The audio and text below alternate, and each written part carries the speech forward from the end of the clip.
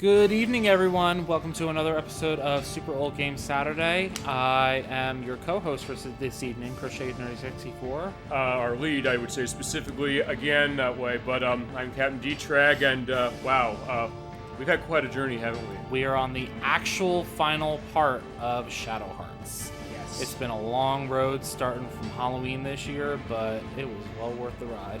Yeah, I mean, thank you so much before we start this, for everything you've done for this game, for showing this off, for showing off this game that is not a cheap one. It is $150 still, and as of this time, Worth every penny. at this point I'm looking at this thing, it absolutely is. I mean, I'd like to see a remake of this re-release. We're still waiting and hoping, especially with Penny Blood, its spiritual successor, coming out in a couple of years. But yeah, you sold me. This is a game I absolutely would drop that money on. I'm gonna try and see if I can. It's you with this. It was Edwag with Guitaru Man. It was, I think, of other cases where they're rare, and I'd have to buy them on the unit specifically. I think those are the two specifically. Other stuff like Earthbound, which I have. You can Gemini get some 96 helped me with that. yeah. And then also Mega Man Legends 2, which just started last week. But yeah, here we are with the finale of Shadow Hearts. What do we have tonight, by the way? Okay, so recap. Last episode, we did the good ending. So you did all get to see the final boss, the final fight, Yuri and Co. Defeating Albert Simon. And God. Yes, indeed. Literally God. Or what they perceive to be a god. So this time we saw, or last time we saw, Alice did beat the curse. She ended up living. And now we are going to continue past the point of no return. We have a party of Yuri, Alice, and Hallie. Again, running the same party as I did last time. Because in my heart, they are the best team. You showed why, for sure. Oh, you can cheese the fuck out of it. Yeah.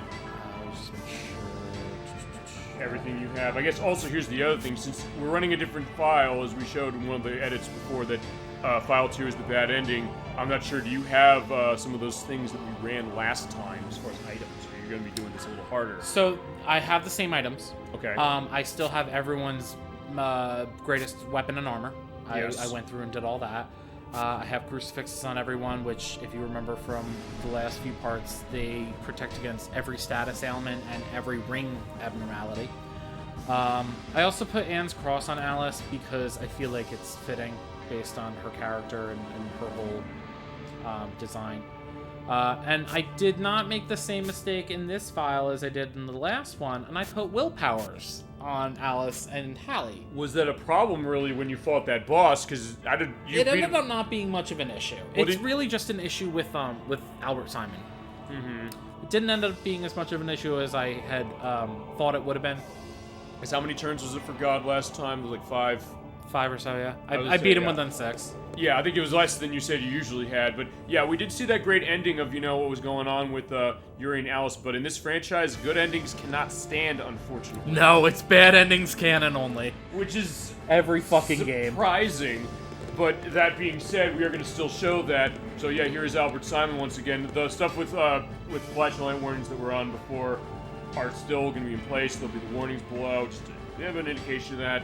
But having said that, yeah, I'm loving seeing this again. It is kind of like old times specifically, even though, like, hey, I only saw this about a month ago as far as the ending. Also seeing it fresh because you have this beautiful new TV. Yeah, the Samsung CU7000 58-inch. I don't know how much that's going to make a look as far as out there in Twitch, YouTube, and Chatland, but it is something that it is looking nice. It is something that was not expensive for the kind of thing it was.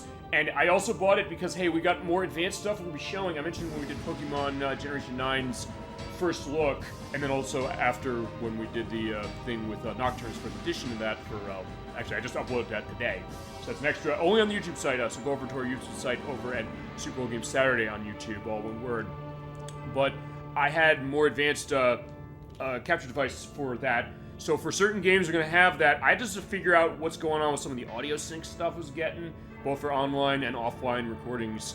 So when I get to that, figured we can have more advanced stuff to run it beautifully and also at the right frame rate for modern stuff. For older stuff like this, we're running at 60 because of the game and the capture device I have. The old one, the Game Capture HD, does run it no problem. And actually, for some older stuff, that might be preferable.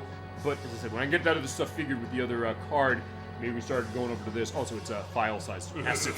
We get to that because I realized, hey, even for like a couple minutes or something, I was like, oh no, the Pokemon recording we did, that was like 16 gigs for the 6 hours I did for the show, as opposed to the edits were usually like 40 gigs specific. Was worth the quality that way. Just as a little bit of a brief spiel. I don't know how much of this the TV thing is going to show up here, but that's why. Like, we want to get you the best visual quality that I can afford that way, and I can have access to. I mean, I can definitely see just playing that it makes a fucking difference. And it already made a difference on top of the fact that it was connected with component cables to my PlayStation 2 with the RetroTink 5X, which already upscales the image of this game, which I guess was... I don't know. I don't know what the resolution on this game on the PS2 was. I don't know if there's actually an explicit answer for what it was natively.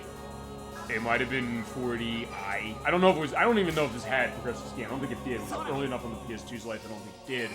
But hey, running through this, it does upscale. It looks really, really nice. And then with a bigger television, as far as our end, it still looks great. And I think it still looks great as far as the preview window that we see as far as the recording of this. That being said, I guess with Albert Simon, same deal as before, which no one with him. Yeah, he transformed into Messiah. He did hit me with Holy Chest, which reduced Yuri's SP, but I got that back up to max, and I should be able to fuse into Terrific Radiance. Did we see that last time we fought that battle? What you said? The Holy Chest? Yeah, he uses it at the start of the battle all the time. Okay. But with not having the will powers equipped, it was more of an issue. Now I just don't have it equipped on Yuri, which it's still an issue because he needs it to fuse, but it's not as big of an issue. I mean, I don't know, maybe this is also building up the idea of the bad ending this way, I guess. I mean, my character's leveled mostly the same, so... Right, and we did show also as an edit for part 5 what the bad ending setup was like. Or basically the idea that... What was that again? You went into the room with the masks. Oh, so Atman. Atman, right? Yeah, it was his curse. And pretty much it was this agreement that Alice made with the mask saying, hey, I'm going to take Yuri's place so he doesn't die. Right. I'll die in his place. Right. And that's essentially what's going on, where when Alice faced Atman, then Yuri didn't come in to save her, so therefore it's her head on the chopping block now. Right. So we will see kind of how that plays out in this scenario, as opposed to the last one where Yuri did bust in to save her. They fought Atman together and won, and they essentially beat a god of death. Gotcha. So I mean, as I said, unfortunately, that great ending we had, it is not canon, unfortunately, but nope. We're going to show it, and we're also going to show that how does this connect with the later games in the franchise. I guess, I don't know if this bad ending is going to connect with Kodelka, the prequel to this. I mean, I think in the game itself is already making that connection, I think, with what we've seen over the past 6 months. Oh, and yeah, she does the pink panties, as you mentioned, with the power, right? What was the armor that does that? Oh, just well, no, that's her normal color, and then she has black ones. It was, yeah, I think so. There's black ones, and then there's white ones, and then you can get black ones that have in the next playthrough if you got all of the treasure chests. And I think you also said that when you do that, it's quite a buff to her when she wears them. I forget what it reduces, but yeah, I think it might cut all damage in half. Yeah, I will also have an edit below in case, I think we answered that at some point, though, other than that, just because. I'm sure we did. Yeah, we went this whole way, and now, actually, at this point, this is the longest game we've played on the show. Yay! New record. Yeah, indeed. Or to go, to Mario Party, new record! So, yeah, good job for that, and for breaking that boundary that way, and showing off this game that, as I said, was something that was a unique one, and one I totally missed, because at the time I didn't have a PlayStation 2, and later on, also, I didn't really know much of it, but I'd heard the name because of its sequels. Yep. But also being able to kind of expose people to this game, especially because we have a spiritual successor to it coming out in a couple of years, and get a sense of why this is a game that means so much to you, and also why this is something that, even now, 22 years after its release, it feels, just from what I've seen of this, and very briefly I've played, I really get the sense this is something that seems like it's holding up really well, which you can't always say maybe when you go back into gaming, even like 20 so years. Yeah.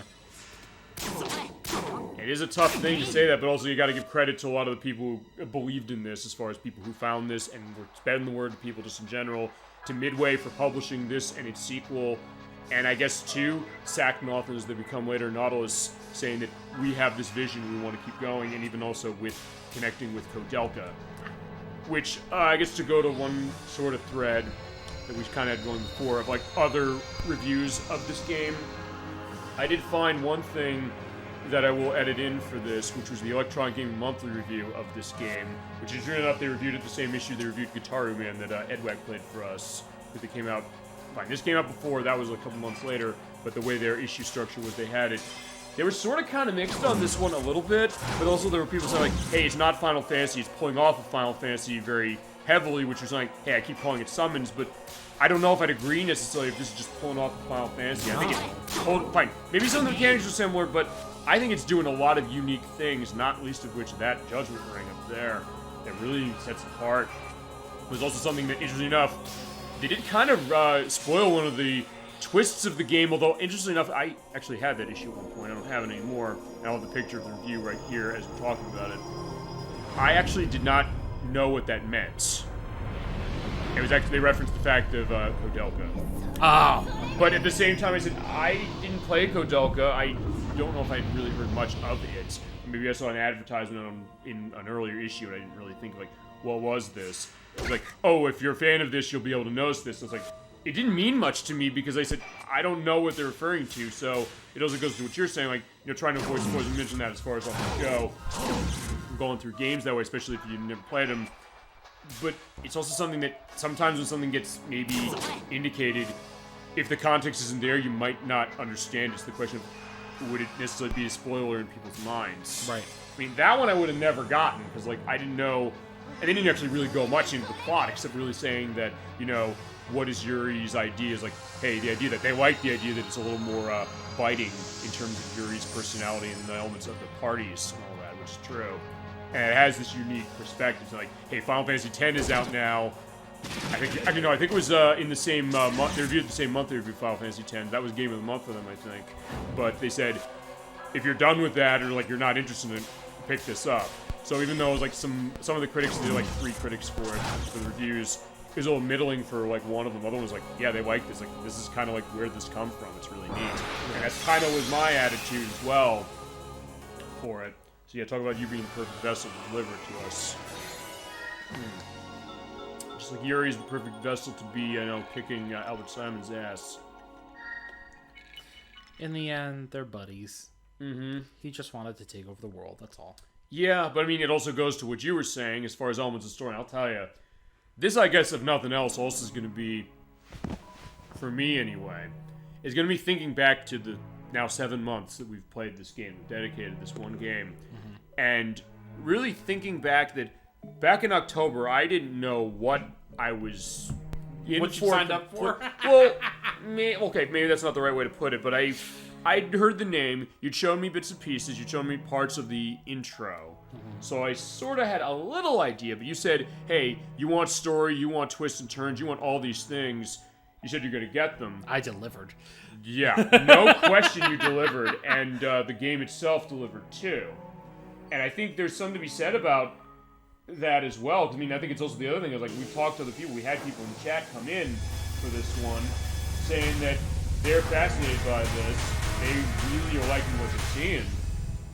And yeah, I mean, I think maybe that's, if nothing else, showing off a game like this, it's kind of like the mission of Super Bowl Game Saturday, which is the idea of, fine, amongst other things, showing off what we want, a fully independent program that way, but also say, hey, here's a game that means a lot to me. Maybe people haven't played this. Maybe people have. Maybe it's like a mixture that way. I didn't play this. This is the first game, I think, for the show that I've never played really much at all.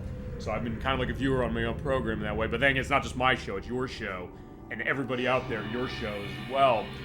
So, if nothing else, it's also that idea of what does a game really mean to you, and the idea of really being able to sell that to people. Because look, sometimes like, hey, I've been in cases like I've tried to sell games to people, and like, I know it's an uphill battle. Mm-hmm. What's one of the most infamous games as far as you that I tried to push on a lot of people and we're not having it? I have no idea what you're talking about. Mario Golf. Oh, okay, I was waiting. It was either that one. That being said, every time I bring it up, I always do that sound now, even though I love it. In fact, I did that in the Pokemon extra thing that Nocturne and I did. I said, I regaled the story that way. I said, fine, and I did that sound like us all the time. I'll probably have to edit that in when we actually play it, or when I actually play it. But having said that, it is like, hey, selling a game. Sometimes you might not be able to sell a game like this easily within just like, I don't know, 20 This is minutes. a very niche kind of like audience. That's why they Is it though? Well, they refer to this as a cult classic It is. I agree with that. because it had such a small following. I know they're great. those I'm with you handbells. now on the handbells as well because I know Favorite. it is beautiful. But here's the thing, because you're right. I'm not arguing necessarily, or even arguing at all, saying that this is not a game that's a cult classic that had a limited audience. But also the thing I'm looking at here is saying that I'm always wondering if a game like this was, exposed more. And give Midway credit, they did expose this to people, right? As far as all the stuff they had. It's just Final Fantasy came out at the same time and Eclipse did. It did, but then again, it's also something that people looking at this, I'm looking at this and saying that I think this would have a wide appeal just from looking at it, Yes. So, I mean, in that way, it's kind of a fascination, really. Think about that and the idea of, games getting a second chance sometimes, I mean, there's games I played and like, hey, do people remember these? But then the question of when can they, get another time to spotlight. And that's been every RPG we played on the show so far. Every single one has been a case of they mean something personal to whoever is playing them or whoever's requesting it. So, Super Mario RPG, that was my choice. That game means a lot to me. It's the case that people played it, but also it hasn't been re-released a lot recently, so they maybe not know. I mean, and the only other re-release of it is gone now. On Wii U, it's gone. You can't get it anymore. With Kingdom Hearts, that was Electverse's case. That's a case that was the most best-selling one I think he played, but also one that he turned that personally. He said, like, this is important to me because it inspired my understanding of storytelling in video gaming and RPGs, and also my personal connection with my family, including my late aunts. In the case of Dolly Finn, when she was on First Element of the Story, the idea of liking that franchise with Medics with Parasite Eve, which we're going to be working on finishing. I might potentially have an edit down here saying, hey, I have an answer on when we're going to be coming back for its finale. That's another one for him that sold well, but also something that hasn't been re-released much. It doesn't have an easy accessibility to it anymore, and something that he said, I didn't even have the system for this. I went over to friends' houses so I could just play this game, because I didn't have a PlayStation. And then other stuff, we've been playing this game as well with you. And we're going to start with Lunar, Silver Star Story Complete next week. That's going to be for Rova's jurisdiction. This case of this wide variety of role-playing games, at least for this example, that maybe are not necessarily house games. Even the two biggest ones I mentioned, still maybe things like with Kingdom Hearts, I feel like they're not maybe feeling elements of Kingdom Hearts as a franchise or after later entries, but also something that I think everybody's been on the show that way, or in chat as far as it has really expressed. What do all these games really mean to them? I think you've done it terrifically with this game. I knew you would because I know you said to me you love this game, and I never once doubted the idea that you don't love this or that you would not show this game all the love that you feel it deserves. And I'm looking at it saying, I agree. Based on what I'm seeing of this and seeing of it, I absolutely believe that this is something that is very important to you, and we're also out there with Earthbound when we start that with Gemini 96 in October. I get it. I completely get it, and honestly, it makes me more excited, honestly, about it, I don't know if you've ever been in a case like that where the excitement of somebody else might rub off on you. I mean, even something like Mario Golf. I mean, look, I'm showing you a bad version of it with the Switch Online's button lag problem, but I mean, if nothing else, even you said, like, I admired how much you were trying to push that game. You clearly knew that it meant a lot that way. Yeah. So, I think, and same with this game, and the idea of, like, why is it that it means so much, Well, it's like I told you that I started playing Wild Arms, and it was, mostly because Chasm22 was talking about how much he loved the game. And with, Armed Fantasia coming, hopefully sooner rather than later, I decided to give it a shot, see what it's about, because it was an RPG that kind of passed by my radar. Yeah, mine too. So, we'll figure, why not? And honestly, where I am right now, I'm loving going through it. I am too, of what I played of this. The game is fantastic. I get exactly that one too. It's scratching that JRPG itch because not only is it, give me all the turn-based classic stuff that I love about RPGs, but it's also, it's giving me that nostalgia vibe because it was, one of those RPGs that was part of, like, the golden era in the 90s. I think you might have mentioned this, actually. You mentioned this to me off screen. I don't know if we actually talked about this. You want to go into this. The golden age of RPGs, where you would say it would be as far as Japanese RPGs or RPGs in general, or what do you want to define RPGs that? in general, I think, hit that golden age in the 90s. And even now, I would kind of say we're going through a second one. And I'm not the only one who's saying that, too. Anywhere on the internet, you can see a bunch of people are agreeing with that statement. But it's really kind of wonderful to see. I mean, I guess as far as like modern RPGs, what people are really getting into. Well, I mean, now, you look at something that like, we've had all these other RPGs come out that people are just kind of eating up. I know a lot of people are kind of shitting on Octopath Traveler 1 now that 2 is coming out. Because they're really taking a good look at it and they're comparing it pretty closely. But, I mean, we had games like Octopath come out. We had, more Tales games come out, which, I don't know how divisive the opinion was on Tales of Arise. I know personally I liked it. I mean, I heard it was really good. I mean, I liked what I saw of it. Medic showed me the PC version. I was impressed with what I saw. I joke about it and I say that towards the end it became dialogue of the game. Well, isn't there a lot of elements of like, fine, when we play Metal Gear Solid 2, we start that. I mean, there's going to be a part of that game where there's a cutscene that's a half an hour long. Right, but so the whole thing with I love it still. The whole thing with the Tales games, they're notorious for, the skits and like having those side conversations. Oh yeah. I know for Tales of Arise specifically, there was a trophy to view 300 of them. I got the trophy. Sure. There are 322 skits total in the game, so you have to watch pretty much every single one of them. Also, that battle went much faster than I anticipated, but... Well, really? I mean, I guess in some ways, like... I cheesed it again. What do you expect? I was going to say, yeah. But we're not going to have that good case. Also, it's worth pointing out, usually we'd have what was it? We'd have a muted mic, but fine. We saw this cutscene. Yeah.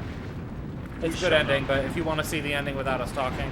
There's part 6 for that. Well, that being said, also, we will mute at the last part. Yeah, because there is something different. Ending. Yeah.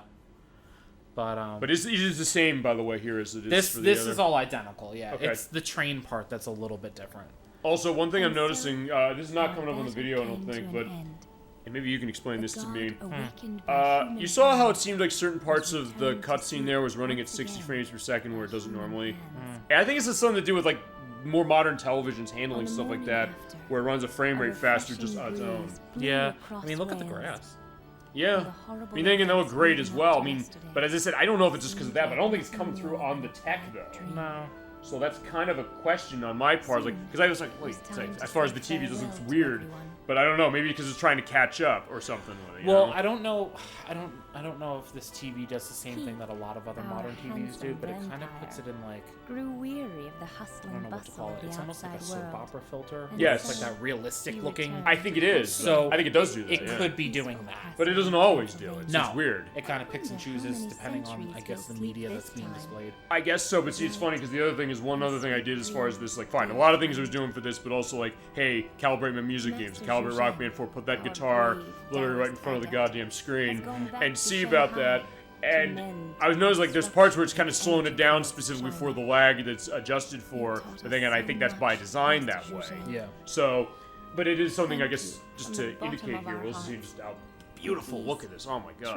I love how that only took a half hour to get through. Oh, yeah, I know. Well, then again, it's like, fine, we went through, that was the case of it for the past couple parts that way. That took a bit longer, although then again, still made a good element as far as the time on this game. You know, think about it. Although, we're also in a case where it's not necessarily going to be racist, so if we need a longer period of game, we'll need that. That was my case with Parasite Eve. I stupidly said, we're going to finish that in January. That was my fault. Like, I was dead wrong. I should have believed Maddox on that one, or asked him, like, are we going to finish this in January? He should have said, and then I could have gotten a sense, like, no, we're not done with Chrysler Building. We will be eventually. Promise that. But as I said, he has to be part of that game. I'm not finishing the game. I'm not going to say no, he's not going to be part of this game. Unless there's like some massive extenuating circumstance, it's not happening. So that was the reason why on Terrace Eve. But yeah, we're not forgetting this. We're coming back, so don't worry. Yuri's so happy. With Yuri, he is, but well, he's so happy. I love the way that the ending went last time. It rips my beautiful. heart out. And because you know it's gonna happen, then I don't know. This is okay. Fine. This is the last piece of the puzzle for me because I don't know what's gonna happen at the end of this. Fine. You sort of gave an idea of maybe what's gonna go, but with the beautiful two-shot of them on the train and the how, right? That's really what it is. Y'all know what the what is. Y'all know what's gonna happen. Y'all just don't know how it's gonna happen.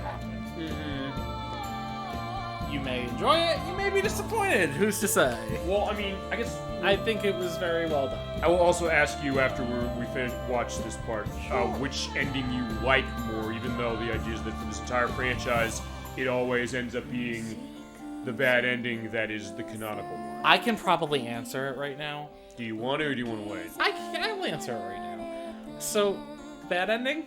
Only because it leads into the next game. So you're thinking that, hey, if it didn't, it would not make sense for the other ones. It would be disjointed. Okay. So I think the way that they did it, it's perfect. But I mean, here's the other thing. I mean, I guess the tragedy here, the fact that you said at the beginning of this game, you said, there might be some romance. There clearly is, as far as Yuri and Alice, and you feel that romance, as mentioned before. You feel this in a real way. This does not feel like this is something that, hey, it's just two people who kind of they come together for a reason or circumstance that you don't believe. Come together romantically in a way that just seems like it's contrived. Not 1 second. The idea of what we saw, this beautiful shot here, as far as that, you really feel the bond that they had, and just the tragedy of us knowing that something's happening to Alice and what that's going to be. So, I mean, in that case, then it is maybe the kind of thing in my case, in this thing like, God, the fact that she's not going to come back from this after we saw her come back fine the way he did that. I mean, I get why it probably would have to be canonical with the other ones, but still the thought of, wow, it's fine. Look, not everything is going to have happy ending. I get that, and I understand it, but just the thought of, because of that connection so much, is that idea of, you're going to feel, I think we're going to feel that, are we not? Here's the other reason why I think I like the bad ending. It's realistic. That's what I was going to say before. That's it. It shows not everything's all rainbow and sunshine. Not everything's gonna be happy in the end. But then again, also, I don't necessarily think this, which is that, I don't think you're saying this either, that the ending we saw is necessarily saying everything is going to be, that it's more of a life goes on ending than the one we saw first. It's better, in its way. The way that they did it, it's like, oh, cool, they get to live happily ever after. Maybe, but then the question, like, hey, the train keeps going on. It's like, for all we know, something horrible could happen later, but this is thought of, like, the life goes on idea. This at least gives you that gateway right into the next game and says, okay, no, things are not all hunky-dory. Now you get to see what happens after the fact. Though, to be fair, like, they weren't all that way through this game as well. So, I mean, I guess if nothing else... They overcame the obstacles. That's true. I mean, but although the thing is, like, because I guess that's the one thing, like, I don't necessarily think that the good ending, I should say, that it's necessarily like, oh yeah, it's copying out everything else, but you're right as far as, like, that idea of the realism. That felt realistic for what it was going for on top of everything else we saw, but I mean... And this will feel even more realistic. So, yeah, but I mean, if nothing else, I think it speaks, in my way, personally, just of how much of as you mentioned, the bond you feel with every character in this game, especially with Alice, the journey she goes through. I mean, to put it very bluntly, it's gonna stomp on a few hearts. No question. It's, like, no fucking doubt in my mind. It does for me all the fucking time. Exactly, that's what I'm saying. They're ripping it out of your chest and they're going, oh, you thought everything was fine? Well, but see, it's funny because I don't necessarily even think that, even that boss we just saw, the bosses you just beat again, that in some ways it's almost like they just kind of escaped a close call, perhaps, as opposed to, oh, everything is 100% solved. So, if nothing else, there is a realism to what we had both, the first way, and we're going to see the second way, imminently. Yeah, it's coming up for sure. This ending theme is just it's so good, my god. Fucking beautiful. Yeah, and so eventually when we get near the end of the show tonight, we're definitely going to be doing a full, final thoughts now that we're at this point. Especially, I think in that way it was good we had the good ending last time, because it let us kind of percolate on this game. Let me percolate on this one a little bit, and it's the other stuff we've had going on the show, so that I can kind of come back to this and think about really kind of, I guess, challenge myself this way and thinking, what did this game really mean to me, just from a side of it? And me saying that I want to go and spend $150 on this game basically right now is not me trying to say, like, to butter you up, saying like, oh, that was that, like, I just want to press you that way. Like, this really means a lot to me from what I saw of this, and I get exactly why you said this is one of your favorite games ever made, and one of the most important games, I guess, to you personally, for what it represents and how it speaks to you. And I get that. And with all those other RPGs I mentioned, how some of those other ones spoke to me and other people, I completely see that, and I say, man, it's one of those that I regret missing it. And I'm as guilty as other people. I always have said, I'll champion games that are smaller, games that people that maybe missed. But I've always said I have my gaps. There's stuff I've missed. There's stuff I haven't beaten. There's like worst cases of things like I haven't missed. When they go up in price, the question of what do you do necessarily for that? Like, yeah, it's one of those things that I think I would have loved this game based on what you showed us. I think we're at the ending now. We are at the ending, yes. All right, is there anything you want to add before we mute for this? Nope, I'm good. All right, so just enjoying the ride. All right, well, let's see how the bad ending is and how it canonically goes into the next game. We'll be back in a few minutes.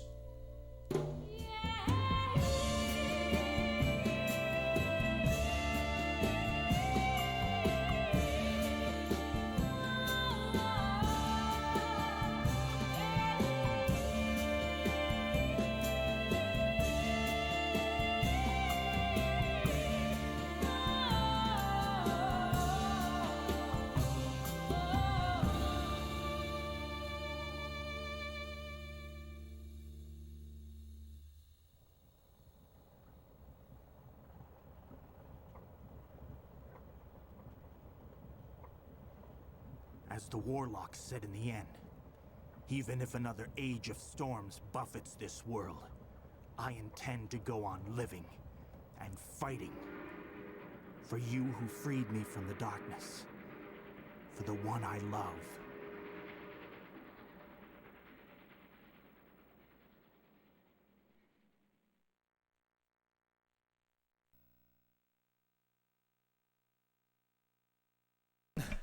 So, there we go. Yeah, there you go. That is the bad ending. I know exactly what you're saying about that, and I gotta tell you, it's very beautiful. The idea that he looks at her just sobbing. Without any sound, but also the voice going on saying that, as you said, I get exactly what you meant. The idea that, I'm going to keep going. I'm going to be fighting. This is the person who taught me what I could be, and that there's more to myself, and believed in me when nobody did, or I felt like I was completely alone. And yeah, I gotta tell you, it is kind of killing me looking at that for sure, just for that reason, because you have that connection. But you are right that goes to, I guess, what's the idea of Yuri for it. The idea that unfortunately he was not able to achieve this. And this is the canonical ending that goes into Shadowheart's Covenant, the second game in the franchise, the third one technically. So that's where that's going to go. And the idea of the continued adventures of Yuri is like, he's never going to forget Alice, and we're not going to either. And I completely get that. Okay, so now that we've completed the game fully that way, what is the rest of the night going to look like? Okay, so and the rest of the look of this game as well. The file that I just loaded up, I just wanted to show off everyone's moves, ones that maybe we didn't get to see during the playthroughs that we did, just because they are really cool looking. I think that the developers and the people who worked on the game did a really good job with the animations and everything. Sure, we may as well celebrate them. Yeah, and also I did all this work to level these characters up, which is a pain in the ass, so I want to show off that work. I mean, I'm going to be doing that, or I did that with Tekken 3, because I finally unlocked Dr. Boskanovich. There's actually one more character I have to unlock by going through the arcade mode with all the unlockable characters, which, comparatively speaking, is going to be no big deal, because Boskanovich fight was a pain in the ass. I will go through that when we mention that when we do Tekken 3 in a couple of weeks. But I get that idea, but also that satisfaction they did. When you want to show something off on the show, you want to show it. All right, so what are we doing? Sorry, I'm also just looking through my library because I want to see if I got... This one might be mostly complete. Yeah, because you said you're going to show off the bestiary, correct? Yeah, we're going to go to the bestiary too, because you know, it's nice to see the little profiles that they give all the monsters, and also the NPCs that we run across throughout the game. Also, it's a nice little look back at like how far we've come. No, yeah, you're right. The idea of like, I mean, fitting then, I guess, with that bad ending we just saw, the idea of reminiscing on the time we had, and also remembering just how much of an emotional journey it really has been. Yeah, that library is mostly complete, so we can actually get most of what we need from there, and then I'll just have to load up another file, and I can get the fill in the blanks from there. That's fine, you do that. So, for Yuri, we've seen all his stuff. Okay. So I'm just going to defend with him, and I'm going to leave it to Keith and Jujen for this. We saw Bloodsucker, which was literally just taking him using his vampire powers. Yep. We'll show it again, because why not? We'll start from there. Alright. He gets the cool images in the background, which I always like. He does look so, at peace. He's like, yeah, just waiting for the blood to come back. He knows he can do it from a distance and without opening his mouth. So that's a good element. Alright, so Jujen, he gets a lot of different elements, which is cool. Corpse Armor saw. Fairy Serpent is actually water-based, which is funny because Jujen's element's fire. Okay. So, yeah, I guess he has to be in connection with the element that he's weak against. But there he is. He's cool. Like, he's cool in terms of the elements he gets. But because you never really use him, it's kind of like, Well, I guess we talked this a little bit, but when it comes to the challenge run of this game... It would be him, Alice, and Yuri. Why Alice? Because she's not a physical attacker either.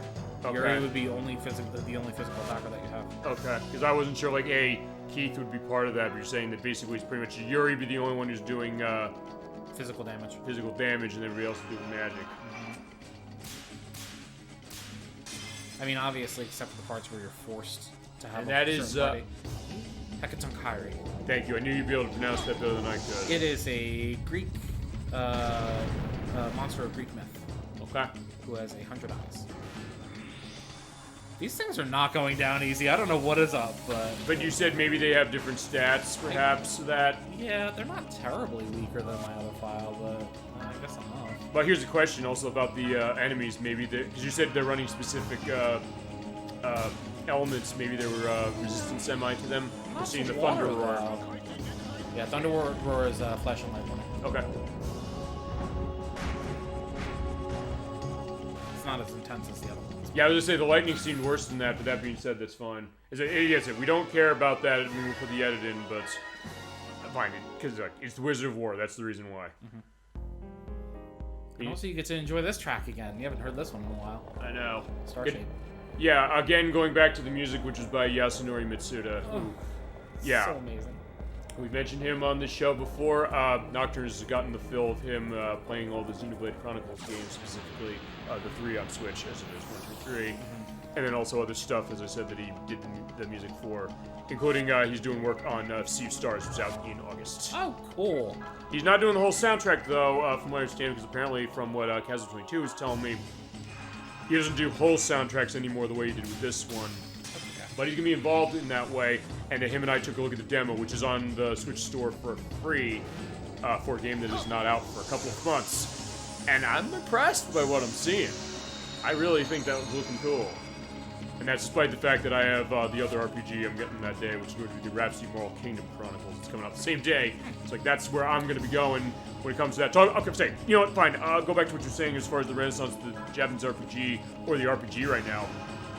The fact in the case of the Rhapsody Collection, as I mentioned, the fact that those are games that Japan only got, we never got them, as we're seeing Flames of Fugo. This is Jujen's ultimate move. Oh, wow.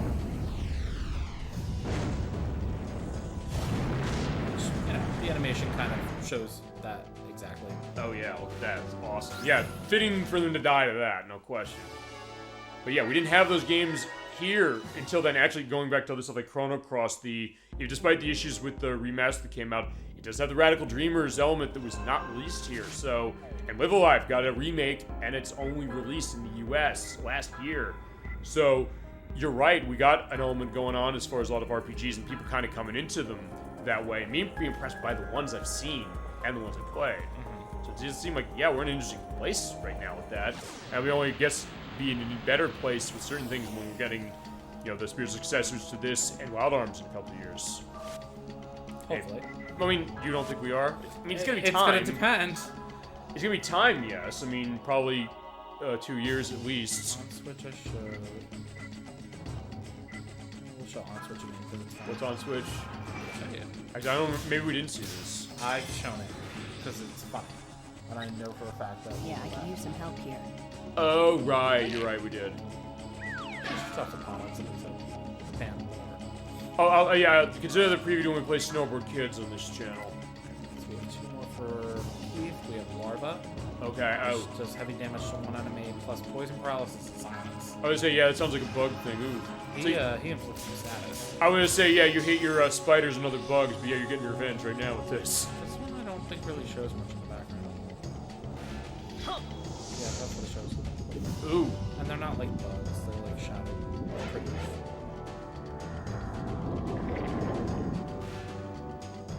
Yeah, that being said, they still look very creepy with the eyes, but in a good way, and in a very good way. You want to talk about this game as far as how its art direction is, and actually that's one thing also to go back to the Electronic Game Monthly thing. They actually said they didn't think this game looked that good visually. It was like something on PS1. Like, I don't get it. I think there's a lot of artistry to this game that really is impressing me. I mean, everyone's entitled to their opinion. I know, but still...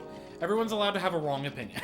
Well, I know. It's like, no, I get that idea, but it's still, I'm just looking as far as the tech of this, because I was even saying this. I was surprised when they said that, because I said, I don't think this necessarily looks like something like Yeah, barely use some above help here. PS1. I think there's a lot of stuff this game is doing with its visuals and its art direction that shows off what the PlayStation 2 is capable of, and also the frame rates.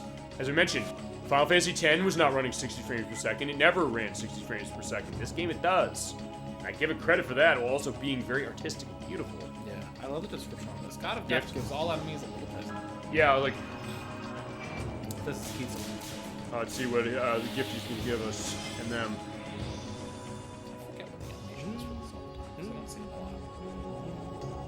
lot. Oh yeah, death is appearing. Okay, that is a gift, the gift of death. Yeah, pretty cool. that is really cool. Gives me Castlevania vibes. It's kind of fitting, I guess. He's a vampire. That too, yeah. And then we have one of Marguerite's moves to still show, and that's it. Alrighty. So that was actually relatively quick. Because we've seen Hallie's moves, we've seen Shock Max. You know, we've showed off all of Alice's. So And Yuri, of Yuri's course. we've seen. Yeah, so like we're good in terms of everyone else's. It's just Marguerite's, which is Diving Bomber. All right, let's do. This is actually a Gun Bump. fire-based move. Okay. You'll see what I would say also just made me think back to the very beginning of this game. it's actually a nod to that. Oh, so I was right. In the rickety plane, yeah. She calls him the master. Oh wow, that's cool. Flash on them. Yeah, but we're fine as far as that. Like, yeah, we survived. Them not so much. Nope, took him out. I'm glad that all that move was needed to take him out.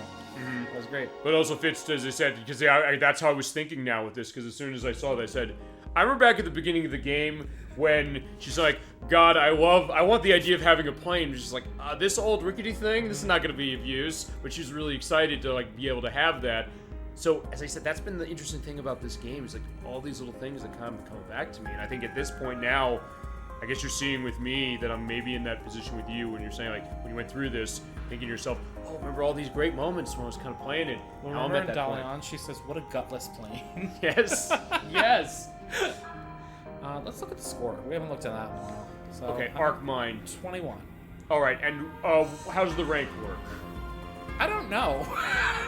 In all the times I've played this game, I have no idea. It's just kind of based off of these different stats that you build up through the game. So in this particular file, I've done 414 battles. I've only evaded 31 times. I've gone Berserk 10. I've died 14. My ring success rate actually isn't bad. Of 8431. Yeah, that's not terrible. Yeah, I know. Since you're going to be jumping across files, I mean, Yeah. I'd be curious to see the one we beat the game with for the good ending. Yeah, That's yeah, what we ran yeah. the whole game with. And you walked 290 miles. which is Tokyo to Osaka. Oh, okay. I like that too, right there. In fact, they even give you that element of what's your grade going on with this. Yeah. Ring success rate, I can see. Recovery rate, not bad. A small joy for your discount rate, better than retail for the raised price rate. Yeah. And yeah, what distance you went to, you know.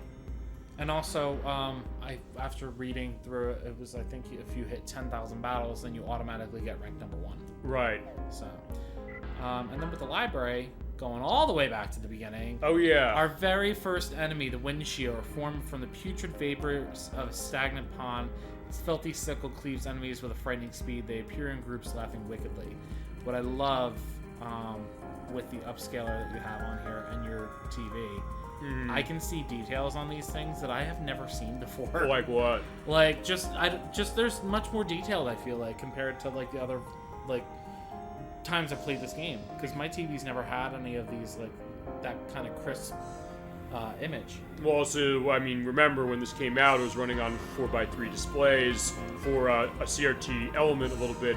So at this point, being able to see it this way and seeing it at a 16:9 display that didn't look stretched, because remember the question of sometimes that looks stretched, but this game, I don't know how they did that. I really don't. That's one thing that impresses me with this, is that for a game that was not designed around a 16:9 display, it looks like it was. And I don't know how that happened, but they did it.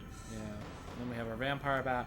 Mutated flesh-eating bat that lives in the plains of the continent. A group of vampire bats can wipe out an entire village. It has crooked fangs and claws. Yeah, I can believe that. Or I guess to go to what, with Castle 22, his beloved Zubat. Yeah. I'm missing number 3 from this file, but we'll find it eventually. Yeah, we'll come back to number 3. The wolf is a medium-sized wolf that lives on the plains of the continent. It is a mutant subspecies that supposedly appears in areas where battles have taken place. So the plains is when we saw them, yes? Yeah, this is like way back in the beginning, that first area where Yuri was perving on Alice. Yeah. I mean, think of how far we've come, my God. Exactly. Yeah, remember the Hellcats? Oh yeah, I remember being terrified by them. Vengeance of kittens killed by humans. Its body is full of maggots. It fakes the cries of babies and devours the mothers that come to check on them. And as you said before, the idea of like the veins on the outside, like ugh. But also, as I said, it also goes to exactly what you were saying before, which was that... Looking at it, I feel like it's just like markings. I don't think it's veins necessarily. I mean, yeah, perhaps, but I mean the idea of like how is this game doing horror elements in a unique way, you know? Zombie. Something formerly human, their unburied bodies under a warlock's belt. They try to grab hold of you while wailing and emitting a horrible odor. Yeah, you can almost see that maybe from the look. And I mean, that's what I'm saying as far as some of the elements of the graphics, is that you get these little details on them that, as I said, the art direction on the game, we were talking about this last week in Mega Man Legends 2. In that case it was different because you're saying that, hey, the game is colorful, but because of the tone they were telling, that maybe it was working across purpose. That was Electverse and Nocturne's attitude, because I have not played that game massively to know. But for this game, looking at this, you can almost look at this like, yeah, you can almost, when you're reading the description of something like this, you can almost kind of have that perspective of thinking that, saying that, yeah, I get that. And it's really artistic the way they're doing it, too, that fits. Well, that's why I love the descriptions, too, because it gives you a little bit of, like, lore background. Right, and this is a case of a game that I think had a lot, as you mentioned, and we're seeing it even more. Malicious ghost of a girl killed in a horrible manner. She looks sad, but don't sympathize if you want to stay alive. Yeah, she's a green flyer. Well, fine. She's more... Looks like a snail. A snail? Oh, jeez. I get snail vibes. Yeah, I didn't see that part of it. At first I thought, like, hey, she was, like, gonna get up, or, like, her legs are, like, out, but no. I don't know. Canis. This beast ghost guards the graveyard of wolves. It brings trouble to humans that step into its tribe's hunting ground. Its attacks are fast and deadly. There you go. It's cool looking. Yeah, a little water It's got, dog. like, scales. Yeah, it's the water element. And that's what I'm thinking, the detail in this. There's some details that... It's very subtle when you think about it. When you stop and look at it, it's really impressive. Felinus. What became of an old female cat that drank human blood? Isn't that someone who we ran into in... This was the Granny Mayor. Yeah, right. That's what I was thinking. So that was what she was. Yamaraja. Ancient god of harvest. It protects the village when sacred. It protects the village when sacred.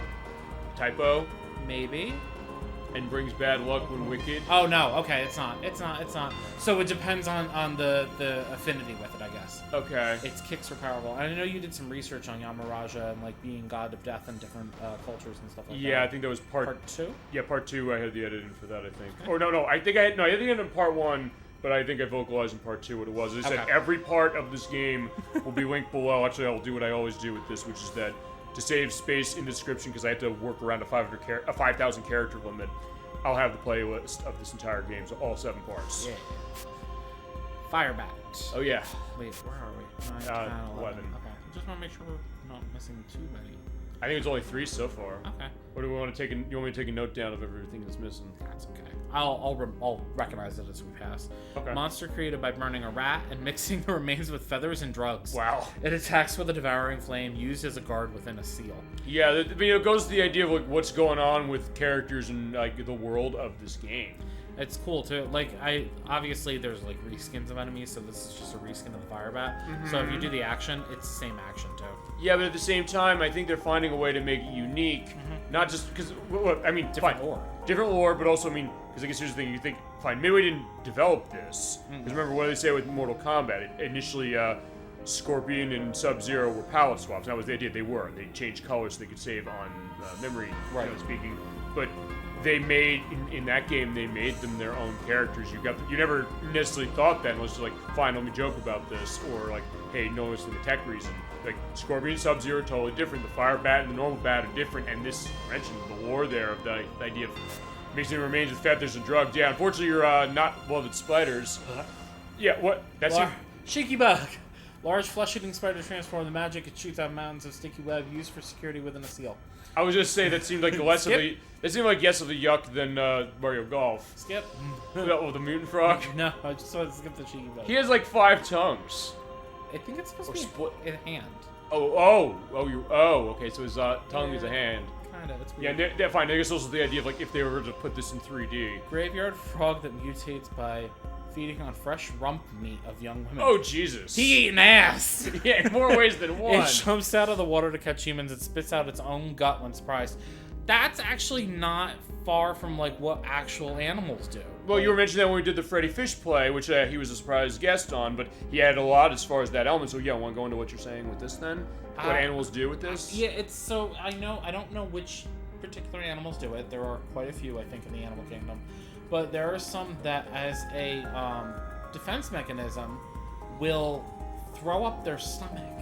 Okay, I remember hearing that. I remember hearing that of something. Yeah, right? They'll like do it to deter predators or whatever. I don't know if it's a frog or another amphibian or lizard or something, but I feel like it's a couple different things in the animal kingdom. Right. Also, I want to make note that his eyes are masks. Oh, I think you pointed that out. I wouldn't have actually noticed that you mentioned. Yep. But also, as I said, that subtlety sometimes of what they're doing with the look, and I love that. Or even the fact that, yeah, his feet are flat, but it kind of works that way. It's like, as far as something mutated, like, yeah, he's mutated by, I don't know, he's basically kind of just like steamrolled that way with his hand, with his feet. The shadow, like on the masks, it works as like eyes. Yeah, they do. So then you have the frog god, which his eyes are also masks. Oh yeah, bloody masks. Yep. Damn. Make 1,000 frog mutants devour each other, and the last one remaining becomes a frog god. Oh wow. Its skin is covered with poison, and it eats anything that moves. Oh yeah. And I see what you're saying too, because this one is flatter than this one. Yeah, so there you go. You're right, and yeah, I love what I'm seeing here as far as that. Kappa. Oh, good old Kappa. Kappa is a monster that lives in the sewer. It swims around the sewer and crawls out to hunt for women. Its head makes a discordant noise when hit. Yeah, and that's based on an actual Japanese legend, Kappa, the Kappa, right? Yeah. Wait. Oh, they did give him a turtle shell. Kind of. Yeah. Oh, at the back, you're right. I didn't ever really notice that. So I know in every depiction I've seen in Japanese lore, it is, he looks like a turtle kind of mixed with a frog. And they have a bald spot on the top of their head. I think it holds water. Yeah. We sort of went into that when we played Mystical Ninja Starring Goemon. I don't know how far you got into that game, but there's actually is, I think they call him Kappa as well. Someone you have to find, you have to get the final one of the miracle items from. Okay. And they do kind of go into that, but definitely a bit different with how this game is looking at it too. Yeah. And then you have the water tiger, which is a reskin. But Balls also Kappa. It only eats the flesh of obese men. Okay. I was going to say that it seemed like they had a thing for the women's, but it was like, no, now they're going the other way. It sits at the bottom of the sewer until an appropriate prey presents itself. It smiles when hit on the head. First of all, I don't know what obese man is going down into the fucking sewers. The only thing I could think of, and this is not even an obese case, I don't know if you've ever seen Ted Lasso. No. There's an episode where they go down to the sewers of... No, actually, it's in the season premiere, the current season is going on now.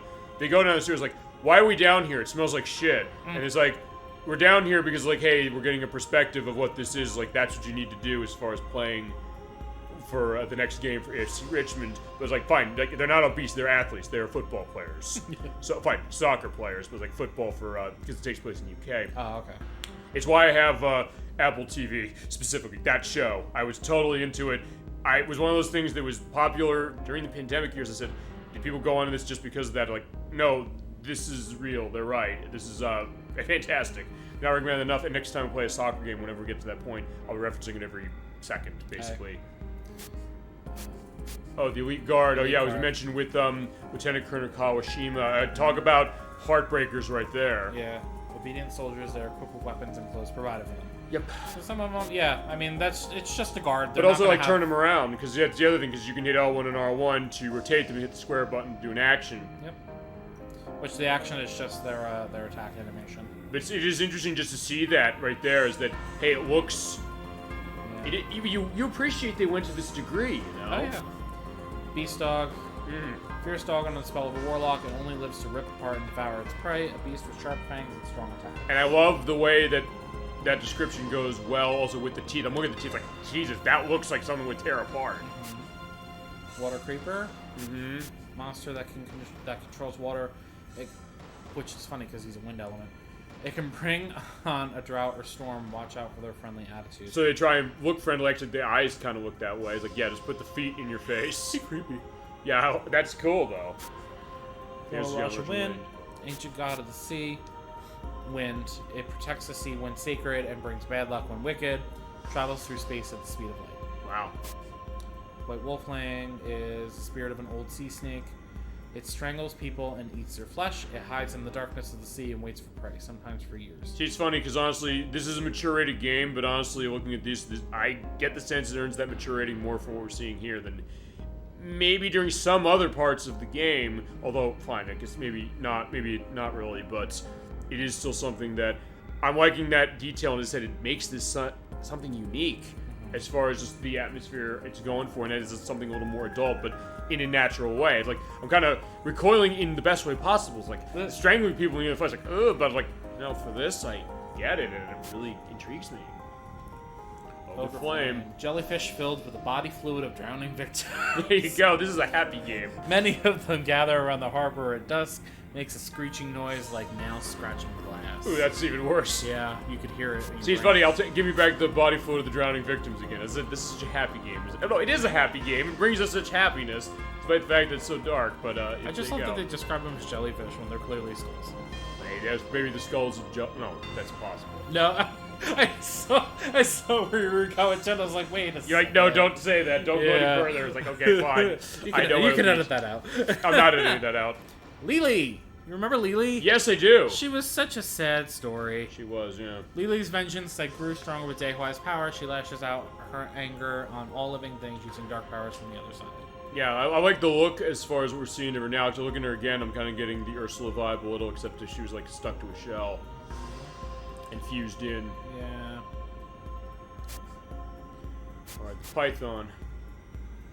A snake that has grown to immense proportions. I don't know why they capitalized proportions. I was saying, because proportions are important, remember that. Yeah. From eating buried bodies, it moves freely underground in search of dead bodies or people who are near death. Oh boy. Yeah. Sea gremlin is a malicious spirit of a man who drowned on land and transformed. It drips oil from its body and makes its prey slip. I don't know why I'm thinking of the Sea Mother again with the, was it the sploosh? Sploosh! Sploosh! Thank God. I was gonna say thank God for Casey Rogers. Splat. That's another thing. I'm just remembering all these times, you know, and I think that's what it is. That's how I got you into this game. That's how you got me in. That's it. But even then, when we got to the case of getting that point, I had not remembered it 100%. So when we got to this, I said, "Oh, great, we're here." Yes. And there we go. Zeishi.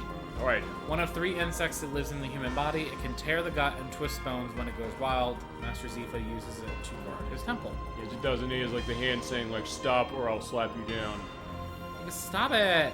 I was gonna say that or he's an expert player. Have you ever played the board game Hands Down? Yes. Okay, it's like that. Yeah. He's always like the one who's gonna win.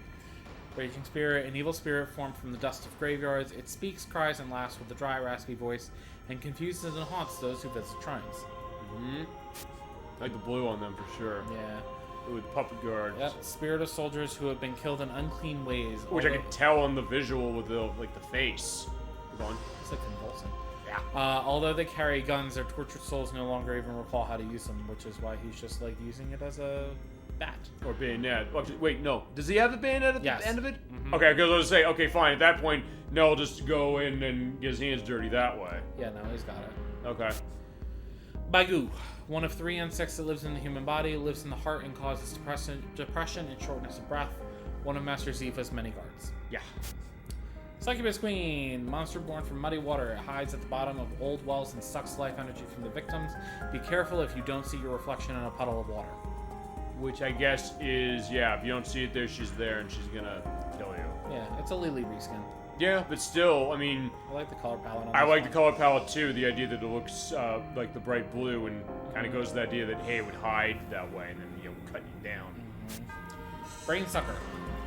Frog that turned evil, it attacks monks in training and sucks their brains with the tongue that resembles a human hand. Like you said before. Yep. The sweat that covers his body is venomous. Also, masks for eyes. Yeah, dual masks. And unlike the other ones, they're different in this. Yeah. Yeah, good thing that Yushen avoided them. Quingu. One of 3 insects that lives in the human body, it lives in the head and causes anxiety, suspicion, and hallucinations. Guards Master Zifa's Niwan Palace. Yeah, I mean... He's interesting because also he has the hand at the back there, but it's like a hand on top of a hand with wings. Oh, look at his fingers. They're snakes. Oh yeah, with the fingers with snakes. I was like, yeah, be careful of that. I never saw that. Couldn't notice in the other... Oh, is it... So what? Is it like maybe more blurry? Yeah, there's definitely a blur on the other times I played this. I guess so. Yeah, Hello, much. everyone. Hello, Dollyfin. So good to see you. We are finishing off Shadow Hearts for PlayStation 2, and we have a bit of a bonus. Actually, we didn't mention that. We have a bonus thing we're going to show off as far as we're going through the bestiary right now. Hope you are doing well. Feel free to sit back and bask in our finale. Find myself and Crusader64's finale of Shadow Hearts. Anything else? Great. All right, yeah, looking forward to this, and I've been looking forward to this, and we're having a great time so far. Feel free to... I'll tell you what we're doing right now. We're doing what we did with Space Channel 5, which was... We're going through the library of all the characters of the bestiary, and we'll have everything this way for it. So yeah, feel free to comment on what you're seeing, because we had elements of that going when we played that game. And by the way, I did edit in at some point, I don't know if I told you this, I forgot to show the boy toy when we played it, but I did put an edit in what it was. You did tell me. So yeah, it is there. When I uploaded that, it is there. Sorry, I mistook. I forgot to show that. That's the one thing I forgot. I said, well, as soon as I realized it, I didn't look at this. I said, Yeah. okay, there it is. Thank God for the edit, as the Electors always says. So, Yamaraja War, it's Wugui transform into Dekwai's power. Ancient God of War, Dekwai revived the god for Wugui to control, possesses dark power strong enough to kill with one shot, which is why we needed those Leonardo's bears. Yeah, thank God you had them. Corporal, soldier with specific duties. He must work harder to impress his troops. Very stressful. Carries the same equipment as the elite guards. Also has the same animation. He does look. You see the determination in his eyes. That's for sure. All of a sudden. Trains other soldiers. Middle management is a stressful job. Yes, it is. I guess so. I mean, yeah, good point. Namida. Ooh, ghost that roams the dark world of Kowloon. It cries with endless tears like wind howling through windows. I like the transition in where it came up from the top of the screen. It's like, yeah, hey, here I am. I love the green on his face. I never noticed it. Yeah, I mean, and it said since we upscaled this, was this not visible before? Maybe It might have just been blurry and I couldn't really tell what it was. Now I can at least tell what shit is. Mm-hmm. This is what you get for early 2000s. Speckle Creeper, unbalanced entity that lives in Kowloon. It may be a kappa that changed to light class while swimming in the sewer from Fengtown. Happy Creeper. Yeah, I was like, yeah, there Dark you go. entity of Kowloon, rumored to be Wu Kui's creation, based on the 3 demons of Kowloon. It wears bondage clothes. There you go, damn. Oh shit, it really does. Oh wait, we saw this. Well, no, fine. We saw all this, but Yeah, no, I told you. I didn't know the I didn't know the names. But like, yeah, you're right. There you go. Yep. I love you just turning it away. It's like, fine, we'll have the rotation to see what that Well, this is the correct way that they face. They always face backwards. Yeah, you're right. Unless they're opening the code up. Yep. Yeah. So basically, this is the Pink Flamingos game you never knew you wanted. That's right. Water Ogre used by warlocks. It's powerful and uses magic. Don't let its beautifully choreographed attacks distract you. It kind of reminds me of one of the ogre design from Yu Yu Hakusho. Okay, I'll have a picture of which one that is, or if you provide it. Yeah, I'll it's put it in so we can have a reference. one of those early 90s anime. Okay. Early, late. I can't remember when exactly it came out. It might have been late. There are games based on that. Fine. There's one game I know I would like to show. Yeah. That one on the Sega Genesis. You know the one I'm talking about? Is that the fighting one? Yeah, it's by Treasure. Okay, there's two RPGs that came out for the handhelds, and I can't seem to get a copy. There's one on the Game Boy Advance, I think. Yeah. I heard one of them was not very good. I don't know which one it was. Either but way, I wanted to try them. Sure, I mean, because you mentioned loving that Enterprise. Like, hey, if we could show something off of that, we can definitely do that. Yeah. Ooh, this was the bane of my existence for this playthrough. Oh, the Fire Ogre? Yeah, he wouldn't fucking show up. Fire Ogre used by warlocks that attacks with a large spiked metal rod. A sad creature that only lives to fight. Except when it didn't show up. Yeah, he didn't. But we want got fight. him. Dark Judge. Dark force born of Kowloon's warp space. It may also be city people's resentment collected into one form. Okay. Yeah, I get that idea. Like, hey, as the staff. Like, the diamonds are the bags, whatever they are, on his side with the cloth. I never really looked at their design too closely. Well, hey, it's like, yeah, that's the great thing, being able to do that. Corpse under control of a warlock. Wugui's soul is gone and only hate and vengeance remains. It knows no fear or pain. And we still took his ass down. Yeah. Like, yeah, we maybe hope. I don't know if we made him feel pain, but either way, that was that. Alma Stone. Ancient god of faith that protects religion when sacred and brings bad luck when wicked. Strikes with red hot spirit. Yeah. We fought so many Yamarajas. Did. Vengeance demon born from evil spirits of the city. It may also be the ghost of a poet who sold out his colleagues after repeated torture. Yeah, I mean, I don't Jesus. know. Like the idea of the life of a poet. Yeah, I was gonna say I've dabbled a little. Experiment once and you're a poet. Experiment twice and you're a libertine. He has different colored eyes. Yes, he does. He also has one closed, and also I guess he has writing on his front. And the back, I can't tell what it is because it's all scrunched together. Yeah, I mean that might also be the benefit of a remake, specifically. Yeah. Kind of get an element. Although then again, we're still getting more of a view, perhaps, of that. Rage demons. Yeah. Spawned from evil, malicious ghost of an entrepreneur killed by his own family. Oh boy. The protrusion in the nether regions commits hideous acts. Oh god. Brother of the vengeance demon. So this is the vengeance demon. So this is his brother. Also, if you look. Yes. Yellow boots. Well, I assume they were boots, but yeah, they're now I see they're like splatters. Then you have blue boots. Okay. And you can see he's slashed all over the place. Yeah, I was gonna see those lesions. Oh my god. Yeah. Both his eyes are open. Damn. But you're right. It goes to that idea, the protrusion in the nether region commits hideous acts. So yeah, I mean, consider this a preview to one gets to Silent Hill 2. That's the only one that actually comments on the protrusion. Yeah. Oh, wait. Or is it? Maybe. The mournful. Fine. Spawned from evil, malicious ghost of a poison doctor. Okay, this one. Well, fine. This just represents scorn. The other one says it's doing stuff with that. It's like, Yeah. oh Jesus. So we have a doctor, we have an entrepreneur, and we have a poet. Okay. So this one's just running like a straight up room. Yeah. I guess you mentioned the idea of the poison doctor, the idea of that. And we've seen cases of that with a lot of places we went. Yeah. Man snake. Snake that ate more than 1,000 babies that died from disease. Oh boy. Its eyes stop people in their tracks, brings storm with its pig-like cries. So it's like a mixture of was Ms. Medusa the one that does the stoning? Mm-hmm. Miss Medusa and fine, I don't know, like the snake eating the mongoose or something. I'm not sure. Shadow. Ghost of a lost monk. It spreads vicious odor and looks into your face from behind. Loves people's misfortune and despises happiness. It roams the shadows of Kuihai Tower. I love the translucency on that. Mm-hmm. Especially for a game at that era, you're thinking like, hey, how's that gonna look? But it does look that way. And you have a ghost design, you know? Badger Devil. Old blood-sucking cat that gained mysterious or mystical strength. It transforms and devours the victims it tricked, possesses long, ugly nails. It's Badger Devil, but it's an old blood-sucking cat. Well, there you go. I mean... Are badgers and cats in the same family? I don't know, Chad, if you know, we're open to that. Just out of curiosity. Or if not, we'll have an edit below. Yamaraja Calamity. Dave-wise ultimate skill. He transforms by feeding the darkness of his soul to a god of destruction and purgatory. Okay, so this actually ends the Asia bestiary. Okay, except for the... I think you only Except for the one we're missing. We're only missing one. I think we're missing right? one. Okay. Yeah. And now this enters the European. Alright, so... Birdman, ghost of a bell ringer who took his own life. His body was pierced by a pole when he jumped off a bell tower. Ooh. The story goes that the birds ate his flesh. Well, I was gonna say, yeah, it looks like something like the Raven or something like that. He's got little feathers sticking out of him that I never noticed. Oh, yeah. Mailman. Oh, yeah, as you mentioned, that was It's a horse. Well, we should... Oh, yeah, that's what happened. You're right. I said it was a horse that way, and we actually did go in here and see this, but now we're looking at him again. Ghost of a mailman who ate all the dogs in town. He despises his own form. His kicks are powerful and unpredictable. So it's just a German Shepherd that has a hand Out its arm mouth. growing out of its face. I was like, yeah, look at that again. Police dog. That's definitely the case of that. You're Evil right. ghost of a police dog that devoured its owner and the mother dog.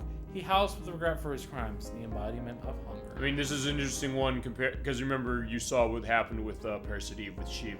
Oh yeah. It's like that. Haunts my dreams. What? Haunts my dreams. As I said, it was a very personal one for me too, so I get that. Right, another one like the Tindalos with the thing with the eye, like the eye socket, almost like that. It's Kevin. It is. And thanks to Andrew Antonio for that one. That was amazing, wasn't it? That was one of my favorite. Oh god, everything was Kevin except when it wasn't. I'm going to tell you also a personal story. I don't think I ever said this. When I was doing the edit on that, and I put in like the dialogue down there of him saying it's Kevin, I actually watched that part again. I got into a laughing fit so hard I had to kind of try and go, and it's one of those things that I kind of just think in my mind is Kevin. I said, no, I couldn't stop laughing. Yeah. It's like 11 at night when I was doing that as far as like finishing or getting close to finishing for that night for the edit. But that was amazing. We had a good time on every part of this, but like we had amazing. That was a really special one. Mm-hmm. Like some of the jokes we made that night were just fucking hysterical. That's the thing. I mean, I think that's the idea of the chemistry as far as fine chat for sure, but also with us and like with Surrender Antonio. As I said, we're figuring what we're gonna do when he's gonna be coming back for the stuff that I know he wanted to be involved in. The first one's gonna be Super Mario Sunshine because Bricks really wanted to see that, so it's gonna be him for that. We might start that in July, perhaps. We're trying to figure the scheduling out as far as what that's going to be, because actually this is going to be the last time Crusader 64 is on the show for a little bit of time. But that being said, like, hey, he's not. Yeah, this is not the end. Unless I surprise you for another part somewhere. That might be true. You're right. Who's to say? It's like, hey, when we do Guardian Heroes, like I don't know, it's like, hey, hi, I didn't know. You didn't know. It's like, who knows? We'll see. That being said, like that's going to be one going to go, and I know as far as the stuff I know he wanted to do, at some point he wanted to show off a Russian attack, and I think when we do that, I want to get the remake on 360, and then we can kind of have like a Russian attack night, because he exposed me to that one from Konami. Right. Specifically, but yeah, it is Kevin. It is Kevin's transformed shape. His flesh hangs down like a curtain. Yeah. And spreads a horrible stench. Oh, why on the curtain? Why? Just... I don't know, the image it conjures in my brain is just disgusting. He gives me, like, Resident Evil dog vibes. Oh, yeah, right. And it's funny, because I saw the behind-the-scenes of that first movie that they made, and they literally hung, like, sheets of something, whatever they used to give it that look, over the dogs. So that's kind of, like, the image I get, and it's just kind of... bleh. Really? Actually, I never saw that Resident Evil movie, but I think it was behind-the-scenes, like... extra stuff on DVD or something. Yeah, but even so, like I didn't see that movie itself. That's in fact, the only Resident Evil movie I saw was Apocalypse, the second one. It was okay. First one was good. Listen, if you go into it not thinking it's gonna be a 1-for-1 to the games, then it's fine. Well, fine. That also is going to be a segue to one thing we're going to talk about. We'll talk about that later. Yeah. I do know that Roger Ebert said about the second one, said, if you ever run into somebody who says they like this movie, don't let them date your children. That was the second one. I liked the second one. I don't think it was bad. I was okay on the second one, but I was like, it's whatever. I mean, I think... It resembles the game, at least. It kind of follows Resident Evil 3. That's what it's supposed to do. And Code Veronica. That's what it's supposed to do. Yeah. And so I'll give it that I mean, much. I like 3. I haven't played 3, actually. No. I mean, the third movie, like Extinction. I didn't see that one. That's the one that takes place mostly in, like, Las Vegas in the desert. I heard about it. It was good. But, yeah. Actually, Medix is also kind of a little bit of a connoisseur when it comes to some of those. So I'll have to ask him about that next time we have him on the show. Yeah. All right, so the Garm. Garm is an evil ghost of a hunting dog that searches for prey even after its own flesh rots away. It was left for dead on a mountain by its owner. Damn. Gremlin is a blood-sucking bat that lives in an old castle. It searches for dead bodies like a vulture. It attacks strong enemies in a pack. So it's interesting. We have a gremlin that's a bat. I was also going to say that's not the brother of Keith, is No, it? no. That's probably going to be another thing. That's a whole different metric. But it's funny because we had another enemy called Sea Gremlin that looks nothing like Right. this. Hollow is an evil ghost of knights that died without enough kills. They cry and roam around old battlegrounds and castle walls. They're visible to human on nights with crescent moons. Oh, yeah. So it must have been a crescent moon every time I ran into these fuckers. Yeah, I guess so. He only has one arm. Yeah. I like that design, too, is that, hey, you know, sometimes you see, like, Rain Man where he doesn't have arms or legs. This is a case of, he kind of has one arm, but he doesn't have a complete connection of his arm. The other one's, like, sort of there as a stump. I like how it's just, his eyes are just kind of floating. Actually, he almost looks like a, I don't know, he looks like a killer robot or something. Mm-hmm. Then we have the Dead Knight, which is ghost of a knight who hasn't realized his own death. Another theory is that his body was sucked out by an evil master. He believes everyone around him is an enemy. Okay. So he's a little brainwashed. I was gonna say, it's like the boss in Sector X in Star Fox 64 where he says, you are an enemy, and he keeps talking all this weird stuff like, where is the creator? And even Fox is like, what the hell is he talking about? Yeah. Bifons. Alright. Small demon that swings a rusted sickle. It wants to destroy everything in sight. A variation of wind shears. So And man, it's got like a big shadow of itself. I love that they did this with the Yes. wind shear because, yes, it is a variation. It is a reskin, but it looks very different. Yeah. Like, the shape is the same, but after that, it's different. Exactly. I So- think that's what it goes to what we're saying. I love that they did that. Kamazats. Seduced by the god of death, this gambler shared the same bed with a bat and eagle. He walks the streets of Rouen to seeking help. Okay, so basically this is like inbreeding pretty much of animals, or eugenics perhaps. I guess. Or experimental stuff, like, you know, sometimes they get the element of, like, or remember, like, the Mad Doctor, the Mickey Mouse cartoon from 1933, where he's trying to mix Pluto with a duck and, like, divide him by a saw. Oh, dear. And that was 1933. That was how we indicated that when we played Mickey Mania on Sega CD about a year ago. We have the Larmgelg. If you remember, we faced these guys in the orphanage right after we met Hallie. Oh, yeah. Ghost of a general who loved to torture people. He came back from hell to participate in the atrocities at the orphanage. He looks at the cries of pain of the children there. Yeah, so he's a bit of a masochist. Yeah, but we took care of them. We have the Banshee, who's a malicious ghost of a young woman who received horrible experiments on her body. Yeah. Her skin has been ripped off and she shivers constantly. Oh, boy.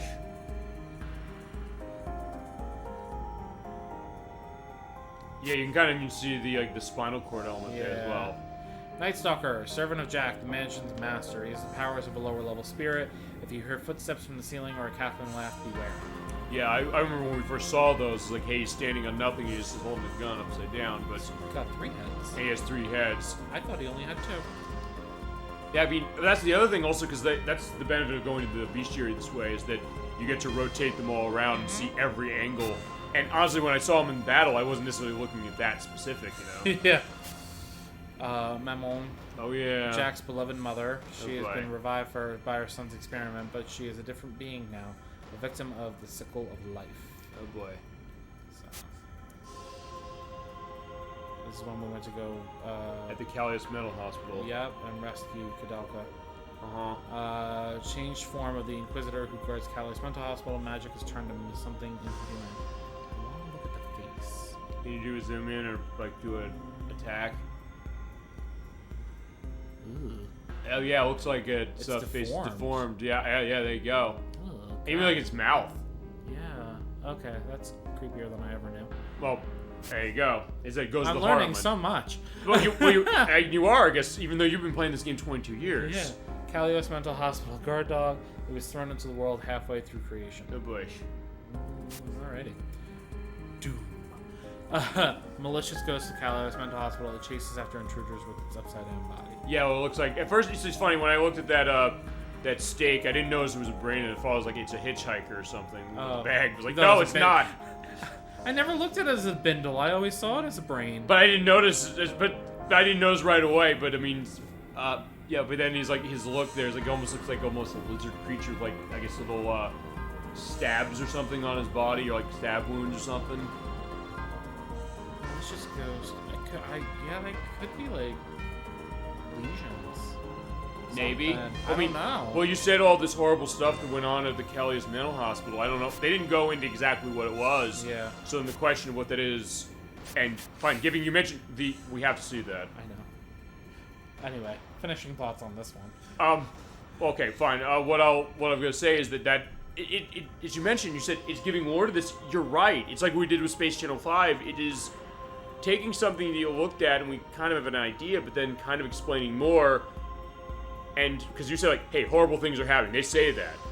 And it's not that the game is not saying, or is not supporting that specifically, but they're giving even more to explain. It's like, okay, what's the story of this? Or if I don't know, if you want to go to the next one, look away. No, that's fine. Bugs! Ow! Gigantic bug that jumps at your face with slimy wings. Soaked in the hell's venom under Kelly's mental hospital, attacks any intruders. That's a cockroach more, isn't it? That is a cockroach. So the reason why I never progressed in Fallout 3. Oh, the roach, you mentioned that, yeah. The rad roaches. Because they do this shit at your face, and it's first person. Well, fine. In my case, with Fallout 3 was an interesting one, because I got it around the time it came out. I played it. I was actually almost in tears when I was at the opening of that game, given how moving that is. But then I put it down, and then I think when the spring breaks, like a year or so later, like I played the everything hell out of it. And then I didn't finish the last mission. So I saw the last mission I never finished out of Fallout 3. And despite the fact that I bought one of the DLC missions that gave you an extra level cap, I fell into well on Fallout 3, but I didn't actually finish that part. I was like, yeah, that's wrong. I need to fix that. Speaking of RPGs, I never finished. So this is an interesting one. So you remember Viscount Rawson? Yeah. Okay. So Viscount Rawson's mind realized into form by magic. It's a pregnant woman filled with hate. Okay. Why is it a woman? Rawson was a male. Hang on. Rotate him. Oh, it's pregnant. Out the bottom? Oh, no. As I was saying, I was like, wait, no, it's not coming out the bottom for that. Okay. It's pregnant with filled hate inside bodies. Okay, his mind realized into form by magic, so... I mean, I'll just say that it's a demon, whatever, but it's just very strange that Rawson was a male, and then the monster description is that it's a pregnant woman. I don't know. Remember Olga? Yes, we do remember her. We sent her away. Terrible. Well, yeah, you're not seeing much of Olga here that way. I always wondered about her design. Like, why is that? Because, like, those two protrusions out of her face... It looks like a duck beak almost. Right, that's kind of how I always saw it. And then, like, what is that cluster of lights over in the corner? Like, does she have multiple eyes? Let's see. Wish that embodies the evil roaming around the city, stealing people's souls with a beautiful voice. Fine, this is Olga in disguise. She does. That's what I would say. Yeah, so Dolphin's agreeing with that, but okay, yeah, feel free to go into more on this because you're saying, okay, what is with that mouth? I mean, it looks almost okay, fine, because it's a maybe it's a continuation of this thing going through her back, or then into the front of her body. Well, I think it's coming from the front and then going through the back and then back through the front. So is that where maybe her energy's coming from, or her? I don't know. No, well, actually, wait. Look at the left of. She's a conundrum. Look at the left of that there. You see there, those little dots there. Yeah. I'm trying to think. I don't know. She's got an interesting design for sure. Yeah, I mean, well, I guess the idea is that fine, she's embodying evil. I don't think it's coming from something else. Is that her soul vacuum cleaner or a snake? I don't. Yeah, I didn't see the vacuum cleaner either. You're right, though. Honestly, that's funny. It's like, yeah, how do you replace the bag? Or is it even one of those where you do replace the bag? Fine, she probably replaces it with her evil, you know? Yeah, evil. I guess evil does not have to replace the bag. It's her evil Dyson. Or, I guess to go the Hoover commercial I always love to reference, nobody does it like you. Alright, so Strange entity born from the spirits within Nemeton Monastery, considered by some as a fallen angel. It is a gruesome mixture of bird, human, and plant. Would you explain then the leaves? Yes. I love how they reskinned the feathers into leaves. Yeah. Yeah, it's true. Or it actually even looks like they have more of the texture for them. Cool. Sin. Female ghosts have begun to appear since the monastery burned down. She appears from the underground and disappears into the pond of the sanctuary. She speaks in a strange language. So I guess that goes, I mean, fitting, I guess, that way, the idea is she's speaking in tongues. There may be some explanation for this monster. No, not this monster, the other one. This one. The guinea pig? Well, yes. There may be some explanation for this one when we play Kudelka. Okay. Which, is that going to be the next game in this franchise we hit? Yeah, might as well be. I find as far as full play, let's put it that way. Yeah. Huh. Unblessed life born of Nemeton Monastery spirit. It has intelligence but no human emotions and acts on instinct. Okay, because... opening it, how it's opening itself up. I just wish there was a way to, like, pause the animation, because I want to see the markings on its body. One thing I also could do is when we edit this, I can also have the pause of the markings, but I mean, fine. In the moment, it's not going to help. No. Anyway. But yeah, this one was always a creepy one. And I guess, fine, of what we saw of this game so far, I guess the thought about that with Kodelka, is what you showed me as well with that, is that there was, like, weird experiments going on. Well, fine, we know that in this game. So, the thought that there's an explanation for what this was designed about and why out of that, correct? And who's to say that there is any sort of through line? I'm just kind of speculating. You played that game, or you've seen the play of that, or both. Yeah. So, in some ways, yeah, you probably are right. Anything he's saying about this entire franchise, you can probably take to the bank that is going to come back in some way or another, I would think. Based on what we played of this one, I get that completely. And I guess that's the redheaded stepchild of the other one, specifically, quite a little state. Inverse, ghost that has resided in Nemeton Monastery for a long time. It roams along among the ruins now. It is a soul that will never be saved. Yeah, unfortunately. Jewel. Yeah, he also has 3 heads. I never noticed this. I'm on. Oh, good old I'm on. Demon that appears in King Solomon's Book of Magic. I'm not gonna try. The Megaton? Yeah. You didn't think you could do that one? There was like there was the attack that Keith had that I could pronounce. I looked at that, I was like, what is that? And you was like, perfect. Yeah, well, believe me, that's after years of mispronouncing it. Okay. A violent, evil, and cruel soul. Its appearance signifies the end of the world. Okay. Hey, it's Keith's brother. I would say that was what that was. Yeah. Okay. Golden Bat rumored to be the oldest brother of the other bats. He holds important information about the demon sword. His low blood pressure makes for miserable mornings. Okay, so he's like a low blood sugar case. Well, that's weird. Or well, fine, low blood pressure. So it's like, hey, he's like weakened in the morning. Damn. Fine, I guess that's the idea of like his vampirism being a good thing. The ghoul. Now we're going into side quest enemies. Ghost of a young man that roams the dollhouse. His eyes are missing, and he has fallen out of the circle of life. He needs to find his place in the circle of life. Ghost of a girl burned alive. Her skin has fallen off and facial muscles torn away. She cries and walks the shadows of the dollhouse. Oh yeah, actually, I like the look of this as far as the back, because yeah, you're saying the snail look, but that actually looks like the specific snail shell. But even like the face of her looks a little more. Yeah, the idea of like details. The details, also the idea like the burning alive. Or actually look at her chest a little bit. It almost looks like a crying. Animal. You were saying we made the Lion King crack there. It looks like a lion. A little bit. Holy shit. For some reason. I don't know. Spanky! Yeah, Spanky's Quest. That's something totally different. That's a monkey. It's in Super Nintendo. It's not this. This Spanky is a poltergeist-like spirit who floats around in space and attacks with a loud laugh. And it loves to surprise people. Can we get more detail on it through the smoke? I don't know. If action it, perhaps? Kinda. There's some, like, cracks in the skulls. Oh yeah, you're right. You can kind of see that. Yeah. Interesting. And also like the one on the right has the crack on. It's like kind of half of the top is gone. Yeah. Orb Chaos. Oh yeah. This is Laura. Remember her? Yes. Creepy as fuck. Orb Chaos. The root of all evil in the mansion with no order. It evokes old memories in people. Yeah, that definitely did. Yeah. Wait. Yeah. Buggy. Creature that loves human flesh, who likes hot, moist areas and waits patiently for a woman or child to pass by. If you hear wings rustling in the dark, watch out. And I'm going to face it away. I would say, pull out your gun. That's what you do. I'm going to face it away, and then I'm going to do the action. Because it has a skull on top. Oh, yeah. Damn. I love that detail on that. Yeah, but it was also the case. It's kind of like, what the hell is the name of the moth in Silence of the Lambs? Oh, right. It's that kind of moth. Yeah, damn. I should know that. It's one of my favorite movies of all time. Why don't I remember that? It'll edit down below, say which one it is, and we'll chat. You know. Penalty: the creation God's mistake. The creation God's mistake. Okay, sorry. Sometimes when I read these things, I feel like it's like not correct grammar, but then I have to read it a couple more times to actually understand what they're trying to say. We're talking about the creation God. They're talking about with the final boss. Yes.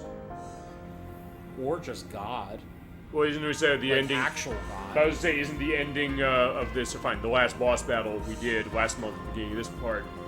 supposed to be like the creation god of what they think is. I guess. I'm assuming they're talking about like what people's normal kind of representation of God is. Gotcha, but the idea is that it resents. Okay, fine. This resents it because destroys anything that resembles it, Or represents him. because of the fact that, yeah, it was designed this way, so something went through. And, you know, I guess even like the pink, even like at the top, you're seeing like at the back of the legs. There's almost like it's like almost cut open. I like the shadowing that they do. Oh, on yeah, these. no question. So good. Boingo, boingo, Boingo. not that one. I love it. Fluid-like creature born from a dark, stagnant pond. With a voice like thunder, it attacks all who would invade its territory. Oh yeah. Why does it close its eyes? I don't know. What about its action? It opens them back up. Fine, opens up his eyes, like, yeah, you know, that's the idea. And hits you with the hands. Cherubim. Malicious ghost that bears the same name as the Angel of Knowledge. It takes over children's bodies and devours them slowly. Tiny bells ring when it walks. Yeah, we saw that when we were in, we're in the Rainbow Palace, right? Where we went? Cave Temple. Cave Temple, thank you. Alright, that's fine. I associate it that way, but yeah, fine. I had an answer, I think, going to the next one. The question, like, what an asp is, I did have an answer, I think, in the edit of, I think it was the last part of the part. I know it's a type of snake. Yeah, and I think I went to something like a half and half, like, because there was, like, the question of snake and lizard or what that was. I did have an answer. I think I had a link in one of the parts. I think it was either the last part or the part before that. Okay. So 5 or 6, go back. The links for everything is below anyway. Malicious ghost of a vengeful snake. It has the ability to make people fall asleep. The victims are strung up in front of their houses with their heads turned inside. Oh boy. out. Yeah, that's a rough one. Yeah, but that's, the basilisk. Pet transformed by drinking asp's saliva. It has lost its mind, but still recognizes its owner's voice. Its breath stinks. Yeah. It's so funny. So I don't know if you're, like, what your experience with, like, basilisk monsters in games are. Not much. Okay, so I don't think.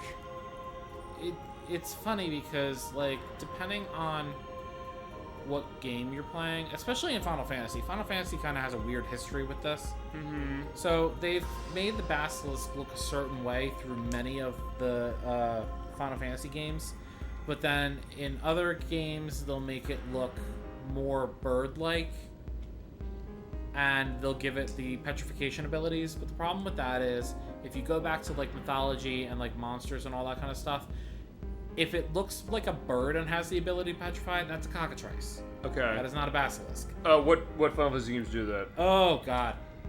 Well, it's weird because the basilisk in a lot of the Final Fantasy games, specifically 9, and I think there's like a few of the older ones that do it, they do make it look more lizard-like rather than snake-like. Uh-huh. The basilisk, if you want a pretty good depiction of the basilisk, Chamber of Secrets, Harry Potter. Right, That's right. a pretty good depiction of what it should be. Mm-hmm. But it's just the fact that some of these games make it look like a cockatrice, and I'm like, you're kind of like... It's weird, isn't it? You're mixing mythologies. Like, it's very strange. Well, we were talking about that actually before we went on tonight. We might potentially have an edit that might go into that as an appendage to this, where elements of how, like, the looks of Final Fantasy, which we're trying to figure out, what are we doing with this franchise? We got so many different people who'd want to be in on one or another. How are we going to manage, times and all that stuff? It's much loved. It's much loved, but also the idea of what's looking for, like, the style of them, and maybe that has something to do with it too. Because like Final Fantasy 6 and 7 have this more mechanical look, maybe more the medieval look, and something like Final Fantasy 9 and 4 and other ones. So where that kind of goes. 9, 4, 1, 2. 3, I don't know. 5. 5. Yeah, so 6, 7. 1 through 5 are like pretty medieval. 6, 6 7, and 7 went mechanical. 8 8 went futuristic, I would yeah. say. 9 was medieval again. 10 was... 10 was fucking weird. 10's weird. 10 is a mix between futuristic and ancient. I don't understand where they were kind of trying to go with that. And as much as I love 10, I'm not trying to shit on it. Uh-huh. But it confused me because are they in the past? Are they in the future? It could are be they the one, both? Are they both? I don't understand what they're trying to do, and it always confused me as a kid. And I was like, I don't know what's going on. Well, fine. Whenever we get to Final Fantasy 10, we'll go into that, and 10 2 will be the same because it's sequel. Yes. 11 is medieval again. 14 is medieval. 12 is kind of going back into a past case. Yes. Past future. Past future. So Because kind of they like have what like 8 the airship does. stuff, but it's like very kind of like I'm thinking of like Rabanastre, where you have like that bizarre kind of feeling of like almost like like the Middle Eastern cultures. Yes, out 12, I can kind of get that of what little I know of 12. And then 13, obviously, they went way Futuristic, future. yes. Like, really weird kind of like human trafficking future. Yes. And then 14 is just kind of its own thing. Well, 14 kind of, I guess, is like a fantasy thing, sort of, kind of, but it's 14 also... is like true medieval, like fantasy, like that's whatever you want it to be. And then 15, how would you put 15? Because I guess 15 would be... Yeah, I guess. I would put it future. I don't know how. I guess, but also here's the other thing, because with 15, 15 kind of has maybe a little bit of a modern style with itself. Present, future. Present, future, and then I guess going back into kind of past again with 16, it's out in June. Of what we've seen medieval. Of what we've seen of it. Well, yeah, they straight up said they want to try to make it like medieval European. So they said that's good. That's where they're gonna go. I don't know if they're gonna twist anything specifically when that comes out in 2 months. I'm just sick and tired of hearing people saying Devil May Cry. Who the fuck cares? Is it? No, but that's what people are equating it to because that's what it looks like. We already have a ripoff of Devil May Cry for this franchise, Dirge of Cerberus, and it's apparently terrible. But it's okay. Well, I don't still have it. But I don't know. You played Dirge of Cerberus? No, but I have it. I've never played it, so I just heard it wasn't very good. People played it more for the story, but fine. 16 didn't look like Devil May Cry to me. It looked more like, I don't know. Here's my thing. First of all, which Devil May Cry are they comparing it to? Are they doing it against DMC, or are they doing it against Devil May Cry 1 through 5? Probably, if I'm gonna guess, I'd say 5. Okay. I don't. DMC, I know, is actually, speaking of things going modern, that one definitely was going modern. 1, I think, was kind of somewhere between. 2, I know, was kind of a modern one, like the idea, because you played 2. I haven't played past. Oh, not 2, 3. I haven't played past the beginning of 1. Well, I was gonna say 3. No, 3. I wasn't wrong with 2. Yeah. 2 kind of is a little more of a. Actually, maybe I'd say 2 and 5. I'm gonna answer your question like what they think that looks like. I'd say 2 and 5. 3 is kind of the more modern one because remember the opening 3. It's the idea that there's Dante has his own shop and like he's trying to eat pizza and monsters come in and he says this part is getting crazy. And 3 is also insanely hard if you don't have a modern version that has the lower difficulty, because when they released it here, they said the hard difficulty is the only one. I have the version that came out on the collection. Yeah, so you won't have to deal with that. But anyone who played Devil May Cry 3 Dante's Awakening on PlayStation 2, God help your soul, because Jesus Christ, that game is hard. It's insanely fun, but it's insanely hard. Any game like that falls into kind of that category, like your Devil May Cries, your Bayonettas, your God of Wars, Ninja Gaiden. I will put those on an easier difficulty, strictly so I can A, make it through the story, B, enjoy the story, and C, actually have a chance at seeing the fucking ending. But then again, you also said that, hey, when you played Bayonetta, the Bayonetta games specifically, you kind of got a sense that, hey, you're kind of getting to feel that more. And thinking of Final Fantasy, something like Stranger of Paradise is the remake, or a remake, or fourth remake of the first one. You kind of understanding that more difficult element because I guess they force you to. They force you to. Stranger of Paradise was phenomenal, especially for somebody who has not beaten the first game. I haven't either. I have only ever played like the beginning of it. But now with the Pixel Remaster coming out, I will be playing through one by one. All the way through. Yeah. There's no excuse at this point. It's all on modern systems. There's no reason. Yeah, and that's going to be my case, too. It is out next week, next Wednesday, April 19th. Unfortunately, the only way we were able to get this thing was by doing pre-orders out of PlayAsia. We're not getting our copies till June. Well, because of the way that they had to produce those, it's June 2nd. So actually, my wallet's going to feel Apocalypse that day because of that, and also because of the Wheel of Katamari Reroll plus Rail Reverie. And were they not charging until it ships? Because I've been getting charged this whole time. Maybe. Well, I don't know if they didn't charge until it gets shipped, but point is that it is coming out then. But I'll check that. I don't know if it actually is. It might be. I went through, I did the PayPal Pay in 4, so they've been charging me for the plan the whole time. Maybe they did. I don't know. I can look at mine and I can put an edit down here. So like, hey, did they charge me? I'm just curious. But fine. Those are coming out the same day technically for that, and then actually June's a packed one with Final Fantasy 16 on top of it. I already have that paid off too. Yeah. Well, I was gonna say that. Sonic Amigo Dance Central or Dance Stage or no. What's the name of the Sonic Amigo game they're doing? I'm buying that. Just Sonic Amigo. Sonic Amigo Party Central. Oh, okay. Yeah, that's the name of it. I'm buying that because I want. There's the rumors of them bringing back Skies of Arcadia and Jet Set Radio. I want them to do that. I heard. I'm buying that game. Arcadia 1. I'm buying that because, like, hey, if they're seeing that there's an element of them bringing something back for Bring that. it to Switch.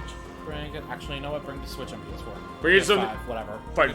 Bring it to modern consoles. Do it well, but like fine with Yeah. Sony Migo. That's the idea. Like, hey, there's a lot coming out June, and I only scratched the surface right there. Also, side note, for just shouting out PayPal paying for, if people don't use it, it's really quite nice. Is a payment plan, yes. Yes, but it's almost like layaway, but you get the item still, like, immediately. It's weird. Every time I used to go growing up here into places like Kmart and Sears, Walmart, or yeah. Walmart or anywhere, or Ames, if you remember Ames. No, that's... Or Caldor. Caldor. Okay, it's like, yeah, okay. We're showing our age. No, but that's good. But anyway, I always say, like, something about layaway. I was like, what the hell's layaway? Yeah. I didn't know what it is until I didn't you mentioned understand what the concept until I got older, and then it went away. And then when the Pay in 4 came out, I was like, it's just like layaway, but you still get the item, like, immediately.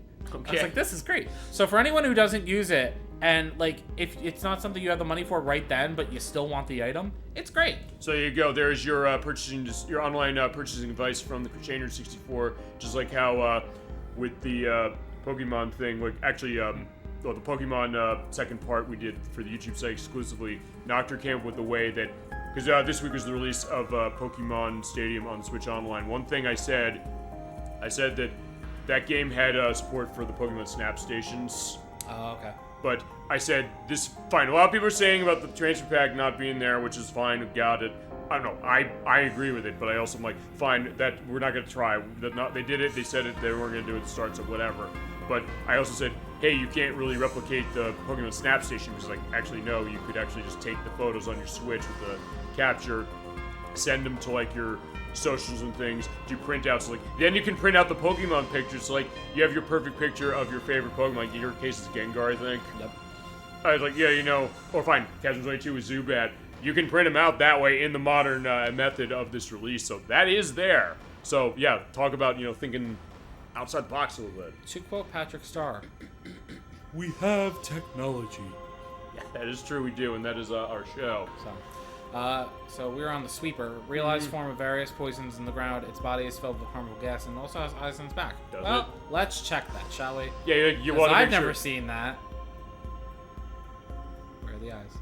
Oh, That there's a lot of things that can be construed as eyes. there's like three. I know, probably that thing in the Two middle. at the bottom, two in the middle, two on the top. Yeah, I was That's gonna what say I'm saying. the thing in the middle looks like a mouth. You see in there, right? Yes. It looks like a nose. It might just be the way he's moving, but I don't know. What about the animation? Maybe the animation will give it a hint. No, maybe it's the thing on the bottom. I don't know. I don't know, but it's like I'm trying to remember. I think there was a Pokemon that had like a demon on its face, and I never noticed it for years. Or not, a demon face on itself that I never noticed for years. I'm trying to remember what it was. It's front or it's back? Oh no, I think it was it Dusknoir? Oh, okay. On his Might have been belly. that. I think that might have been what it was. Right on his belly. Seraphim is an incubus that calls itself by an angel's name and flies in the night of new moon with 6 beautiful wings. It eats the soul of girls while they're dreaming. I was gonna say, you had me up until the eating the souls of girls. It does look beautiful, but also the art direction. Wow, look at that. Well, he is, of course, doing the poses that I always love putting the thing for Futurama where he says, and I'm his friend Jesus. Because, yeah, it does look like that. It is that exact element of when Zoidberg comes in that way. Yeah.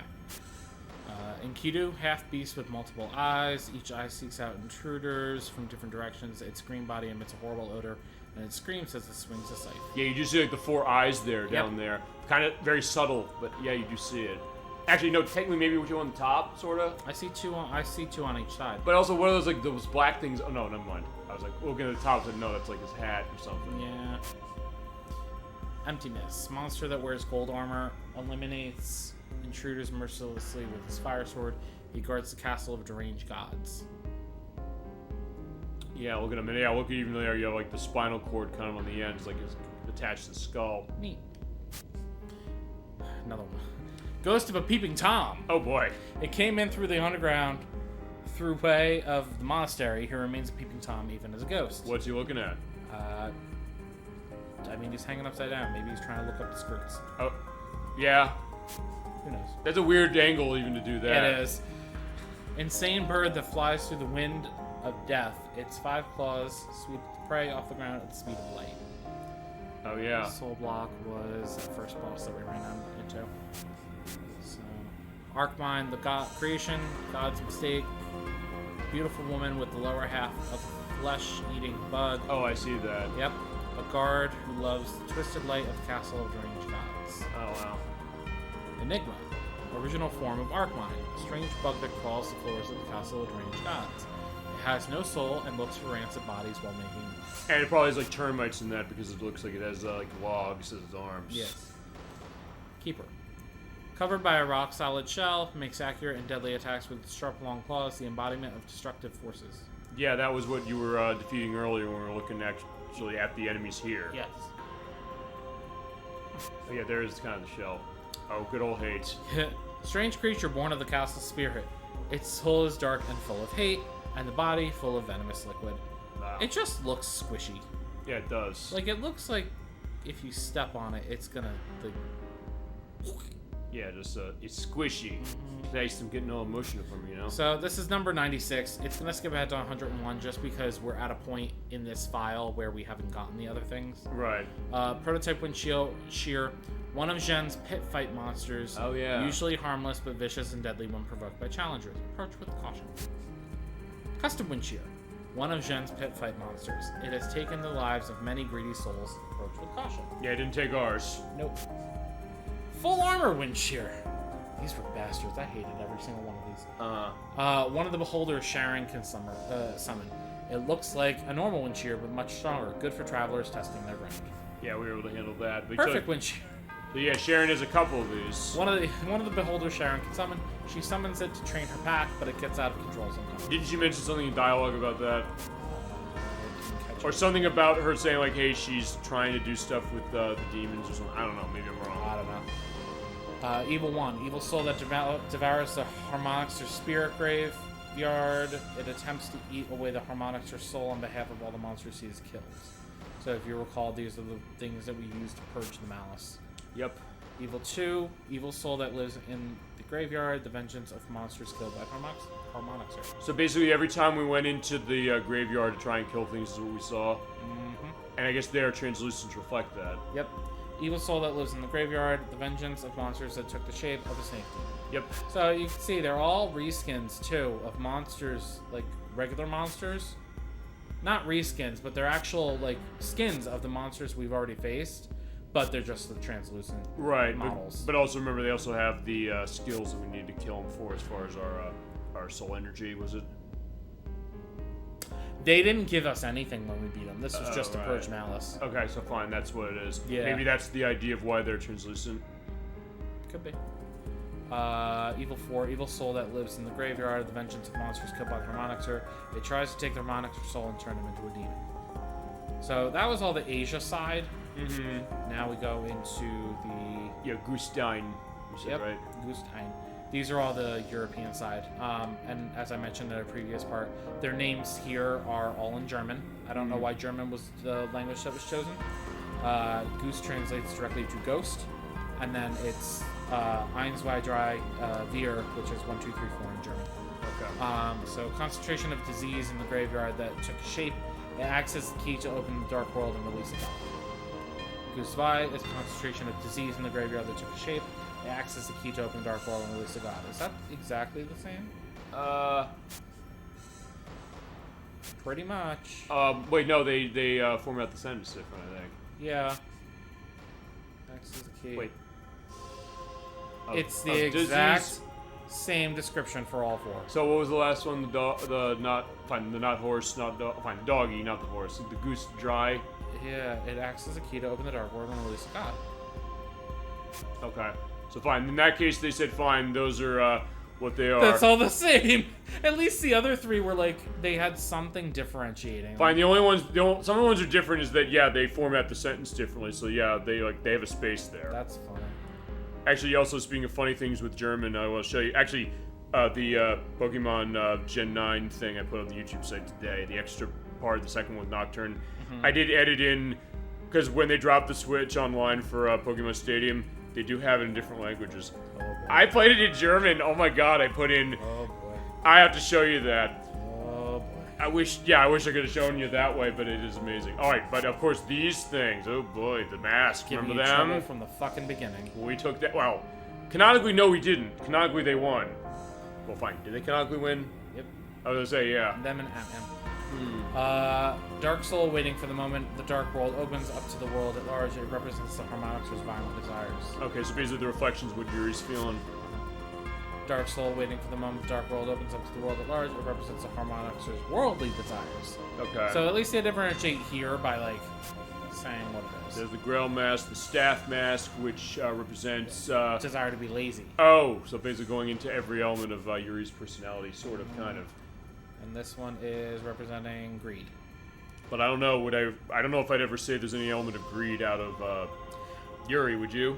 No, but I don't think they're necessarily referring to this, like, just him. They're just talking about Harmonixers in general. Right. Not that there's many.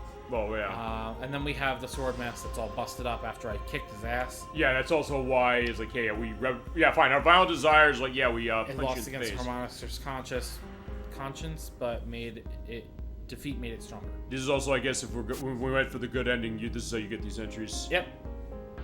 Dark Soul represents Harmonixer's worldly pleasures. It lost against Harmonixer's conscience, but made it stronger. Staff mask, laziness. It's the same description. Also, I want to point out, because this is what I was saying before, on the staff mask, I never noticed before, he actually has a staff carved into the mask. Oh, yeah. So you can see it pretty clearly. Do you think because of the fact that the other one is surrounded by fire that we didn't? Yeah, you can't see it as well. You can see it. Like, I noticed it here. But it's, oh, you're right. There it is. It's hard to see. But the sword mask obviously has a sword sticking out of him. The Grail mask obviously has a Grail on his head, so it's pretty clear. The staff mask now has the staff there. I don't know how you can tell that's the gold mask. The jewel, perhaps? Maybe. What was the but other? It's not gold. What'd the other jewel look like? The one for the one. It was also green. Was it also? It was just covered in green smoke. Okay. But yeah. So I don't really know. But Okay. I think it's cool that they all have representations of, like, what they're called on the masks. And I never really noticed it be on the sword and the Grail mask. Okay. So I think it's cool that they actually did it for across the board with the other two. No, absolutely. And then they're just saying the same thing with the description there. And the good old Ant-Man. Ant-Man! Which... Ooh, God, he's spooky. Oh, yeah. Which, I don't know if you ever went back and looked it up, but one of the monsters that they are putting in the Penny Blood that they teased looks just like him. I showed that in part 5. Okay. I did a compare. I know we talked about it. I did a compare against with Ant-Man here, and then the creature that they showed as far as the concept art for Penny Blood. Almost identical, though, right? Yeah. Yeah. And so that's the other benefit of me having seen this, is that, yeah, I'm looking into that and seeing that, yeah, this game I have, set like you do, like Chasm 22, just like a lot of people put into it do. I have something to look forward to, just on what I'm seeing as far as where they're going with this. So Ant-Man is a realized form of darkness that exists in every person's mind. It devours Harmonixer souls and attempts to release darkness into the world. Oh, yeah. How original. But it, fortunately, as I said, based on how the ending went, yeah, he won. Ooh. Yeah, Spikies. Seraphic Radiance. Good old Seraphic Radiance. Oh, yeah. I just want to appreciate this design. Oh, yeah. It's so good. It's so good. And we will not be hit with a nudity tag, by the way, because nothing is anatomically shown. It also has a vestigial tail. Yeah, a little. Is it tail? Oh, no. Yeah. Oh, yeah, there it is. Okay, sorry. Vestigial tail. I was looking at the thing, the snake on the arm. I was like, no, that's the other thing. That's also cool, though. I like that. The most evil fusion monster no Harmonixer has ever fused successfully as a monster, except for Yuri. Yes. A successful fusion gives Harmonixers the power to perform deicide. Yep. Power to kill a god. And we definitely had that. Yeah. That's... And I could have done it either way, but it's more if I were to fun have that power to kill a god, then this madness, it would end. Yeah, I don't think that was the right line from God of War, but either way. Which God of War was that? The first one. Oh, it's been a while. Remember, anytime we play any God of War that's not the 2 most recent ones, we have to do it off screen. Unfortunately. But so much nudity. I know, but at the very least, hey, if you want to see them, that's how we'll make it happen. So or just do the new ones, because then at least in that case, we don't have to worry about that. At least I don't think we do, right? You played through both of them. Recently. I don't think they do. I don't think they do. They don't. Funny enough, they're actually pretty clean. Which is weird. It's like, hey, wait a second, why? But like either way. You would think with it being like upres too, they would be showing all that off. That was God of War 3. Actually, it's weird. I think people said that about God of War 3. They felt God of War 3 maybe that was the one where they kind of took a step back and said, I don't know. Maybe more too realistic. much. Maybe looking more realistic. I don't know. Maybe showing too much topless women. Maybe, but also, I don't know, maybe also it didn't have other games it was compared against as far as that kind of idea of, like, what was sex in games looking like. Like, we just like magna cum laude, or also, a game that I'm not a lawyer, even though I said at one point, are you a lawyer on the show? It might be illegal for you to own this game. It's called the Guy game on the PlayStation 2, GameCube, and Xbox. Oh no, it's not on the GameCube. It's on PS2, the Xbox, and PC. Wasn't that made by Adam Carolla and Jimmy Kimmel? No, that's the Man Show. Right, but I thought it was... No, actually, I'm trying to think if there were any games. But, that being said, what it is it's a game that, they filmed footage, during spring break in 2004. And it basically was like this quiz game. It's like You Don't Know Jack meets Girls Gone Wild. I was about to say, is there like Girls Gone Wild influence in this? It is, because the idea is that that's not the reason as far as that element, but what happened with is that the guessing game is that you have to basically guess that they're going to get these questions wrong. Sometimes they will, because like, what animal lays the largest egg? And then the girl says, quote, oh geez, ostrich eggs are really big, dinosaur eggs are really big, elephant eggs are really big. And it's like, it's usually smartest to go with the dumbest answer of all. As far as you have to guess if they're going to get it right. And if they get it right, they win the round, they're fine. If they get it wrong, they have to flash themselves. But when you're playing the game, you don't actually see them flash themselves. You actually have to get your meter up specifically so you can see it uncensored, so you can play the game. You might not actually see anything. But also the other thing is that it was revealed that one of the people that was involved in it, she was underage. Or she was 17, I think, and I think she said she was underage, she lied or something, but the point is that the game got taken off the market. It's actually insanely expensive now, and technically, if you own that game, you might be breaking the law. Technically, I don't know necessarily, but it's like, talk to your local lawyer if you're like, hey, you own a copy of that game, if it's going to be a case if you have an ownership of something like that, or if you're Rob Smith, fine, he's dead, but either way, same point. But that was the one case. So, fine, with God of War, people looking at God of War, as was I, and saying like, well, fine, God of War, that is in context with what it was, but when God of War 3 came out, maybe people looking at that and saying that, maybe because it looked more realistic, that they thought, not necessarily that they had that much of a problem with it so much as that, I don't know, maybe because you saw it so much, and also I think with God of War at that point, when that came out and then Ascension came out, and then the two on the PSP as well, the Ghost of Sparta and the Chains of Olympus, maybe the thought that they'd run their course with Greek mythology, so fine, let's do Viking mythology and like Norse mythology with the other two, perhaps. I don't really know why they chose to do the different direction, but I know that might be a reason. I mean, the idea of like different, they played out the other one, or they thought like, hey, it'd been focused on so much. I mean, I know that with God of War and Ragnarok,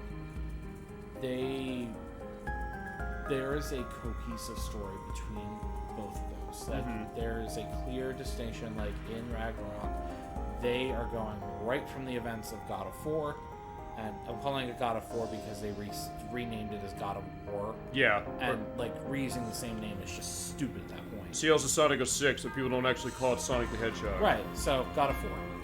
Because it's like the fourth main line entry. And to be fair, the God of War games before that did do that, because God of War 1 and 2, or 2 went right into 1, 2 went right in from 1, I think 3 did too. Right from 2. I think Ascension did. I don't know how... Ascension was a prequel. Okay, Ascension was a prequel, and I don't know where those 2 PSP games went. You ever play those? You have them, but I like, do. I don't have them. play I played a little bit of Chains of Olympus. They kind of don't fit in anywhere. They're like spin-offs. It's weird. But Kratos is still in them. Yeah, but like... So how's that work? Well, the whole point of Chains of Olympus is that you're trying to stop Morpheus. Okay. From, like, I guess, putting eternal darkness over Greece or some shit. I don't really know. But where? I guess that... Well, hold on. I'm sure they fit into the timeline somewhere. I'm just not sure where. See, it's funny because, like, I've only played the first 2. Fine. I played the first 2. I played the demo of Ascension because I have PS3, so I can play Ascension and 3 on that. And actually, fine. I can play Ghost of Sparta and the Chains of Olympus because I have PSP and there's a collection, I think, on PS3 that has that, yes. There is. I have it. I was going to say, it's on PS3 as well. But no, it's only on PS3. It's not on 4. It is on PS3 only. I was going to say, okay. So, either way, for that one. But, Yeah, because there's not as many games in the franchise, but then the question, like, how are they tying it? Because we always say this with Zelda, like, where's Zelda tie-in with certain things? But that's so many games that are kind of different. Or Final Fantasy, where most of them don't tie to each other. I don't think. Unless they're, like, sequels. So, the only ones that will tie in directly are Final Fantasy IV, The After Years. Uh-huh. It's a direct sequel to Final Fantasy IV. Then you have Crisis Core with Final Fantasy VII. And everything with Final Fantasy Right. VII. Final Fantasy VII kind of has its own, like, microcosm that it has going on. Yes, it does. It's become its own entity at this point. It has. Then you have Final Fantasy X, which has a direct sequel in X-2. And then you have the Fabula Nova Crystallis, which is Final Fantasy 13, Final Fantasy 13-2, and Final Fantasy 13 Lightning Returns. Right. And then after that, everything else is a standalone. How do they handle 15 if 15 has those extra episodes? Oh, sorry. 15 has also kind of its own microcosm. But 15 is one game. It's one game. No, it's 3 games, technically, isn't it? Final Fantasy 15? No, it's 2 games and it's a movie, right? No. Because what's that Kingsglaive thing? Kingsglaive is a movie. That's the movie, and Kingsglaive is a movie, and then there's an anime. And then there's an anime. 4-episode anime. 4-episode anime. What's the other game you're thinking of? Final Fantasy 15 Pocket Edition. Pocket Edition it's an abridged version of the game. Okay. So it doesn't count as a separate game. Okay. It just cuts down the events that actually happen in 15. Does it play the same as 15? It's like a cheapified version, from Okay. what I understand. I don't know. I never played it because I was like, oh, if I want to play 15, I'll play 15. But it sounds like a different game if you're saying, like, hey, it's cut down the story and that it's... It's not that it cut down the story. It cut down the story to, like, the important plot points. Uh-huh. I think it cut out a lot of, like, the side stuff. And I guess also the idea is, like, how they can get Final Fantasy 15 on the Switch. That's how you're getting on the Switch. Unfortunately. But they're like, wait, well, fine. Nier Automata can be on the Switch, but fine, whatever. I don't know if they'll put that way. That's a whole other, like, uphill battle. Not really, because Nier Automata is great on Switch. That's not necessarily that an uphill, honestly. No, I just mean, like, talking about them putting Final Fantasy 15 proper on the Switch. Give it to Virtuos. Give it to the people who made Nier Automata support. It's great on the Switch. Fine, if you're gonna play Nier Automata at all, play it on the Xbox One or PS4, which when we play that Nocturne Club, that's just gonna show on PS4. We'll run it on PS5, I think. But, hey, if you only have Switch, don't think that, oh, you're getting screwed out for that. They did a damn good job putting on Switch, my god. Compared to some of the stuff that Switch has problems running, including some of the Final Fantasy games, comparatively, yeah, they did a great one on that one. So that's that idea. So we're back to the winch here. For this portion of the library, I also have the NPCs here. Yeah, I now know they renamed him. They did. Oh, because of so when you play this game to start, they say he's Roger Bacon. Mm-hmm. That is a great attention to detail, because I was gonna say, yeah, remember this guy was Roger Bacon? I remember when that was, and then part 5, the bomb was dropped. It's like, holy shit, that's not him. Your reaction to that was the greatest thing ever. You're like, oh wait, who's that guy? And I was like, you were waiting. Yeah, I'm like sitting there, and I was like, come on. I was like, I know you got this. Piece it together, like. Wait, so who's Albert Simon? He's in the picture. He's like, wait, no. Yeah, here you go. It calls himself by his master's name. The legendary alchemist Roger Bacon attempts to bring new order to the world, and has the knowledge to do so, as mentioned. And Fox Face. Ah, good old Fox Face. Yeah. Or Ben Huga. Yeah. You know him, but fine. Okay, they don't change his name. Fine, he's definitely a different character, I guess, right? Because the model. And also because of the picture, the portrait. A mysterious man steps out of the world of nightmare into the real world. He appears when the malice meter peaks. He wears the coat of the Japanese army. It does. Under Meiwan. There he is. is. Expert acupuncturist. He raises weapon proficiency. He's strange, but he's the master of this field. He likes good-looking men. Question with the action button. What does it do? Oh, this is like, hey, hi. Yeah, we didn't really get a good view of him in the game, honestly. No. But so I'm glad we kind of get to see him that way. Yeah, he does the thing with the hand. That's his attack animation. Yeah, that has to be it. Yeah. If there's going to be any animation for Albert Simon, it has to be that.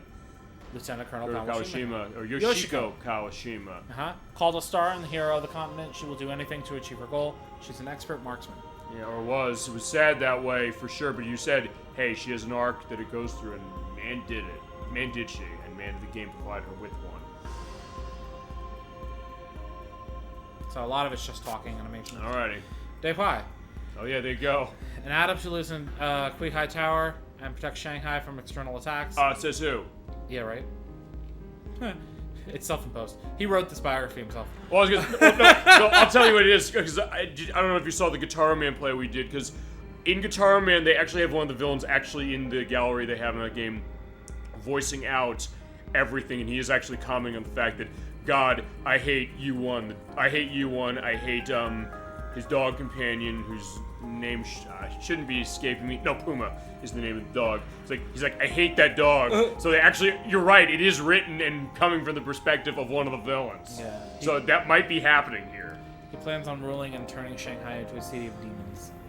Just love the other appendages. Oh my god, yeah, like the peg leg, even like the one boot there where it's As like... I say, he's wearing platforms. Mm-hmm.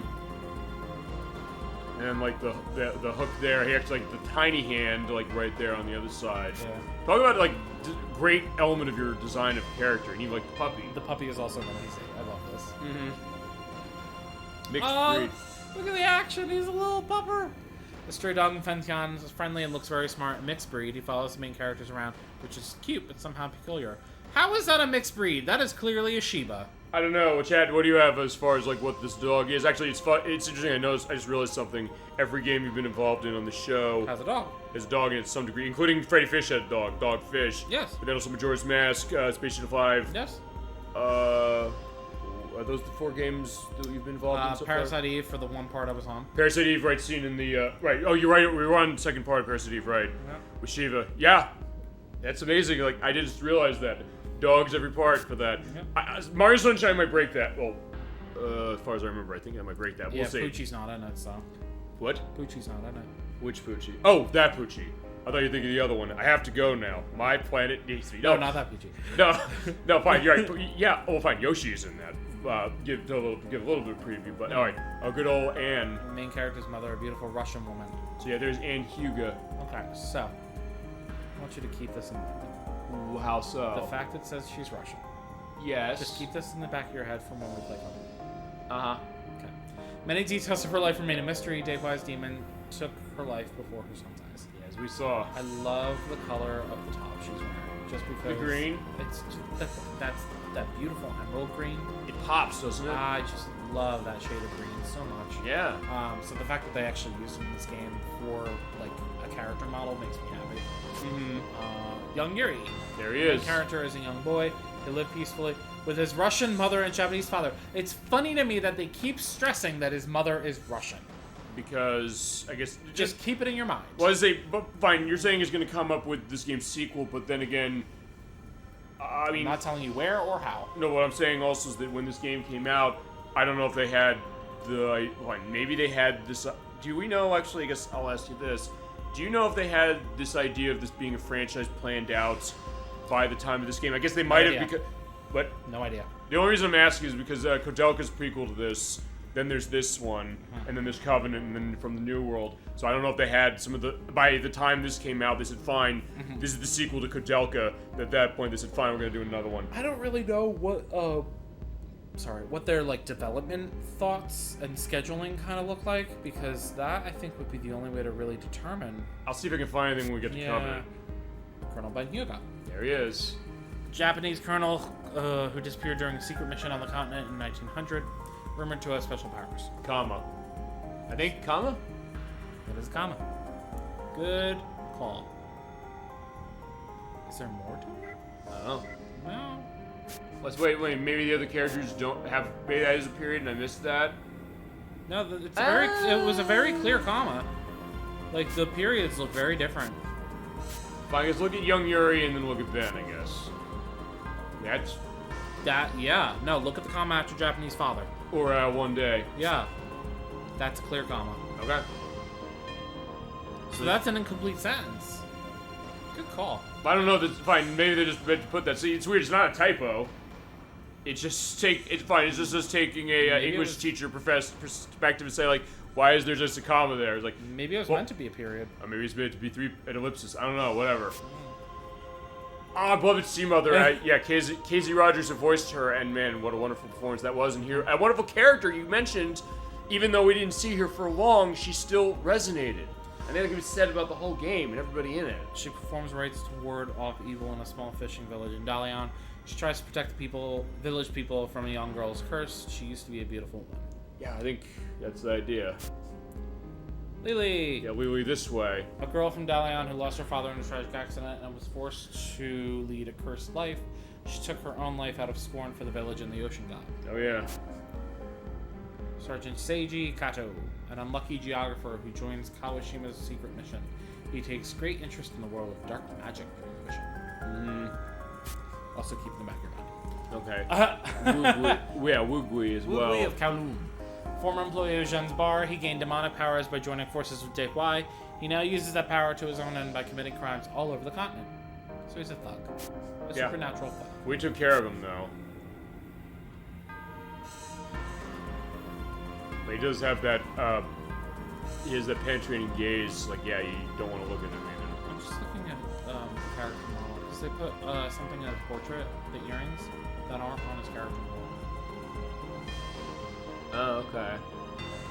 Interesting. Maybe they just couldn't render it. Oh, so Zhang Yu Zhen. Yep, a hero who fought against Dave Y 15 years ago in Shanghai. He still remembers his old colleague, Colonel Hyuga. His health has declined since he gave up his bar. Oh, yeah. Ken Sukatani. Myers Kawashima doesn't look like a spy, but is in charge of investigating Dave Y. Straight arrow. It's funny because his beard is thicker on his character model than it is in... A little. I think maybe because of the dark, like the black they have for that. Yeah, they made it look more like stubble in the portrait. Yeah, Kui Hua. You said like she didn't create that. What was it? The jacket. Oh yeah, she said she knitted a scarf, but it was a full-on fucking jacket. Oh, fine. It's like she wants to be modest, I guess, saying that fine, whatever. It's that. Zhen's daughter and a master of the Chinese fiddle. They call it the Chinese fiddle. Is Hell yeah. Is that what it is? That's what I called it. Okay. Her father's past conflict with Dave Y haunts her to this day. She met Colonel Hyuga and the Quack Oracle when she was young. Okay. Quack Oracle referring to Zhen. It's like, but was fine. I guess they thought he was. That's just how he kept being referred to. I don't know. Okay. Also, her character portrait is a little different from the model too, I think. So in her character portrait, doesn't it look like her hair is down? A bit. But like she's got it in bun in her model. I don't know. Just weird things I noticed. Oh, good old Xiao Feng. Yeah, we saw him, but like... A cat transformed into human with Zephyr's Taoist That magic. explains, though, right there, like, hey, he was a cat, because I didn't know that until I saw this. He is learning language and customs under Jifa. His streetwise personality hints at the stray cat past. They mentioned it in the actual game. Oh, did they? Yeah. Okay, fine, I forgot that part specifically, but even, like, looking at the character model or the... At one point, I can kind of see it. At one point, Zhen actually threatens to turn him back into a cat if he doesn't stop. Oh, yeah, you're right, okay. So... Here's Master Shifa. The Grand Master of Taoist arts, said to travel on clouds and walk the depth of the ocean. He has gone into hiding in an underground temple, but the story has not been confirmed. We can confirm it because we were there. He has talismans all over the place. There you go. Ugh. Major Kaoru Katsugi. An elite soldier from the Army's investigative division, he accuses Kawashima and Kato of revolting against the Army and pursues them. Yeah. He's an asshole. Yeah, clearly. Oh, Terry. Yep. Item shop owner of Stritz. He visits Prague to hire two renowned... They spelled renowned wrong. There should be a W in there. Unless it's like an old English element. Actually, Dolphin said about, Shefang, was it? Jeffang, yeah. Shefang, my cat never had such a fashion sense as that. Yeah, I agree with that. Also, they do use the color on him that I enjoy. The green. Yeah, I love that shade of green. It's the same shade as actually the Earth Elemental. Little deep, maybe a little brighter. Yeah. I love that shade. But they also have the kind of like the darker green as far as the pants. It's nice detail. Yes, there's Terry. He visited Prague. He's like to run the demons out of the village. I will check if there's another spelling of renowned like that, just because I'm not sure. He's a loving father and husband that he is. And again, character model's different. He's wearing a hat. Yeah. What the hell? It's very interesting how they did that. There's Michelle. Yay, same color green. That I realized they actually use the green a lot. Yeah, they do. I guess, but it's weird because like you're saying that in some cases matching up with their soul affinity, but in some cases it's not. Yeah, no, in this case she's water, which I never realized. Terry's beautiful and loving wife. She's spent her entire life in Bistritz and never been outside. Nina. Terry and Michelle's daughter, an honest young girl who tries to accept her father's death and protect her mother. She punches out men who attempt to date her mother. Well, we sort of saw that with Kevin, yes. Well, fine, she was trying to keep things under wraps that way, but then she's like, no, I gotta be honest this way. And he's like, wait, no. Fucking you know Kevin. something. Well, I think we're gonna see him, though. Back here he is. It's Fucking Kevin. Here he is. It's Kevin. He became the pair of mistress with money. He performs strange experiments and stalks Terry's wife, Michelle. That he does, and right there, looking at the character model, that does match the. Slimy. Yeah, you're right. Even like just the way he's like putting his hands out that way. And then look at his portrait. He just got that smug ass look on his face. No, but I like the idea that it's kind of matching with the character model too. He just makes you want to punch him. And hence- in the game, in the actual like gameplay, I don't know if you remember back. we did punch him, or somebody punched him. No, but like, didn't his suit look more purple? Yeah, but you think maybe it's because of how they lit that scene? Could be, because now it's more like a burgundy color. Actually, here's a question. I'm trying to remember. This game has a lighting engine technically, doesn't it? In the sense that when you go to certain places, like with Yuri, when you go into certain areas with him when it's darker, I think so. kind of flecks off. Maybe that's why. I think so. Yeah. Yeah, it looks more like of a burgundy or a maroon shade here. So Yeah. I think that's interesting because that actually matches more with his elemental affinity. Also, I guess the idea that why would he initially look like somebody who's smooth and suave to a certain extent as far as well dressed, but like fine underneath that. Yeah, he's gonna do that. Like he looks rich that way. And then also the question of he's not assuming as far as the experiments he does, but then there's like when he gets involved with Michelle, it's like that's where you realize that. He looks like a Texan. A little, I could see that. Maybe it's the bolo tie. I think it's maybe the mustache too. Could be both. Well, I'm thinking of like the Celebrity Jeopardy thing, like it's a man with a mustache. Like I guess it kind of is. Or fine, like Trebek that way, maybe. I don't know. Dolly Parton. I know. That's titles. I Famous titles. I remember just making you howl when I did that, and that was the other thing where it just kind of comes out of nothing, That's what happens on this show, and we love it. Shuck it, Trebek. Shuck it long and suck it hard. Yeah, we'll get into that when we do we'll play a Jeopardy game, and we'll do that. I know actually a Dolly fan I think called dibs on one on the PC from the 90s, which is I have to get a way of running that, but I have a way of running it. It's really good. Arcane Olga, an old woman there with she strong is. mystical strength. Her power impressed the crack oracle, involved in many mysterious incidents all over Europe. Look at the subtlety of the teeth there. Oh, are they red? I think so. They look like red and fangs. Yeah, like red. Yeah, and you can see that also in the portrait too. Okay, when I first saw this, I always thought her portrait looked a little weird. Yeah. And it's probably because those are actually fangs and her mouth is open, and I never noticed it. Let's see. She has a black widow spider on her back. And what's on her front? Looks like demons right Like there. pitchforks. Oh wow. Or spears. Neat. She's got an interesting design all around between this and her other form. Yeah, I mean, I think that's what you can say about this game above anything else. This game is a triumph of art direction and design on top of everything else. It's a triumph of it. And there's Father Doyle. He's crazy looking. Yeah, oh, hey, there you go. Which is funny because we didn't, also, it's good we're seeing this because we didn't necessarily get a view of Father Doyle from the front to kind of reflect that. He really does have crazy eyes. Yeah, he knows the truth about Father Elliot's murder and it clearly has had an effect on him. Oh, dude is scarred for life. Yeah, well, get it. His life wasn't very long. He got struck down. Not to us. Like he lived a while before we got there. Yeah. Member of the London Rats, an expert pickpocket and a fast runner. He looks up to his leader and hopes to grow up like him. Yeah, he's on his way. Interesting. Chris, an orphan girl who lives on the streets of London. She refuses to the help of adults and chooses to live with her pack. She has romantic feelings for the leader. So that would be she got a Hallie. thing for Hallie. Yeah. She also pigeon-toed. Yeah. I noticed that too when Jack possessed her. Uh-huh. They also took that same shade of green and put it into her model. Okay. Love it. It's the little things, isn't it? And there's Yeah, Sharon, of course. it's so cool. Joshua's girlfriend. I guess they never indicate that outside of this. They're too young. The youngest member of the Well, London Rats. Well, they don't. I mean, just even for them not to indicate. Well, that's probably why they just put girlfriend in quotes. Okay. She remains optimistic even after her parents abandon her. She wants Joshua to marry her. Okay. Also, if you look at her portrait, she's got like dirt on her face, not on the model. Yeah. Interesting. I guess with the portraits, you can afford to be a little bit more detailed. Yeah. Although even then, it's kind of interesting to see how they are detailed still with the character models, even True. with that. Jack. Our boy Jack. Oh, yeah. A young doctor with multiple personalities and an Oedipus complex. Yeah, that is. We We said saw that. all of those things. Yes, we did. We said that. He's been experimenting on animals since his mother's death. He's also a suspect in recent murders.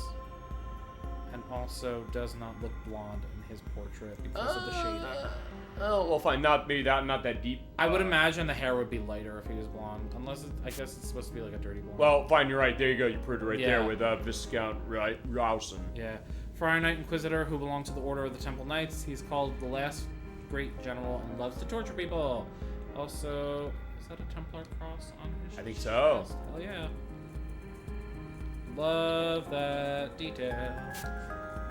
Kadoka! Kodoka Iasan, who we're going to Yeah. see in the next game of this franchise we play fully for the program. Yep, the prequel to this. A mysterious woman who knows the truth behind the string of incidents. She disappeared after the Nemeton Monastery went up in flames. Not really a spoiler. But, Well, what? She's we don't know why it went up in flames. Didn't we see go up with flames here? Oh, no, you mean... Oh, whoa. Anyway. Oh, in the next... Oh, right, Anyway. I gotcha, okay. She has strong mystical strength. Well, I guess it must have because we saw the ruins. There's something happened there. Right. We just So I guess don't it know- burned, probably. Well, yeah. And I know what happened only because of solo playthrough, but... Well, also because you love this franchise, so I get that. Father Priest Elliot. renowned for his exercising skills, he died in an alley of ruin. The heroine's father and a man who could have shed some light on the string of incidents. Oh, yeah, so there is Alice's father right there. Father Morris Elliot. They don't tell you his first name here, but they do say it at some point in the game. In this game? Yep. An area... I love you. Yeah. Roger Bacon, legendary alchemist who became immortal. He leaves traces of himself wherever he goes, but he's not been seen. If he is indeed alive, then he is more than 400 years old. There he is. Hi. Yeah, give us the nice wave. And there's Albert Simon. Is that everybody in the NPC category? For this file? Okay, yeah. Well, so what you're going to do is you're going to be swapping files to see what the other ones are, correct? Yeah. See how quick we can get through. It's fine that way. We've already We have time. managed like 2.5 almost on this specifically. So I mean, as I said, this is gonna be a bit shorter, but we have something a little. Fine, he has something planned up his sleeve for this a little bit. Kidding. He played this game. He has the choice of what he wants to do. This is as our an good extra. ending file. Yes, I mean, Where is our good ending clear, dude? I thought was it not number 1? Hold on. 31. I think it's that one. Is that one? No, it's 7. Okay. That's our clear data for the good ending. Okay. Is that the one that we think we have the rest of the entries for? We do have a bunch of You other can files. tell I'm not very sure, but we're gonna find out. Also, this is the opening cutscene. We're skipping because we saw it, but it still looks beautiful. And luckily, I can go right into it. At least there is our rude hero, whose name, we're singing from the heavens right now. Hold on. Okay, so we saw all these guys. We're missing, what was it, 3? 3. The There's- venomous spider. Okay, that's why we're missing it. No, it just happened I missed the item in the other file. As I said, we play in this show, I swear to God. Mhm, But look, they have the longest description for this thing ever. Of course! Without a sound, the giant spider, its entire body covered with long, soft hair, approaches an enemy else on legs thicker than a person's body. Gross. It injects a powerful corrosive poison into the anus of its prey Jesus Christ, and devours really? the meat once it is softened. That's it. That's Jesus- all I'm giving you on that. Jesus Christ! I didn't even know that description. That is the right reaction to that. I think What a way to fucking die.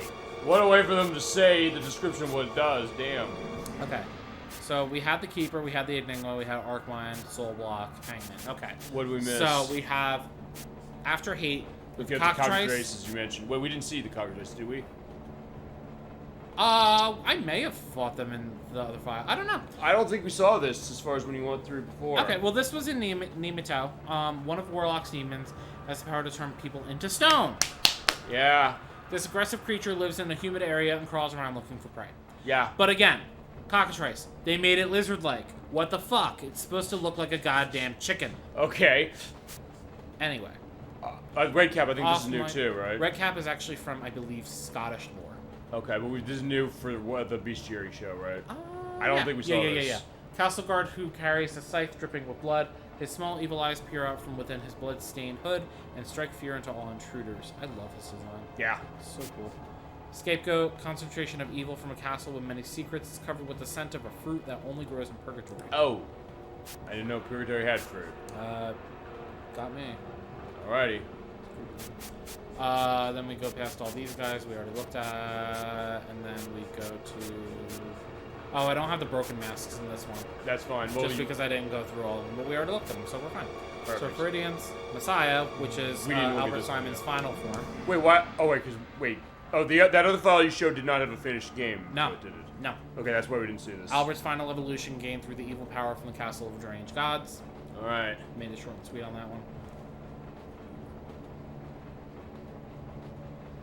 And finally, Metagod! Here's Metagod, an unknown life form referred to as God by many people of the ages, appearing in front of those who attempt to discover the true person of the Mad God's castle. Wow. I always thought that, like, the thing up top was his head, and then realized he had a bug face. Yeah. I think so. Oh, right. Oh, there? Oh, I get Yeah. it. You're right. Now down Center, there. He has a bug face. Okay, I saw that there. As soon as you said that, I said, wait, where's the bug face? First, I was like, hey, he has like a scope on his eye. I was like, wait, no, that's not it. Yeah, like, I mean, obviously, I'm sure they meant to do that, but... And then do we have... No, Roger Bacon was the last NPC. Okay. Wait, go back. We have, oh, that Roger Bacon, right? Oh, yeah, the real Roger Bacon. Yeah. Will the real Roger Bacon please stand up? 4, 5, 6, 7, 8, 9, 10. You're seeing if we missed something here. Pretty sure I got all of them, which is honestly pretty fucking impressive. I think so, yeah. I mean, it shows that that's what that is. Unless you want to check the other files to see what's on them. No, because the only thing we would have missed would have been the ruined masks, and we already saw that. Okay, just one thing. I do want to look at the rank on this, since this is the file we played the game with. Sure. And then we'll go into final thoughts, and then he has his surprise up his sleeve. Surprise! Oh. 24, really? I thought there were more. I don't know why. Actually, wait, does it hold score if we have a clear? Uh-huh.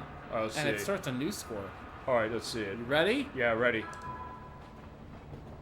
99, That's but for also this shows one. before 21. Argmine, okay. 21 is generally kind of where I end up landing. Alright, so here was his stats. We ran 268 miles. 358 battles. Oh my What? god. 358 battles. 248 perfect hits of the ring. Alright. Spring success rate of 89.38%. Alright.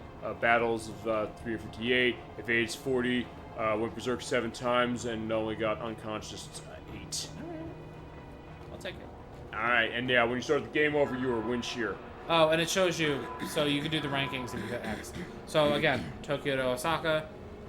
I got Knight for battles, Flee for victory, to Unknown World. Wrong reading. Yeah, you're pretty good as far as that. And then the rest of them kind of end up being the same. Okay. See, I can see barely made it small, but I can make it. So, with all of that, Well, before you do, I think we need to go in final thoughts. You start. You played this whole game. Thank you so much for playing this game for us. Go into your final thoughts, your final sell on this, your final summation of everything we saw of that's what I was Shadow going Hearts. to. I was going to ask you, after everything that we've been through and everything that we've seen and done and all that other stuff, what do you think? I'm impressed. I am absolutely floored by this game. This is like what's going on with Parasite Eve. I found something new that I am looking at and saying, this is terrific. The only thing that hasn't happened yet is I've not fully played this, but I'm going to change that. This game is truly something special, and I understand completely why you love it so much, and the sell of this game is probably the best sell of this that I could possibly have imagined, just in general. And instead also, he's like, hey, if you feel like there's other plays of this game you've seen online that you don't feel they're reflecting this game the way you were wanting to, I hope that you also get a sense or feel that you reflected this game that way for yourself personally. For this show, I cannot thank you enough for exposing me and our chat to this game. This is absolutely something that if you have a PlayStation 2, and you like RPGs, even if you might not, you're gonna want to track this one down. It's $150 though. It's still cheaper than the game we played last week, although that game had a modern re-release, or has one on PlayStation 3. That's Mega Man Legends 2. This doesn't. As of now, we're into 7 months and still nothing as far as that. We're still going to keep our hopes that happens, because yeah, this game deserves more attention, and I'm going to definitely do my part to give it more attention. Thank you so much. But yeah, anything else you've got in your own final sell of this? So, well, I want to ask you, so out of 10, what would you rank the story? 10. Okay. Out of the gameplay mechanics that you saw, how would you rate it out of 10? Probably a 9. Okay. And out of character development, how would you rate that out of 10? 30. I love it! I was just saying that. I love it. I was hoping one of them would be over 10. I was like, yeah, I'm not gonna just go to 11. I was like, the characterization in this game really took me aback. I could not believe. I mean, you saw it. I think as far as my reaction here, I really was taken aback by just what this game was doing with story, how it was doing it. Because I mean, I'll say this: in the 2000s, there's sometimes the thought that maybe Japanese RPGs were kind of running together to some degree. That like maybe they seemed like they were all the same with certain things you kind of pick apart what they're doing.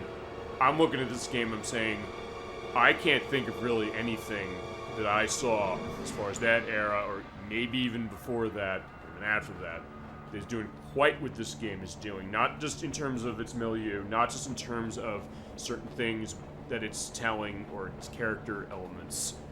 There's something about this feels so unique as far as other RPGs, maybe even other games, period, that makes me understand why this is the cult following it does, and why I want to see if we can make this bigger, because I think this is something special. If you're looking for the hidden gem for PlayStation 2 or a hidden gem for PlayStation 2, this and Guitar Man, of the two we've seen on this program so far, these are the two you want to pick up, and these are definitely the two that you want to share and cherish and expose other people to. And as I said, unlike Guitar Man, even Guitar Man had a PSP version, this didn't. So at that point, yeah, this is one you're going to want to collect. If you've got a PS2 and you can afford the scratch on that, go get this. What I'm seeing, I'm going to do it. Good. And for you, though, what else you got on this that you want to go into is like your final thing as far as the final sell for you on this? I don't really have much else that hasn't already been said. I really appreciate being given the opportunity to share this with you, as well as everyone who did tune in over, the 7 parts that we did. And also will be tuning in still for the YouTube site uploads, because yeah, this is our longest game so far. Yeah. Running it about, as far as the game itself, it is, let me think about this, because part 1 was 5 hours, 2 was I think 5. It shook out to be about 32 after our final play. Okay, that's right. But 33 about now, 32 and a half. So Yeah.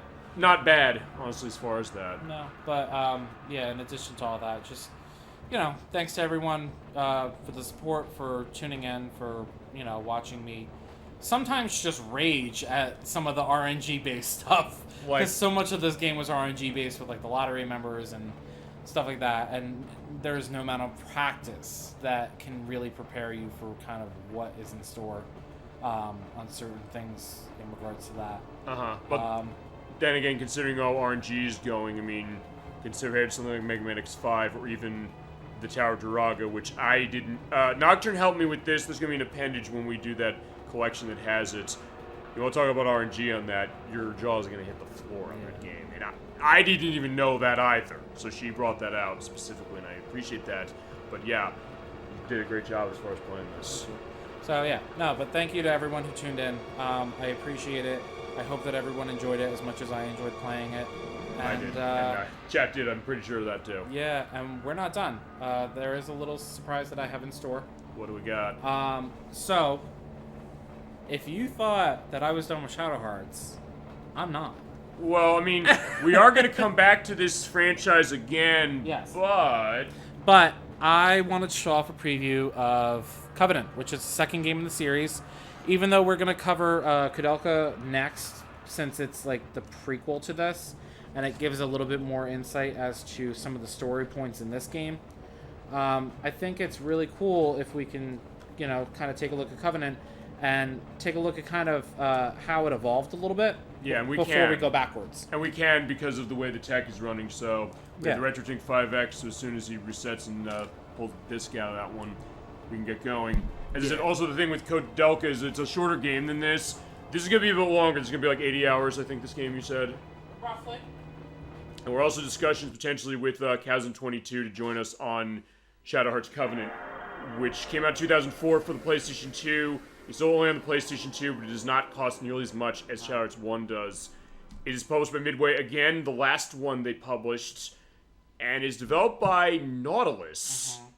Not Sacknoth, but it is people who were part of Sacknoth, I believe, yes. This is the one that people have the most experience with in terms of exposure. It's also the one that kind of broke out and got more attention in terms of sales. I mean, Midway, it's worth pointing one thing out as far as Midway. Midway this was like 4 years before they went out of business. Right. They had a lot of financial things for that. This game did very well for them, particularly when you look in the context of the more limited element to it, and that unlike stuff like, the big game they had that came out around the time of this was Mortal Kombat Deception. Right. Where there was a lot of marketing put to that game, and that game did sell well for them. That being said, it didn't help their monetary woes that way, but this game did do a good thing as far as, getting people's attention and also exposing people to this franchise that this is the first time I heard of what Shadow Hearts really was, except maybe looking through Electronic Game, only saw the names like, okay, what's this? And he was like, this is kind of this great RPG here, and also, I guess, a little bit of you're talking about renaissances of RPGs. The mid-2000s was kind of an area where when we had stuff with Final Fantasy with like 10 and 10-2 and then 12 later, but also stuff like Shin Megami Tensei Nocturne, when that franchise dropped here pretty big, and another one that took people by surprise in terms of how they tell story, especially going in a more mature direction. It is showing Shadow Hearts 2 on screen, but the game is, because it is called that for Japan, but it is Shadow Hearts Covenant as far as us. Alright, so first thing I do with this, I do turn the vibration up. No particular reason. And I do keep the subtitles on. This does have... So, here's a question. When it says subtitles during event scenes, so is this like cutscenes have subtitles to them? Yeah. So anytime that there was spoken dialogue on happening in the game, there will be subtitles. And the reason why I keep them on particularly is not necessarily because I want to read the subtitles, because to be honest, the subtitles do not always match what's being spoken, which pisses me off. But the reason why I keep them on is because there is a certain point in this game, later in the game, where you have a non-human companion in this game who does not speak so much as makes like noises and sounds, and they translate it through the subtitles, which I thought was an interesting way to do it. And here's a question: if you don't have the subtitles on, you don't see that? You don't see it at all, and there's no sort of indication as to what's being quote-unquote said. Okay. So that's why I keep them on.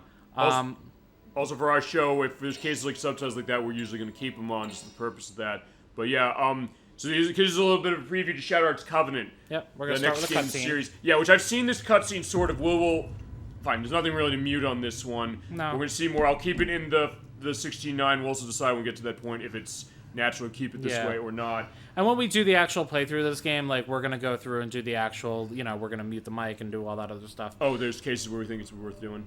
Yeah, well, just so people can enjoy the opening. Even with what you said, does it have subtitles in the opening?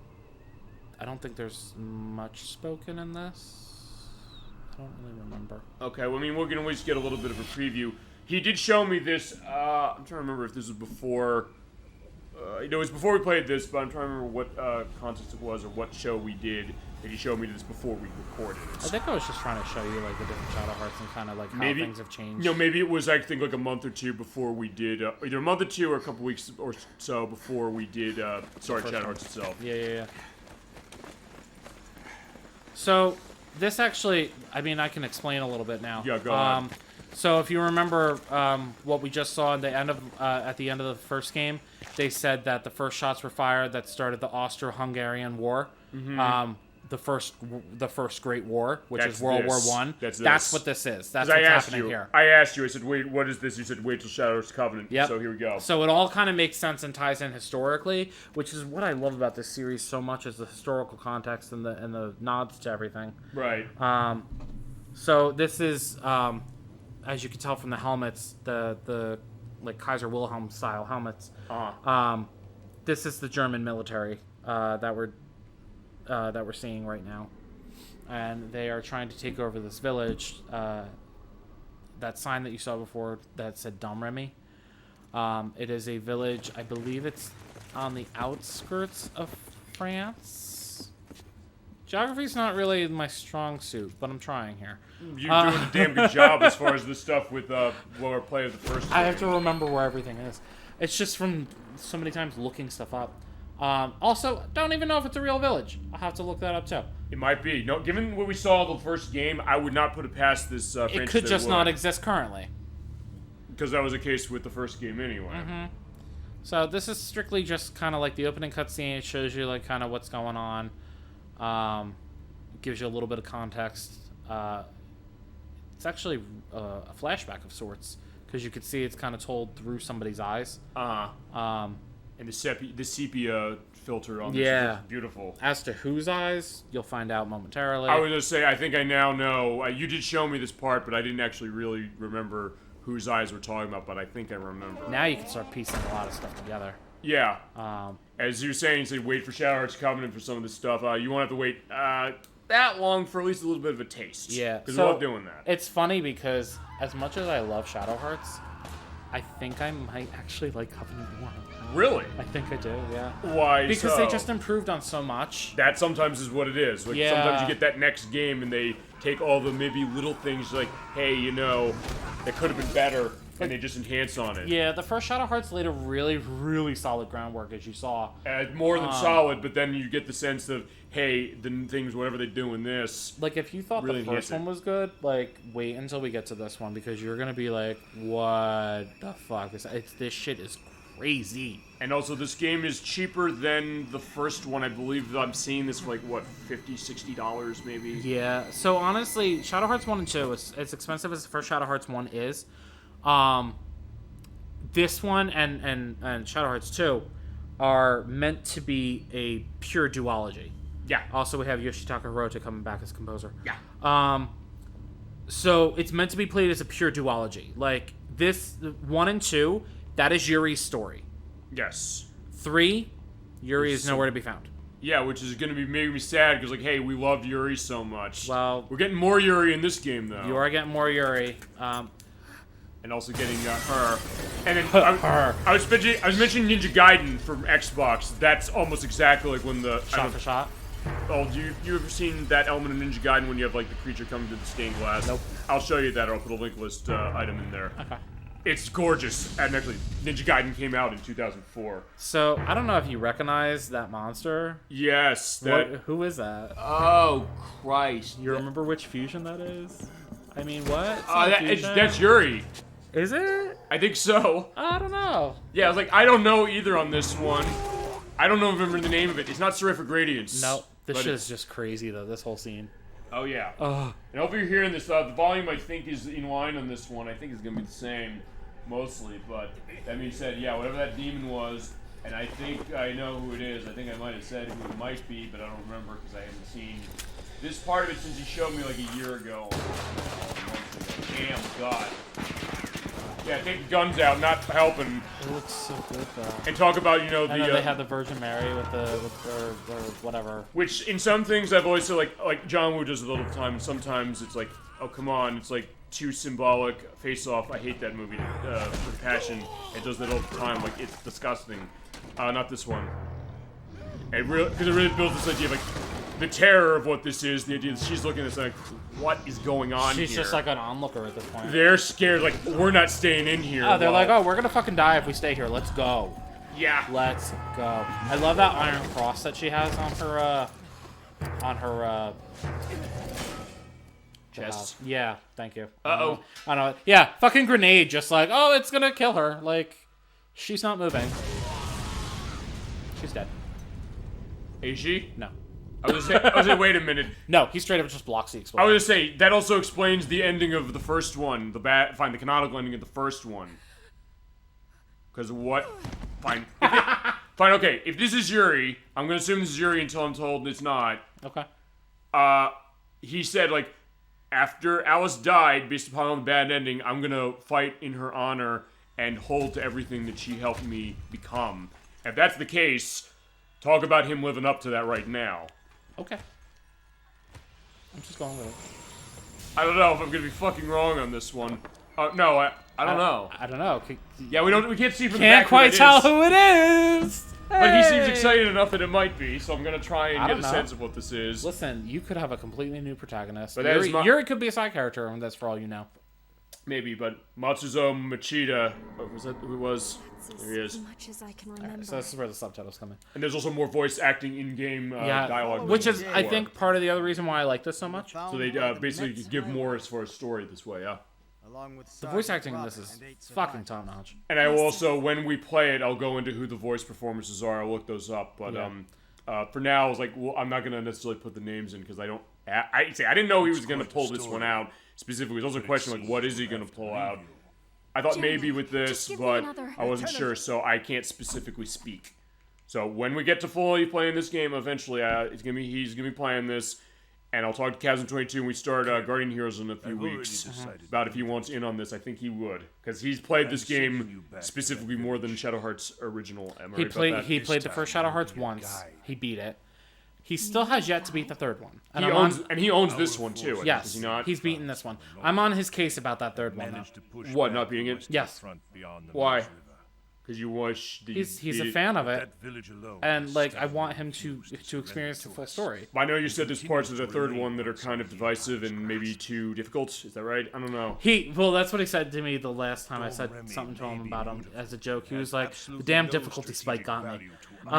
You mentioned that with that's from the New Worlds, the third one, which Midway did not publish. It was Exceed who published that one. Yeah. But it was still Nautilus who made this one. Who made that? Fucking difficulty spike. Okay. But it's not impossible to get past. A demon itself. Is that clear? So this is. Yes, We'll get into who's who and everything in a minute. But this is her commanding officer, and pretty much that whole cutscene that you saw was a flashback of what happened in Dom Remy. And she's like, he was telling her essentially, we need to take that over. That's like, that's an area that we need to control. Right. So you need to go back. This is Cardinal Nicholas Conrad. Yep. He's come all the way from the Vatican. Well, we had just sort of a connection element going as far as like the religious element in the first one.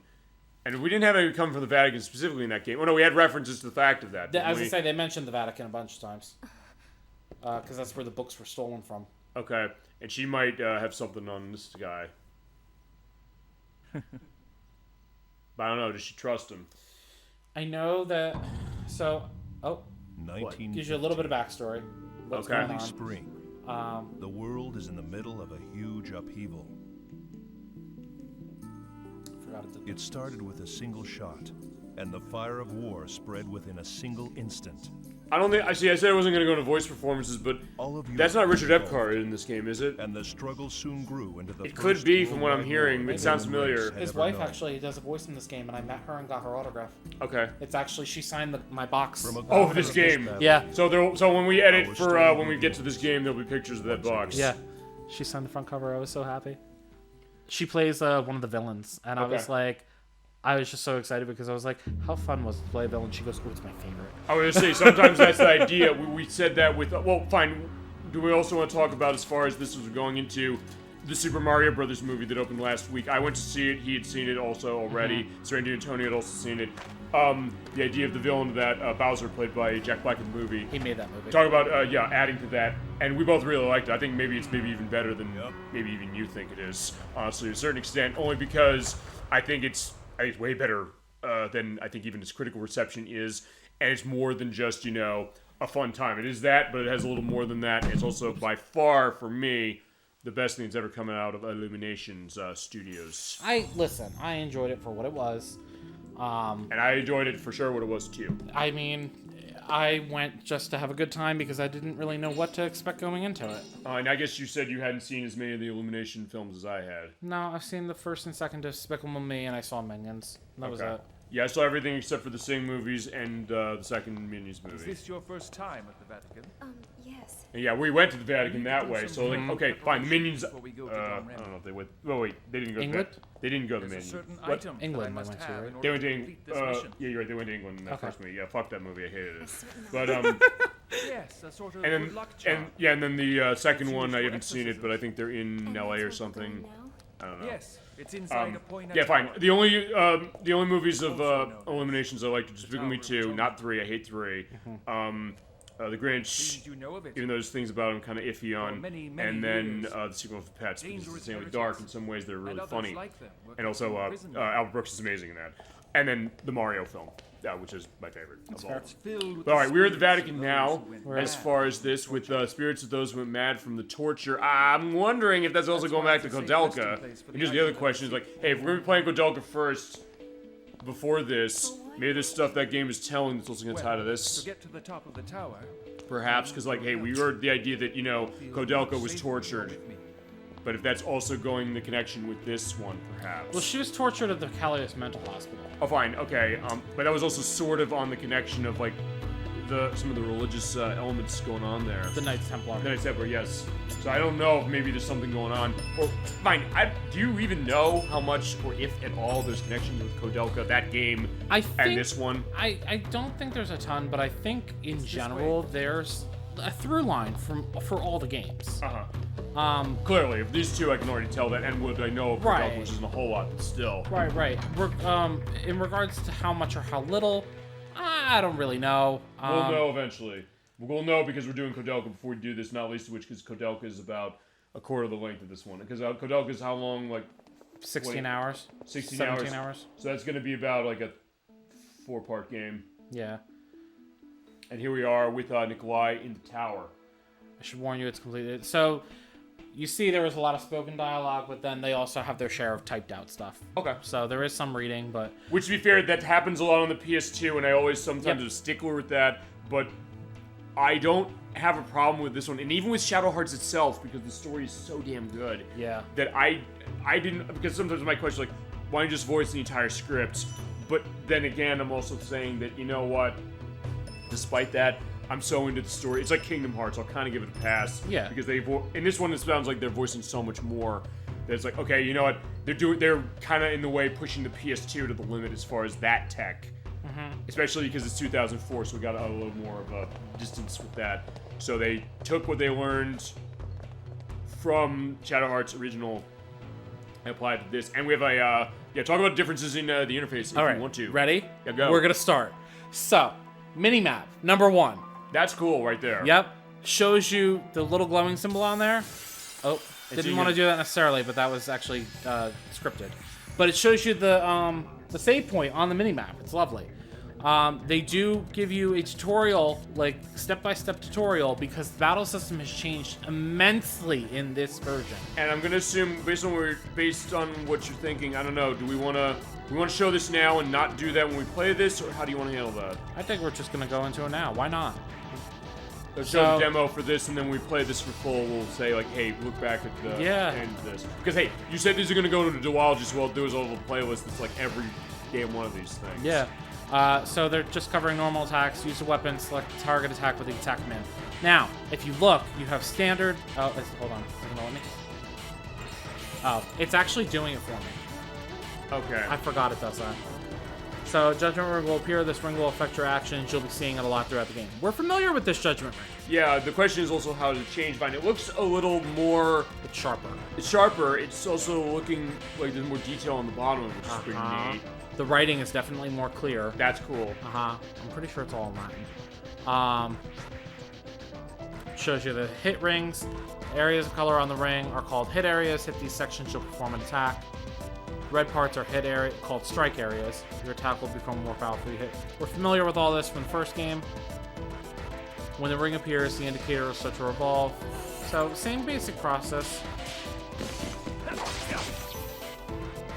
And then they actually move in the battle system. This is actually also going to be a very good setup for the game we're playing next week. We'll tell you that right now. Lunar? Look at this. Yes. Ah. Because Lunar has a system similar to this in the sense that when you do attacks on enemies, sometimes they'll be moved back. Okay. And so in some cases, it actually depends on where you are on map and also what distance your characters can move. Okay. So we'll see that. That's going to be for next week's show. We'll go into that in schedule later. But yeah, you performed. Also, looks like Charts 1 did this. That hey, if you're hitting each of the areas, you're doing more than one attack. But, Yeah, so that's not a new concept. In this, though, what's interesting is this character only has 2 hit areas, which is different because every character in Shadow Hearts 1 had 3 all the there's- time. So I was gonna say, so there's varying up based upon characters that some might have more or less hit areas to run on those. There is a character in this game that actually starts with a single hit area. Only one. Yeah, and there's something that we're gonna find in this, in this little demonstration, after we get out of this battle, that will actually allow you to increase the number of hit areas on a person's rank. Okay. So they just said, if you miss any, then Yeah, you don't it's bad. perform that many attacks. You just do the one. Yep. So then they can attack. And it can launch you in the air. They can launch you in the air. So positioning is really, starting with this game, positioning is everything.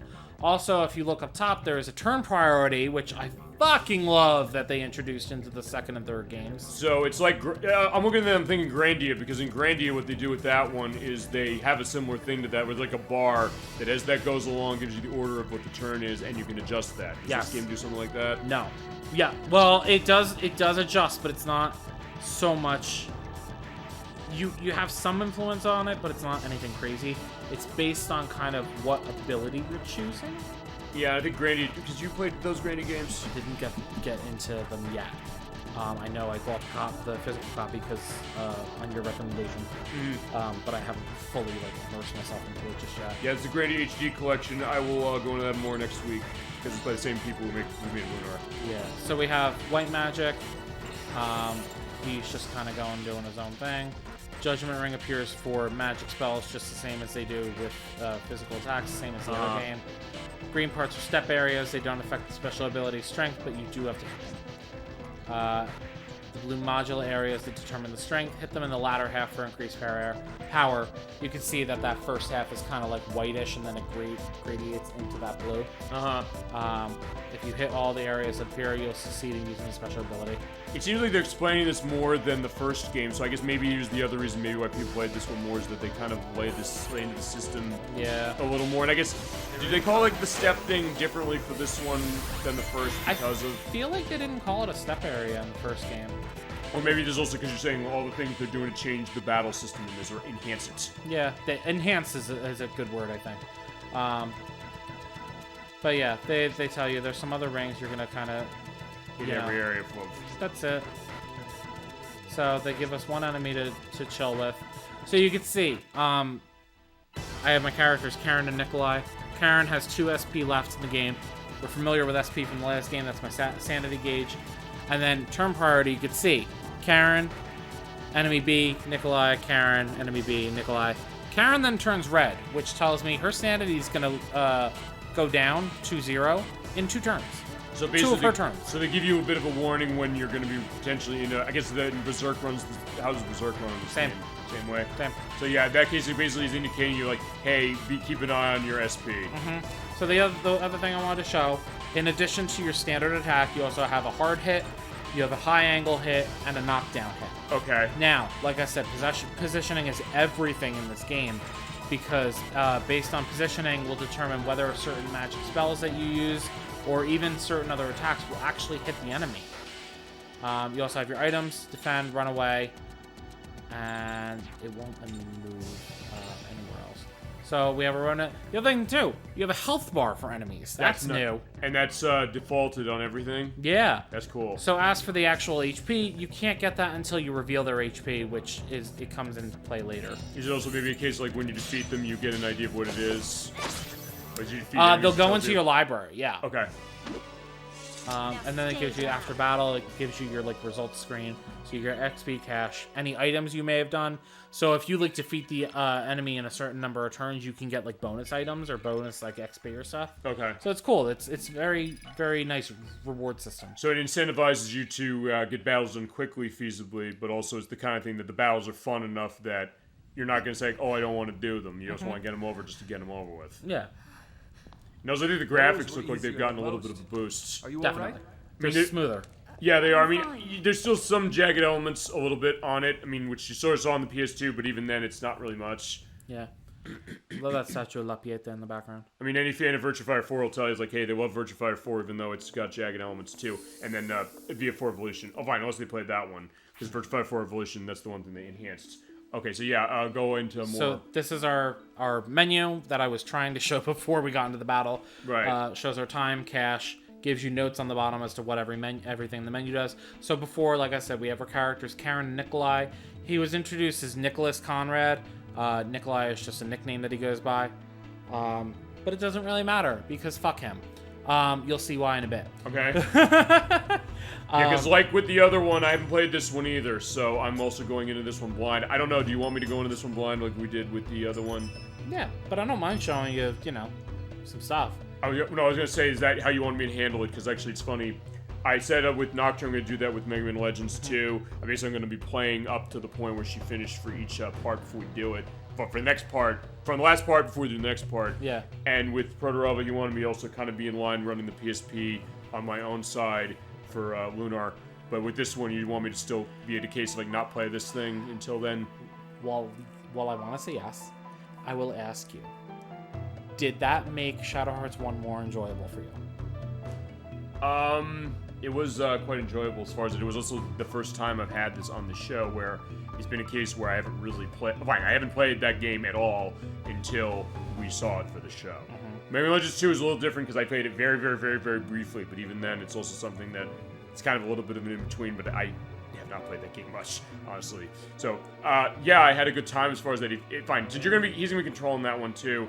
If he wants me just to not play this game for like however many years it's gonna take for us to get to it, I'm not going to deny you that. That's not fair. well, I don't know. I mean, I'm not going to deny you that pleasure in life. but see, fine. So good. I'll do that with Kodelka because of how expensive Kodelka is. Well, yeah. But and Shadow Hearts 1, I'm gonna. But you can I'm pick gonna up a play copy of this pretty cheaply, so you could definitely compared do it. compared to Shadow Hearts 1 and Kodelka, absolutely. So I'll see what I can do with that one. But that being said, it's also something that, yeah, I'm curious. Although, fine, maybe it might be the kind of thing that I'll play the Everling Hell to Shadow Hearts 1 before we get to that. Could be. And There's certain story things that are like, that I want to kind of keep close. On this one, too. Yeah, it's And maybe, hard. that's fine. I just feel like it's not fair to you, and I don't want to do that to you. Not necessarily, though, because, like, how many times we say, like, hey, we have tons of games. Fine, you know what, I'll tell you, we can make a deal that way. It's like, fine, well, instead what I'll do is I'll finish an RPG or RPGs that you're saying, like, you've had this for so damn long, you better be finishing this game. Final Fantasy 4, Final Fantasy 15, Zelda, any after That is a Nintendo fair 64. compromise, friend. I was gonna say. Yes, I fully support that. So, alright, then in Yes. that case, I can come as like, hey, did you finish Final Fantasy 15? If I say no, it's like, what the fuck is wrong with you? Yeah, okay. I like that compromise a lot better. Okay, so fair enough. So in that case, like, I have so many other RPGs. Like, I better finish off every single RPG I own, my entire collection by the time we get to that Yep. game. You got plenty of time. So they do the same thing with the explanation of items in here. They do give you the pretty illustrations. Yeah, they look really nice in this. They're definitely cleaned up a lot more. They look good in the first game, though. Yeah. But still, it's like, as you said, it's fine. I mentioned some other games that kind of were really good before, and then they got that second game, or third game in this case, technically, that really just enhanced so much. I think like Snowboard Kids 2 is so good. The first game is great. 2 really elevated literally everything. The point where when we get to that game, Nocturne called dibs on that. We're gonna start with that one. We'll go the other one, but yeah, that game enhanced it so much. That's kind of the idea of it. So it looks like maybe that's what Shadow Hearts Covenant's doing, from what I'm gathering. Yeah, they did a great job with this. I mean, just the images alone. Yeah. And they carried over, I think, a lot of the same images from the first game, but they just like kind of, like, I don't think they were in a box in the first one. I think they were just like on a cloth or something. They weren't. I don't even know if they were on a cloth in that game. Yeah, maybe you're right. Yeah. So Talisman of Luck, Ancient Phoenix, Drawn on Papyrus. Like, I just love the descriptions about all these, and then tents. Okay. Easy carry 10. I like the fact that we have it in a bag. It's legit a 10. Fine, I was thinking, because I said, like, with the tech I've got, or some of the new tech stuff I put in Final Fantasy 15, it's like, yeah, them going on camping and putting the tent up. Like, yeah, seeing Noctis and the gang putting the tent up, as far as that was kind of cool to see. I love that. Oh, yeah. So you have magic lists here. Nikolai's the only one who has skills currently. So what I wanted to point out before, so with his spell, you can see Blessed Light, light class, special damage, circular, small, one hit, and then you see the arrow pointing down. Okay, what's that? Okay, so the arrow pointing down, if you remember from when I was scrolling through different types of attacks, that means that it's going to knock the enemies down. Okay. So not only do your regular attacks have different properties where they can hit them up at an angle or knock them down or hit them hard, your magic also has the capability to do these special types of hits.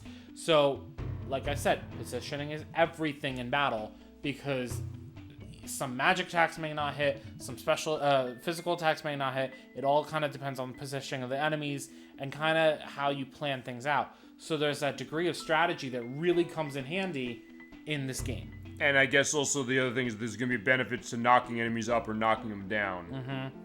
Especially if you're trying to line up those combo attacks. Okay. Which that's another new thing for this. I was gonna Combo say attacks. I would say that's new. Yeah. We'll see that probably a little bit as we go along. Yep. So we have equipment. Same thing. They give you the description, a nice image. Ceremonial sword by German officers. Oh yeah, it does look like kind of a katana-like. It does, and actually, Karen, there, I'm getting sort of a Lieutenant Colonel Kawashima vibe out of her, somewhat, a little, but I mean, I don't know if that's because like, hey, she's like military type? a military person. Yeah, could be. Who knows? But yeah, she's wearing very kind of plain, what she needs to wear for. Yeah, run on the battlefield. What's recommended? Then he's got something called Galahad sword. Of the Knights of King Arthur and the Knights of the Round Table. The first game didn't have something like this, did it? I'm thinking something else that came up with. It may have had a nod to something in an item somewhere, but I don't. I'm trying to think if there's a game we played recently where I think that came up. Yeah. I don't know, but it's a pretty sword. And then he's got a paladin's robe, which is just his normal public attire for holy sages, made of mere cloth. Blessings, generations of archbishops have endued it with spiritual protection. What is recommended over there? Do you know? Up there next to equipment change. It's recommended equipment, but I don't have anything else. So basically, how do they do that? Do they recommend that based upon? It's like an auto equip or an optimization. Based on what the character's skills are, as far as like what they do. It's based on how it's going to boost their stats. So, I guess in that case, it'll pull based upon whatever is going to be the best enhancement of stats for anything. Is that something you tend to run? Why not? You want more of the control? For accessories, yeah. Okay. Because it pulls in not only weapons and armor, but it'll pull the accessories too, and I like certain accessories. So the point is that it'll randomize everything on them. So it'll be best, I guess, for everything, but there's certain cases where you think, like, wait, you want to change around for something. Gotcha. Yep. Which I think there was an option to do that in the first game, but I don't remember. I don't remember seeing something for it, or if we did, we didn't really go into it. So this shows their actual status. It shows their affinity with other characters, which apparently this actually affects stuff in battle, but I never knew how it actually worked. And I never actually looked into it because it never really made a difference to me when I played. We will when we play this game. We will have an answer on how that works. Yeah. Unless when you do your practice, when we get to this point, you understand it more. I'm probably not going to, so we're going to have to actually look into it. Or if Chasm22 knows, if he's going to be on that show. I think he would be down with that. This is Karen Koenig. Koenig. Okay, gotcha. Lieutenant in the German Imperial Army. She has been ordered by General Hyman, head of the garrison at Luxembourg, to capture the village of Domremy. Okay, so yeah, we're over in Luxembourg now for this. Okay, so Luxembourg, that's the answer. That's where Domremy is. So I was right, kind of near France. I was in the ballpark. Did we mention something in Luxembourg when we played Shadow Hearts itself? I brought that up, I think. There was an item I think that was Wait, you referenced that place, didn't it? No. Oh, no. Not Domremy, no. What? I'm trying to remember. Maybe not. Okay. And we can see she's the fire element. Okay. And then Nikolai disguised. Is that to give him away something? Well, fine. We don't know. No, we don't know. No, it's fine. It's fine. Disguised as priest and exorcist, he was sent to investigate the demon of Domremy.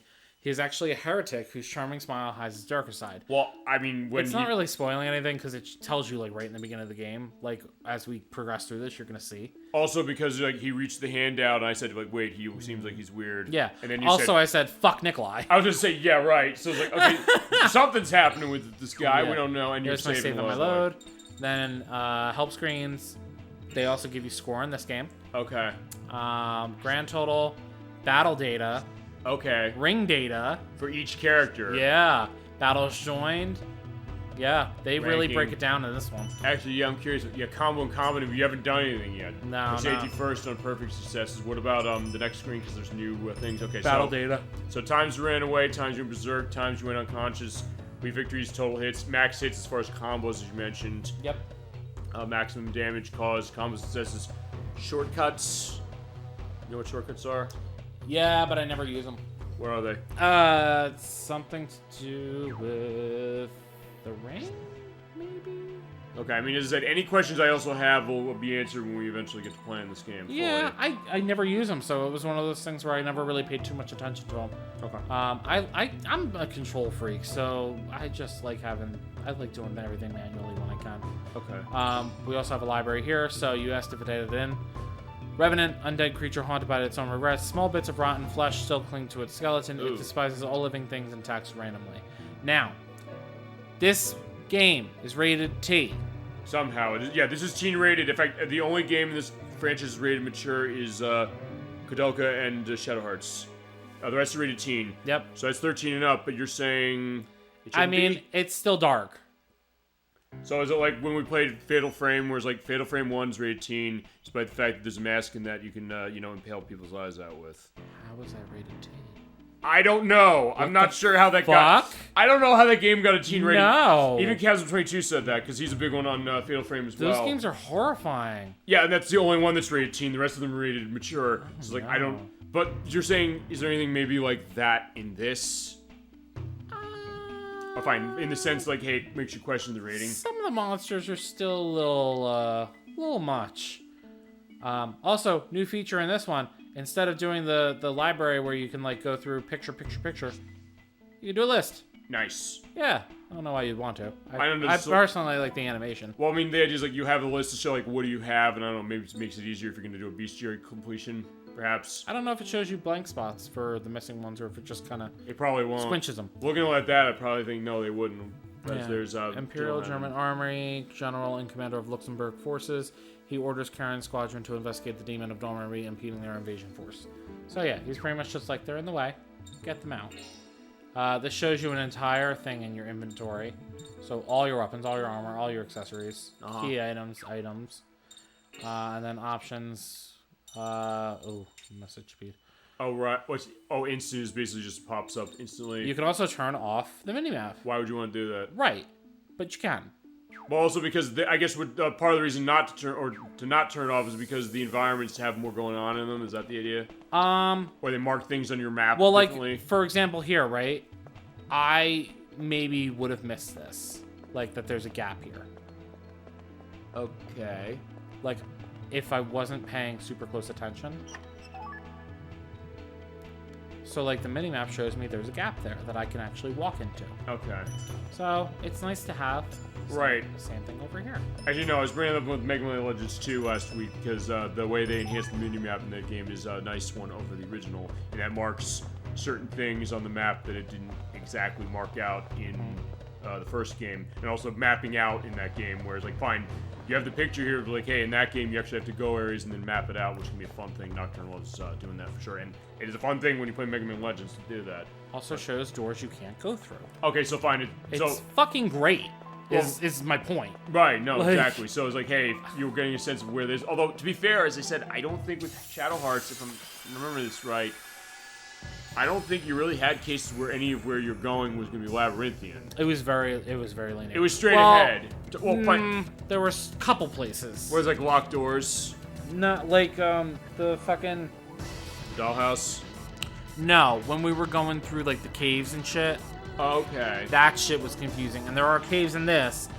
Fucking can't stand them. So I will be using walkthroughs for this when we play it for real too. Well, I was gonna say this also. The fact that you have a map might help. Doesn't mitigate that completely. Well, I mean, at least it has one. Because I guess. everything still looks the same. Sure. Gotcha. So we were talking about combos. All right. Yeah. Show us how combos work. First, you have to get your party members into combo mode with combo command. Okay. So if you scroll down, There's combo, more.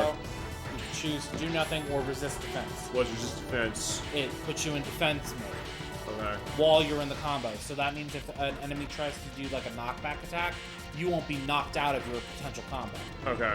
I only recently learned that on my playthrough that I did last, because I never actually used it, and it fucked me over a lot. Okay. So now it's actually going over like the different types of attacks. Because you're saying that, hey, you said it matters specifically what you pick here. If the hit class combination is good, the combo will flow and work well. So she's doing the tutorial's doing a high angle attack against the statue, and then this pops out. So it's like Okay. QTE, quick time event kind of deal. Yeah. So you essentially just need to press that button that appears. It could be any of the 4 face buttons. Oh, randomize it. Yep. Before it stops spinning. Fail, then it's combo break, combo X. So now the enemy freezes. And then you have another opportunity to hit them with another character. Yep. Awesome. So it will automatically snap to the next person.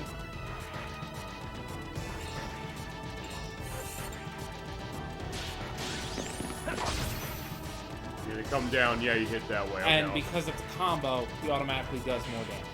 Okay. So it's really useful. How can you tell if it's a good combination? You basically have to kind of play around.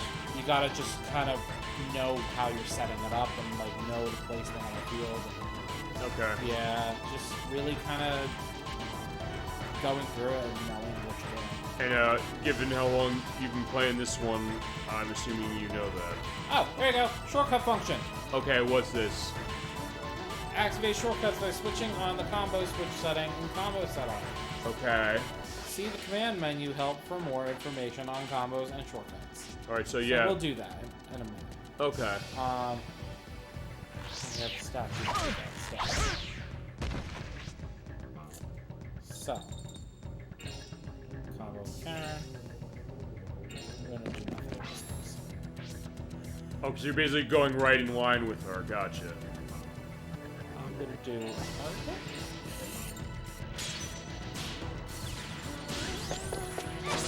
Do you have to wait until... Fine, when that triangle appeared, do you have to get into a case like if you hit it too early, it's going to be a problem? No, but you have to hit it before it stops spinning, otherwise it's combo break. Okay.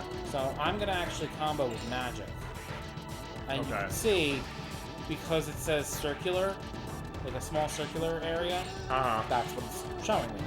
Alright, so that's where you're saying the positional element goes, because when you give something that way, it shows that. So it's almost like... We mentioned... Fine, I don't know if we mentioned this with Kodelka when we play that. It is a strategy RPG, but it sounds to me that... God's mercy. And feel free to correct me if this is not right, my understanding on this.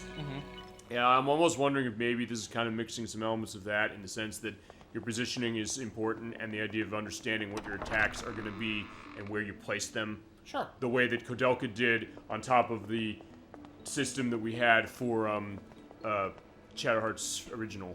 Yeah. No, I would definitely say that's Which is interesting. kind of marrying the two together.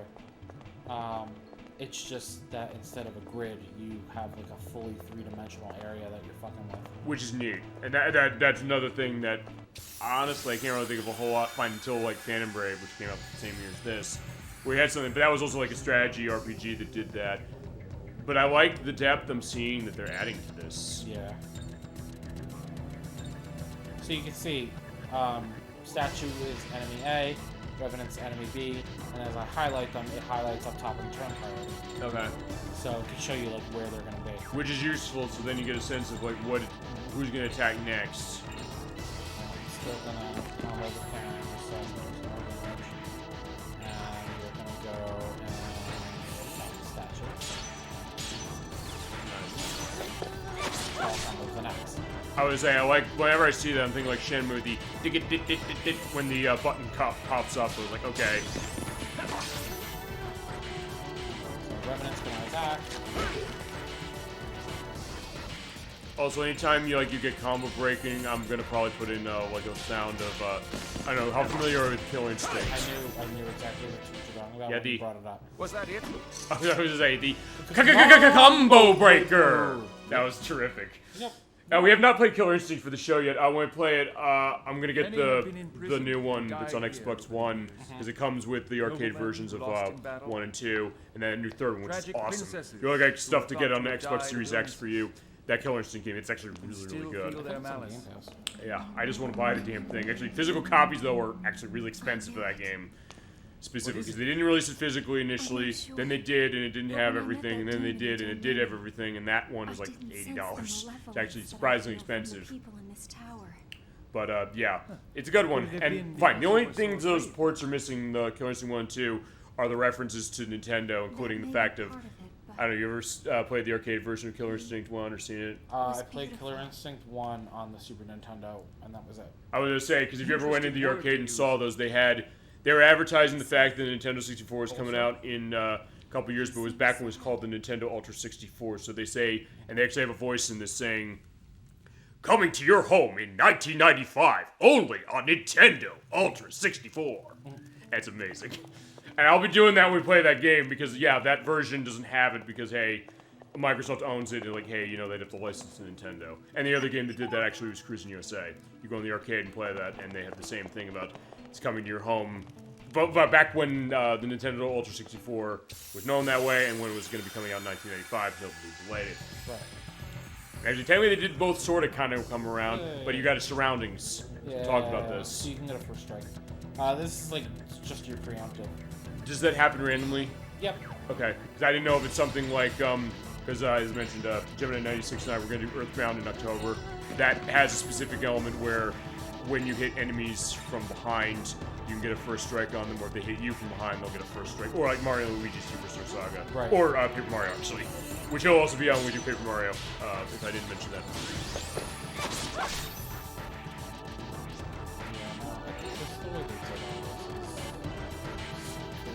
Yeah, no, I can see what you're saying as far as this really enhancing stuff over the original. And also, because I'm still on a combo, Yeah.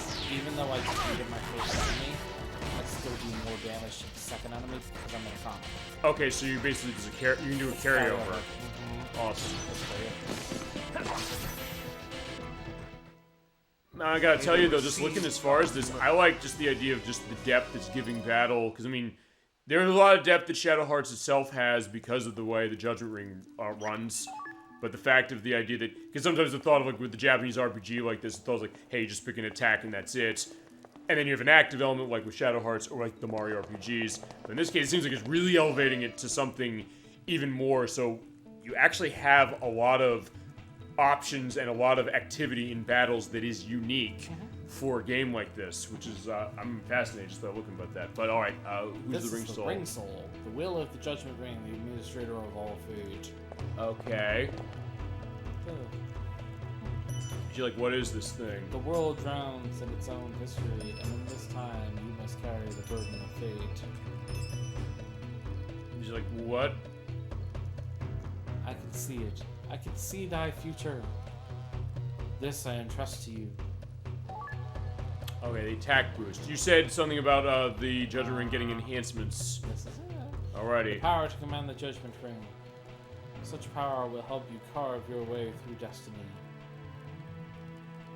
But why is she getting it? The Judgment Ring has the power to change the world. Fate only follows a straight path if it is used well. Yeah, but I'm also thinking like, Yuri, I would think he would be the expert on this, but I don't know. Straight path? There's nothing more to say. I will appear to you again to bestow upon you more power. Okay, so the ring still has our backs, I guess. But beware, I am always watching. Watching to see if you are truly the one to find destiny. And it probably is watching when we sleep, the pervert, maybe. I don't know. We'll see. There, for all I know, maybe I'm right, maybe I'm wrong, I don't know, but... Only time will tell. Yeah. Okay, this dickhead. Don't keep your new power all to yourself. Let me ask you. Yes. Based on what you know about Nikolai thus far, do you think he's gonna be in our party long? You said no, technically. I would think that, or if I wanted to be really fun, fine. I wish you would say, like, who is this? And then I could have said it's Kevin. But like, no, he's dead. Take out his been long dead. Fucking Kevin. Yeah, I know. But he kind of has like an element of Kevin, Yes, I guess, kind of, maybe. It's the smugness. Maybe, but it's like, fine, we'll see how when we get there. But like, that's his dick move, trying to be like, oh, give the ring customization to me. Why am I gonna waste it on this? Well, I don't know. Maybe here's the other thing. It's like, don't use it on yourself. Maybe the thought that, hey, because he's coming from the Vatican, the thought of, being virtuous and, not fine, remember, the 10th commandment is thou shalt not covet, but I was like, I don't know if you're looking at that and then thinking like, fine, we already knew. Something for myself that is mine. So, there was a tutorial on it. I'm just gonna go into it. Ring customization. Yeah, talk about this. Go to Karen. So you can see we have a new item added to our list here. Alright. Ring customization, go to Karen. Hit area width, So we can use that hit area expand that we just got, and we can actually increase the size. So, if you remember from the first game, Wanderer May Wan, he's the one who did this. Yeah. We could just do it ourselves now. So you have items that you pick up that you let you enhance it. Correct. And it looks like you can take the... Oh, here's a question. You're putting points into these specifically. Okay. Because basically you're like running each of the strike areas, and you basically allocate them all into one, or you can split it across for like the things that are related. Yeah, strike so area, hit area. I have 4 hit area expands, right? So I can do 2 into this one, 2 into this one if I wanted. Okay. How do you tend to do it? I don't really touch it until I really have a need to. I kind of will widen areas that are a lot smaller, but if they're like this wide, I don't really fuck with them. Okay. Hit area number is the one I want to pay attention to. Okay. So we have this attack boost that we just got from the Ring Soul, so we can bring her down to 1, which will give us 2 attack boosts. Okay. Or we can bump it up to 3 and use that attack boost we just got, which is what we're gonna do. Okay. And then, oops, hold please. We can also go back in. We can get it back. Oh, never mind. What? We can only get back what we had to begin with, so my bad. You can bring her down to 1 ring, 1 hit area, but you're not going to get anything for it. So, well, you know. But if you bring her from 3 down to 2, you get the 1 back. Okay. So. And you want to run more of them usually? Is that the idea? Well, yeah, more hits equals more damage. Okay. I was like, So. I didn't know it was like less hits equals more damage. No. There's also a fun little thing in this one. You can have add-on effects onto a ring. Okay. So this one reduces enemy evasion rate, which means that they're easier to hit. Okay. So, and there's different levels of it. So this is a level 1. It also comes in a level 2, level 3. Okay. So it goes weak, medium, strong. Then you have ring types. You have a normal type, normal ring, which is what we're used to seeing. Practice ring, which does not have strike areas on it. It's just hit areas. And you can just hit that, and you'll always, you know, as long as you hit the areas, you'll get a hit. Okay. You don't have to worry about strike areas doing extra damage. Okay. Technical ring, the strike areas are actually smaller, which requires you to be more precise. Does it cause more damage because it's smaller? Let's find out. Missing any hit areas negates your attack. Although hard, this I would assume so based on that description. Okay. This one, missing a hit areas does not stop the rotation of the indicator. The ring's disadvantage is that it doesn't have any strike areas. So you won't do as much damage. Right. Normal ring. Is what we have. Right, so we know how to... But then the gambler ring, what's that? Gamble ring is a fun one. Has only 1 hit area and strike area. It is also far faster than any ring. Okay. Succeeding has the same effect as hitting every area on a normal ring. Do you like running that? Nope. I was gonna say, Nope. I do the normal ring in Mind's Eye, just like I did for every other thing on Shadow Hearts 1. Okay. Yep, that's all I fuck with. Okay. And then auto ring. What's that?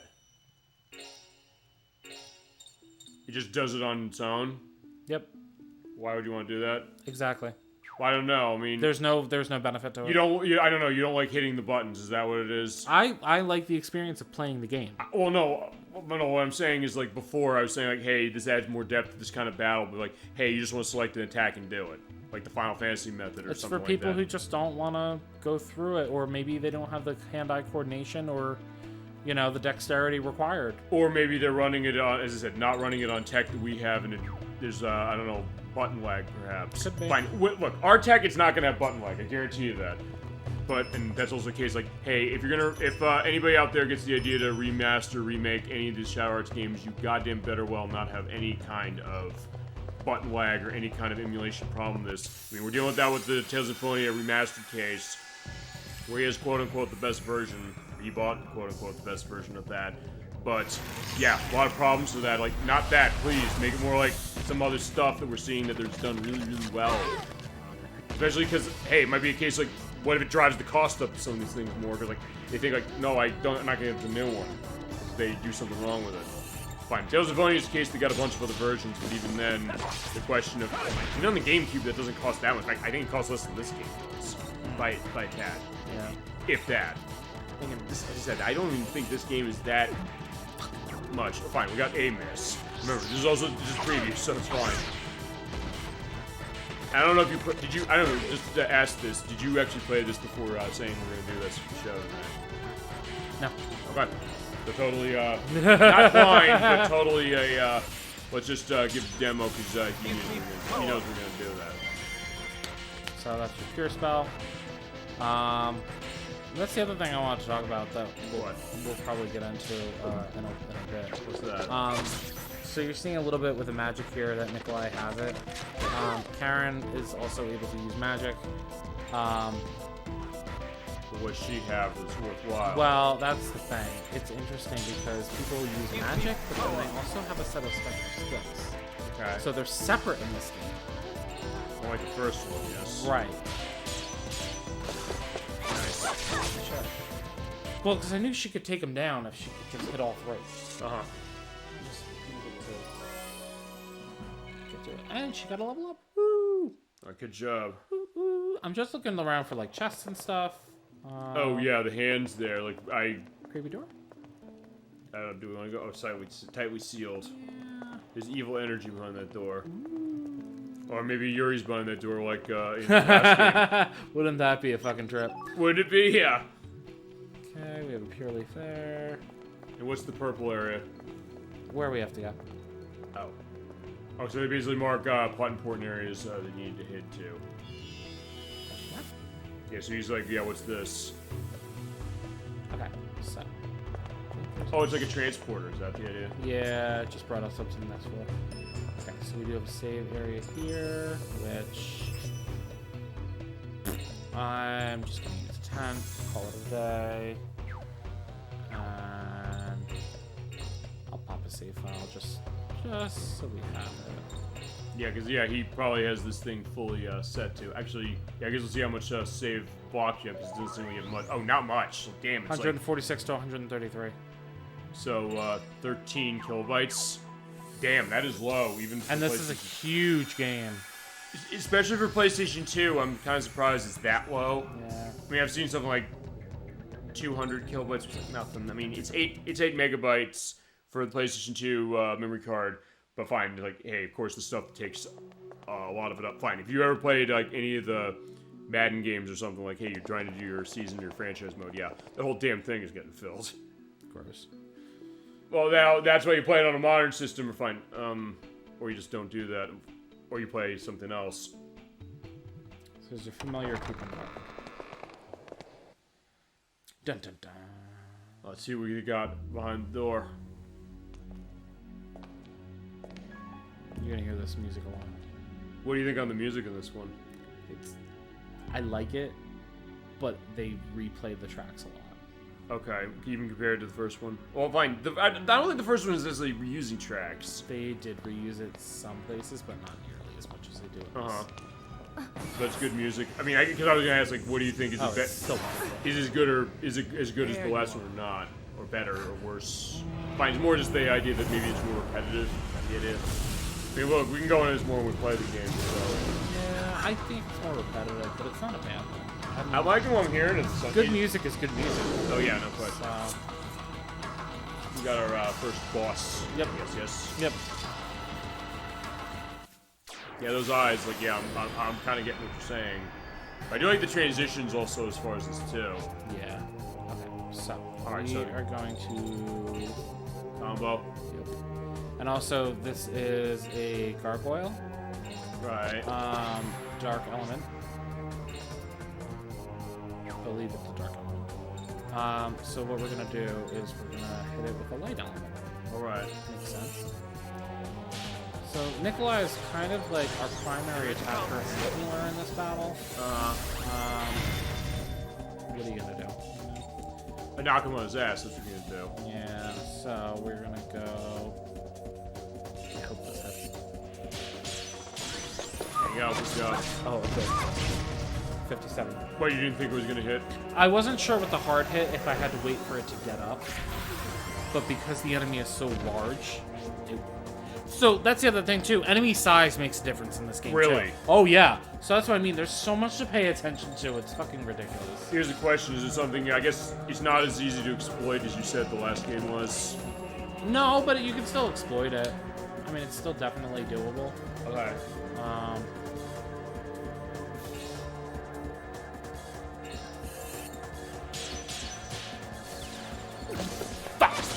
hit the wrong button. So now you saw what a combo break looks like. Okay. Ah. Wait, it still looks like you sort of hit him though, but it's not as much. Oh, I hit him. I just broke my combo that I was trying to set up.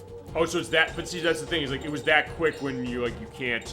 Where that? Because what? You just hit the wrong button, or you just didn't hit? I hit the wrong button. Instead of X, I hit square. I thought like, hey, it stopped already as far as the spin. Like, wait, is it that quick where it just stops on a dime? Now, if I do a combo here, you can see it goes Karen, Gargoyle, Nikolai. If I do a combo here, It switches. Okay, so doing a combo also changes what the turn priority is because you're going next to everybody. so if I do a combo here, the Gargoyle is still going to be able to attack one of us. He can potentially break the combo. Okay. So I'm gonna play it safe. I'm gonna use their relief on Nikolai, so he doesn't get his shit. Okay. Perfect. I guess like with the last game, when you're doing perfect for item usage, it's more effective. Yep. He's got 4 hits. What an asshole. Combo, Karen. I guess in that way also, do you think this game is harder than the first one then? In terms of how you have to strategize certain things, yeah, there's definitely a increased degree of difficulty. Or, and also I guess overall in the game. No. No. Do you think or not? I don't know. I guess your personal thing, because I asked that about Nocturne, or 2 Nocturne last week with Mega Man Legends 2. She said they're about the same, although honestly she was having more trouble with that. Fine, she got 2 game overs where she didn't on the first game, but still, it was making me think that, yeah, this looks like it's harder. And even a life person saying that, hey, some of these bosses are way tougher that way.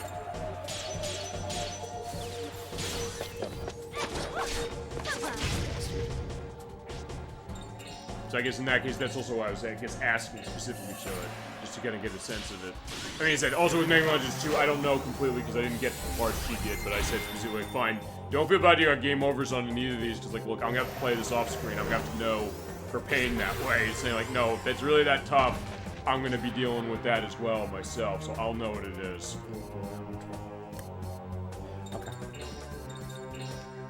Yeah, well, which are words that didn't come out of your mouth in the last game, so that's also why I'm wondering if maybe this is harder. Well, you look, they both have 1 SP. Nikolai has 3 HP and 1 SP. So somebody's in trouble somewhere, no matter what I do. Okay. So I'm still gonna heal him because what happens is even if he goes berserk, there's still a chance of 50. Okay. So I'm just gonna run this.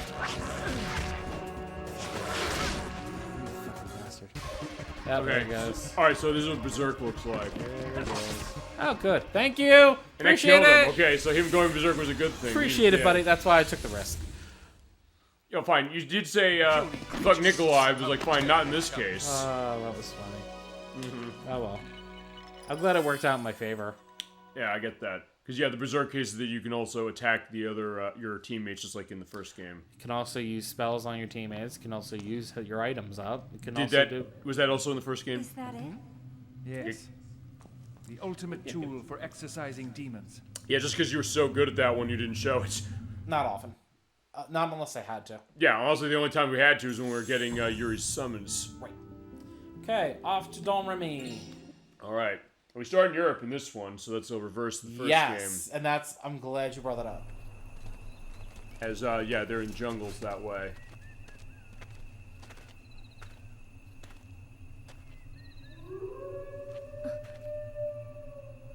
A guard, eh? Don't worry. I've made the necessary preparations. Preparations? Yes. Split up and surround the church.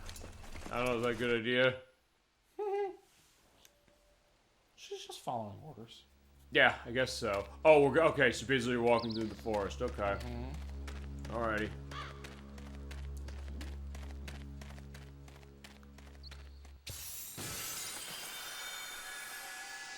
Also, I guess the question, did it recover your health and things after the... Yeah, it did, okay. Yes, it did. Wooden lion. Wooden lion, okay. Wooden lion. So I guess Q Edwack here saying, do we have a hammer? Fine, you have a sword, so slash it. Hammer fixes all the problems. We still have to find out if there is hammer in those other Freddy Fish games. Fine. I also told you for the game Dev Tycoon play, I did make Freddy Fish 6 Case of the Broken Kneecaps. Yes! Which was very well reviewed, it's worth pointing out, when we played that. So, yeah, there you go. There's Johan. Oh, and it also does the same thing as it did in the other one. It gives you, like, the name thing. Johan, guarding entrance. Okay. I know you enjoyed those in the first game. I do, yeah. And I think that's why I'm liking this. And also, one other thing I guess I'm noticing, we're talking about the idea of I was talking about the idea of there being a lighting engine. I'm seeing, yeah, there is, because look at the detail there of the sun coming through the trees. Yeah. It looks really nice. And it looks and feels like, yeah, we're in a forest, and there is, I guess, what you're looking for. Yeah, that's the one I was thinking of on the first one. I was like, damn it, where's... We have... Newly promoted Pfefford. Alright. Comes back, we're gonna Hot hot taste taste of of death. death. That's a promise. Okay. Yeah, he's dedicated, alright. You were zealous. Yeah, and over there, I guess, is our destination. I Yeah. guess, but... Okay, so we have a ducky toy, Oh! and a wooden lion, and another ducky toy. I'm trying to remember, didn't we... No. I'm trying to think what I was thinking of. Oh, no. Okay. Now, I was thinking of Guardians Crusade on PlayStation. That was what Totoro was showing me off screen before we did Game Dev Tycoon for last month. Because that's a case where everything runs on toys. It's like, there's an RPG that I don't know, like I can play the Shadow Hearts in that one. But like, no. It's cute because it's kind of like these are the protectors of the village. Yeah.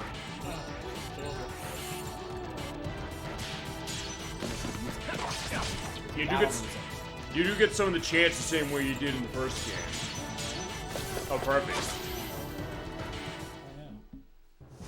I didn't expect much anyway. And they have the after battle speech, like, Which is unique because the other game didn't have that, I don't think. Well, no voice acting outside of cutscenes. Well, fine. I mean, in the battles there were some sort of, but I mean... The grunts, and also, fine, some of the things... Japanese voice acting. But not always the Japanese voice acting. I Yeah. don't know, does this game do that as well? What, Japanese voice acting? In the battles? Nope. Okay. Nope, all language. Okay. All English. Samuel, the anxious medic. Alright, you sure?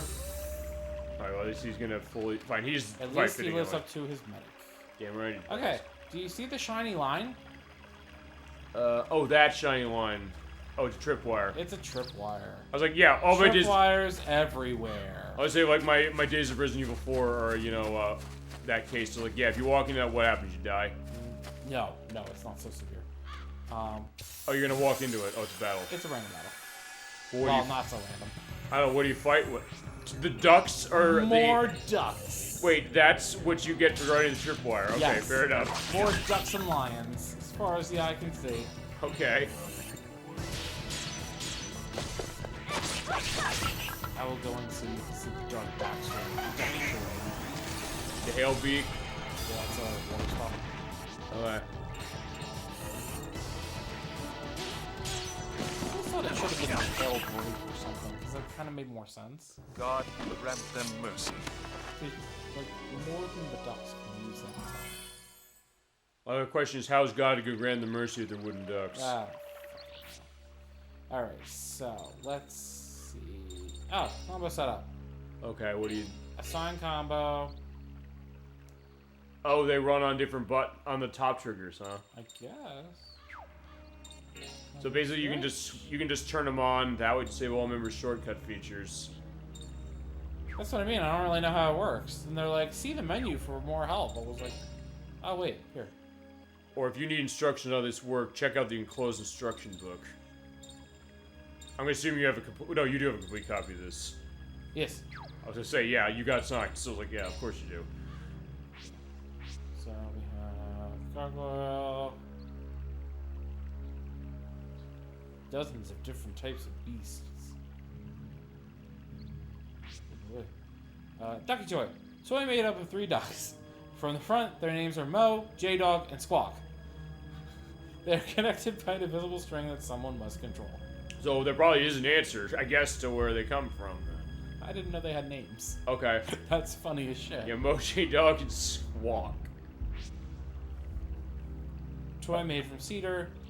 Its builder wanted to convey the ferociousness of a hungry lion. Pulling its tail winds a hidden spring, so it can run for about 20 minutes.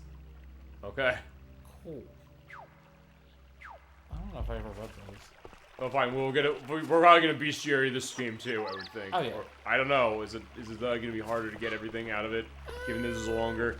Not necessarily. I guess you have to go with the tripwires. Is that the idea too? Some of them. Some of them you can avoid. That one I couldn't just because I had the chest. Yeah, and the wooden ducks and lions are surrounding us. Oh, yeah, look at that. It's just not fine. To be fair, that's what I would expect to happen if, like, a wooden lion ran into you. You get knocked, like, 5 feet away. I got a love for, like, cartoon movies, too. I do, yeah. It shows a great attention to detail. It's so wonderful. And then they speak, like, when you fucking fan. Uh-huh. Damn, alright. Okay, you're doing good. I'm on fire. Base you rate can decreased see. by 36. Yeah, that was that add-on stuff that I had. Okay, so basically, if you do attack specifically, There's a random chance. there's a chance of that. Cool. Obviously, if you get the higher level ones, then the chance increases. You thought you could face With the my low level sword. ones, that'll happen every now and then. Okay. I'm glad we got to show that then. And what's nice is I can do battles here and not worry about getting hit. Oh, you think you could keep us out with these little toys? Yeah, that is not a wrong question to ask. We did have that wolf howling. We're wondering what that was about. Yeah. Foolhardy little volunteers. So what's nice though, I don't have to worry about getting hit because I can just go back to the anxious medic and get healed. Yeah, and he'll keep doing that. Boom. No problem. Actually, I'll tell you one. I kind of actually did notice a subtle detail as far as like what you're saying about Nikolai, because yeah, if he comes to the Vatican and has a religious thing, what is the idea of any religion specifically in terms of how they view animals? They usually view them in a very positive way in the sense of not saying things you just said about them. Oh, like I said, you actually asking me a religious question? I'm asking you. No, I'm asking. I don't have an answer. Well, no, Ever. but I know, but what I mean is that any faith belief, even if it's not necessarily religion exactly, they tend to hold in elements of nature and animals as a high regard. So in that way, yes, but also that's one thing maybe I caught on to. Dang it, fine. You knew already. He's like, wait, no. Here's a hint. Here's a hint. You said fuck this guy. We're seeing he looks like Kevin, amongst other things. There you go. Oh, and you also get bonuses for no damage and doing perfect ring on. Oh, so you get extra cash and items for that. Right, cool. right. That's what I was trying to tell you about before. Okay. At least I got to show it.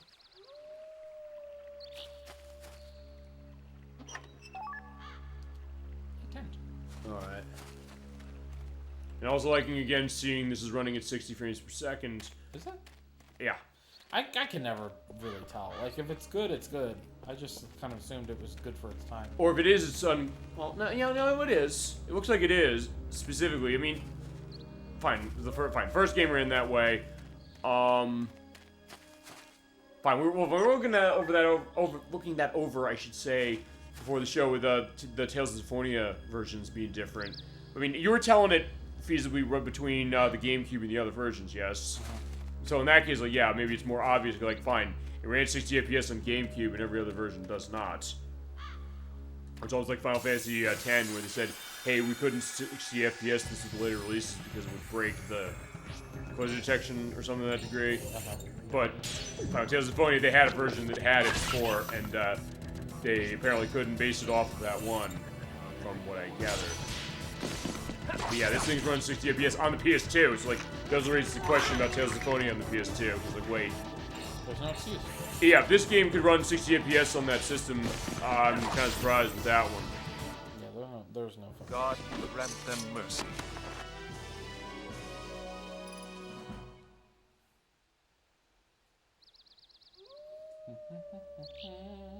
Alright, so yeah, we got through. Church isn't far from here. Yep. Alright, let's see what we're gonna see at the church. So now I get to actually walk through the graveyard. Oh yeah, you're right. You're controlling Karen now. Actually, question. It's like the first game where they change character you're controlling based on events, and not based on you being able to change that. Okay. Yeah. I actually... It's funny, like, certain things like that I just don't even notice. Uh-huh. I'm just like, oh, okay. I mean, I'm fine. I'm also noticing because I brought that up when we played Shadow Hearts original. And maybe because we've had Final Fantasy on the mind today as far as that. Maybe that demon called in his boys. Okay. What boys does he have? And who is that demon? Hey, guys. I don't know! Yeah, these, wait here, we're going inside. Yeah, don't come in unless you're screaming. What does it say, the magic words? I don't know. Here we go. Alright. So here we are back at the church we saw at the beginning of the game, a while ago. It's dangerous to leave now. But Wait, why? He has come. Setting up the Okay. That's kind of Alrighty. he just materializes. Alright, fine. I gave my guess of who this is, but we're gonna see, I guess, a full answer right now. Show your true self, demon of Domremy.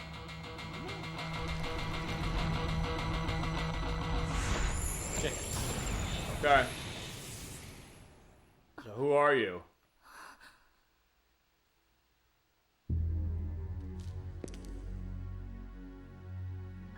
You were Yeah, there you right. go. There is Yuri Hyuga I've once been wanting to again. meet you, God Slayer. God Slayer. All those dead soldiers outside. Are you the one who killed them? That's right. Well, yeah, what You is... see, Yeah, I don't gotta see want how this is gonna witnesses operate with to him. what is about to happen here. Still Uh-oh. so- no, this is- Give me the girl. What's going on? Come and take her. If you can. You'd be curious as far as how the battle's gonna go. Yeah, look at Yuri with his, new garb and this. Yeah, he still has, the battle smarts. He knows exactly what he's doing. You. Give me Jean. John. Yeah, he wasn't. Nikolai? Lenny!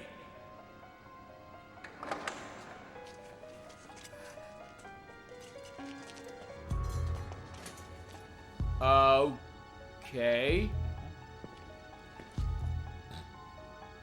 Just enjoy You're it. late again.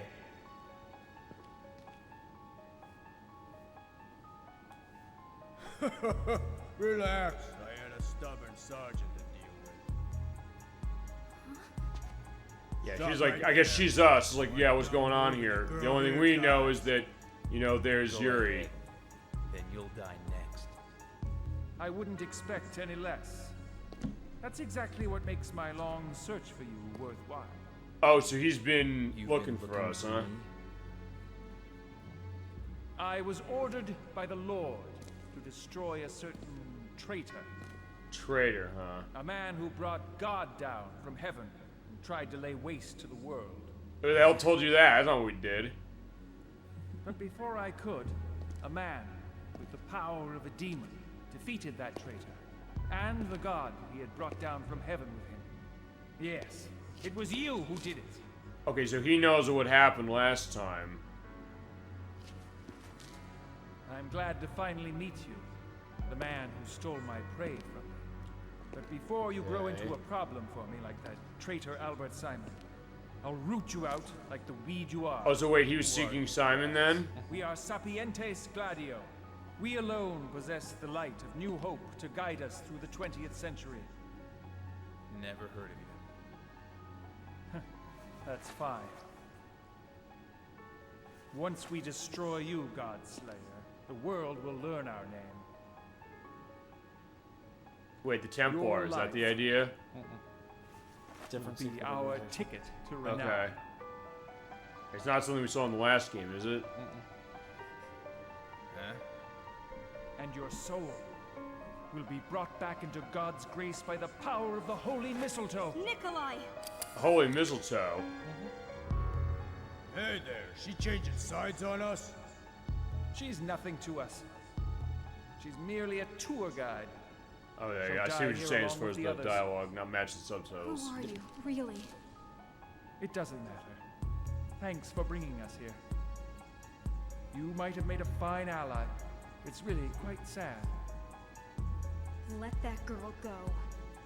Or else. Yeah, or else what?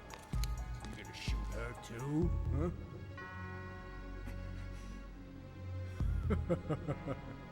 Yeah, I don't know if that's a good idea if, yeah, he's a knife to her. Huh? Brad?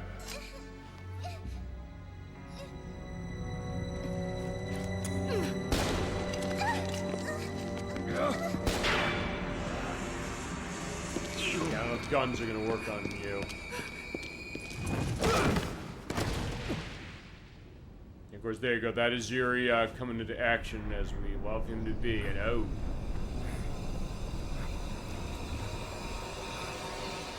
What the hell?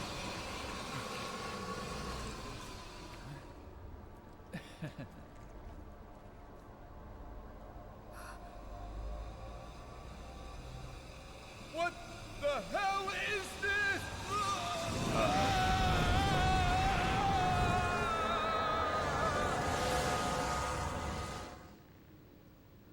Yeah, I also hear why you wanted the rumble on it strong on this one.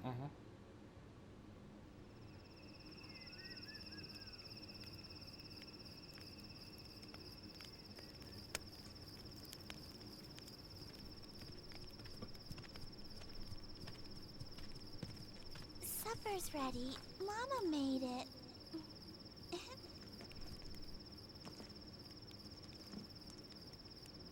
So they're pointing out one thing I know for a fact. It is not Eric Stewart who's voicing Yuri in this game. Am I right about that? You're correct. Okay. Is it? When we play this game fully, we'll go on the full element voice performances that way. But I don't know. What do you think is Yuri's voice in this? I like him. I'm hearing of who it is here. He does a great job, and I forget his name, unfortunately, but he does a wonderful job with this. Okay. It makes me love him even more. Okay. There you go. Wow, up until now, he's never taken food from anyone but me. Well, Yuri's grown, as we saw in the first game, and honestly, I'll tell you, I think you had a point saying that it's good we looked at the first game first before seeing this, because it does really put into context everything we saw Yuri go through, even with what little we've seen of him in this game so far. I wonder what they want with the village anyway. And I know we're introducing a bunch of characters and everything, but it's fine.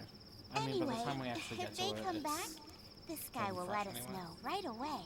That being said, I'll still have the recording of this to kind of go back on. Sure. But that being said, I do like the idea of seeing this and getting a sense of, what's coming up next. So here you are. Oh, I love him. Grandpa! Okay. John, your mother is worried about you. Oh.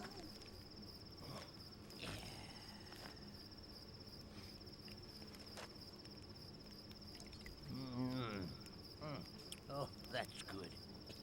Ugh, that stinks. Are you drinking again? Don't be so hard on me. This is my one true pleasure. Jean is not a true pleasure to having a granddaughter. Better get to bed. Your mom's waiting for you. Actually, it's interesting. Yeah, Yuri seems like the responsible one here. Fine, he understands clearly with what happened with, Alice before. It's like, I'll see you in the morning. watching over people, I think. But also how to deal with, drunkards, I guess. Shouldn't you be turning in soon? But even then, he's like, he's being a little more, he's trying to not push it as much. He's very much a protector. He fits Let me right see in that. But then he always was, when you really think about it. Just a little sip. Hey, give me that back. The interactions between them is the fucking best. So this is essentially like Jujin in this game. This is Geppetto. Okay. He is a French puppeteer. Good. Okay. And he is voiced by Amos Nandy. Say, What else has Amos Nandy done? on staying in this village anyway, huh? Couldn't tell you. Fine, you know what? A lot of stuff. I'm not really sure. But I can't give you specifics. You know what? Fine, fuck it. I'm gonna look it up. I think he actually voices a you? bunch of characters in this game How too. long are you gonna stick with me? I'm not really sure either. But he does such a good job. Lazy old bum.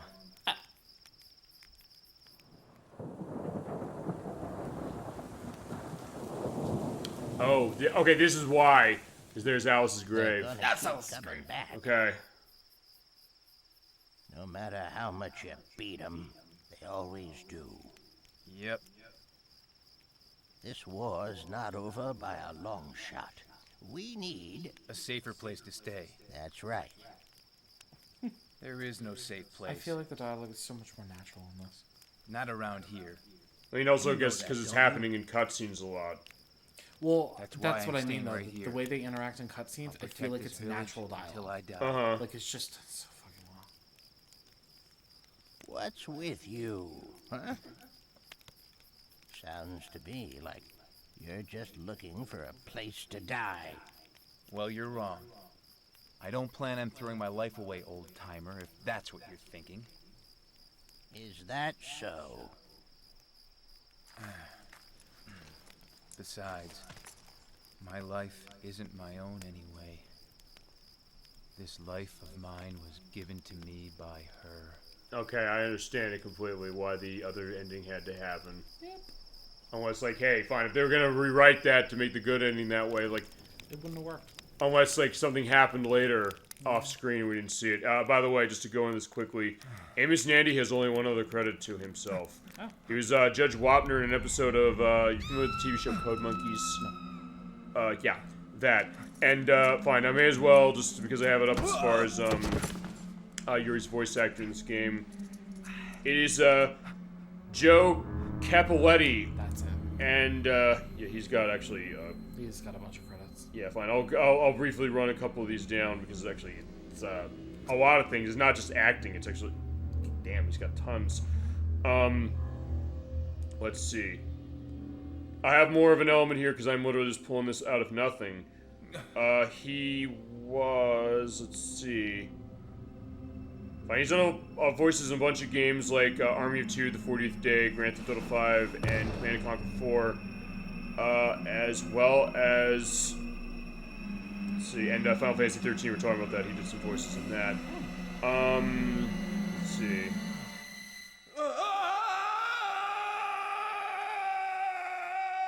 He also is the basketball championship announcer in High School Musical. Okay. Amongst other things, and let's see what other things, because it's weird. A lot of stuff is not necessarily specific, Right. as far as like the name that way. In some other cases, like, wait a second, what else was it?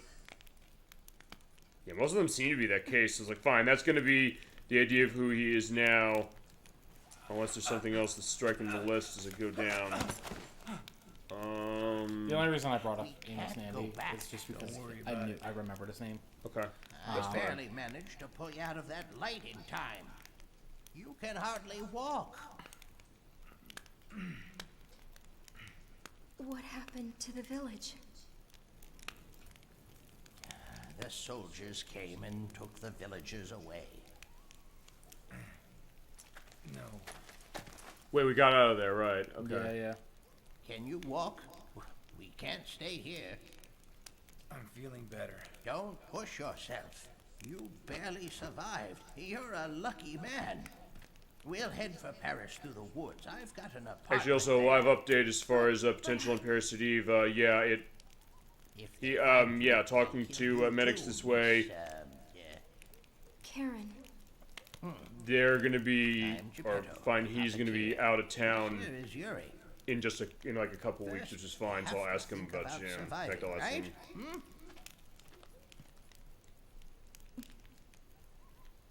So if I can get some kind of an update to this live on show, I'm gonna do that.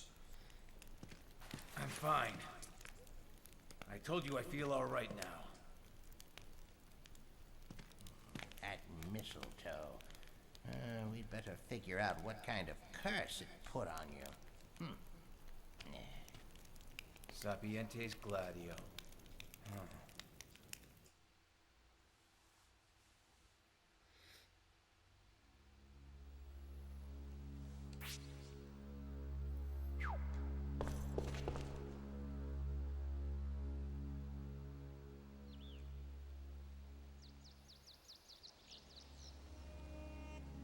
Alright, so where are we going next? We're going to a apartment that Geppetto has in Paris. Okay. So, what Geppetto just gave me are crests. Alright. Anybody can use magic if they have it. All they have to do is equip it. But, Yuri's, not like everybody else. Is probably unique to him. He straight up just says to her, he's like, I can't use magic. He goes, what's the matter? Thanks, but no thanks. I don't need magic like this. I can do my fusions. So. Yeah, he like does the sweat drop, but he's like, don't tell me it's because you can't remember spells. Why would he forget? He just doesn't have a memory for him. Oh. So. But the wolf can do it. Oh, Blanca's the wolf. The wolf can fucking do it. That's what's so funny about it. Okay. And these character portraits, again. They look good. Good.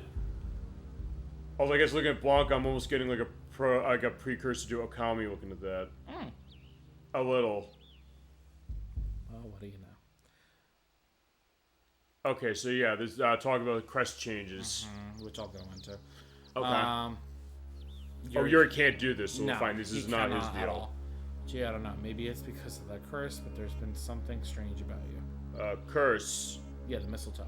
Oh, yeah. Oh, I was saying that was bad shit that happened. It was like, I didn't know what it did right away. You'll we'll see as we go into it further. Oh, Blanca's a party member. Blanca is a party member. But she's not. Oh, wait. Is this like the last game where you only have 3 party members you can run? No, you can actually have 4 at once, but for this part of the game, for this next area, Karen hasn't fully joined us yet. Okay. And I'm not quite sure why that is. I don't know if it has to do with the outfit she's wearing or what. That it's not going to protect her? I don't know. She does a costume change in the area coming up, so... Alright. Oh, and you have soul energy again. Is that like the other one where you have to kind of get it... Kinda, sorta. Let me see if I can actually do anything with it just yet. And there he has the fighting... Actually, wait. Yuri Volte Hyuga. Oh, he didn't have a middle name in the last game, did he? No, they give him... They show his middle name here. It's Volt. Okay. Called Godsire with the Secret Society, this anti-hero has the power of soul fusion, defeated in Domremy, and cursed by the mistletoe, he's sworn revenge. Okay. So that's the idea. He basically got cursed this way, and that's what he's doing. And then there is... Retired puppeteer who gained fame in the great theaters of Paris. He now travels the road with Yuri and his beloved puppet Cornelia. So Cornelia is the puppet. Cornelia is the puppet.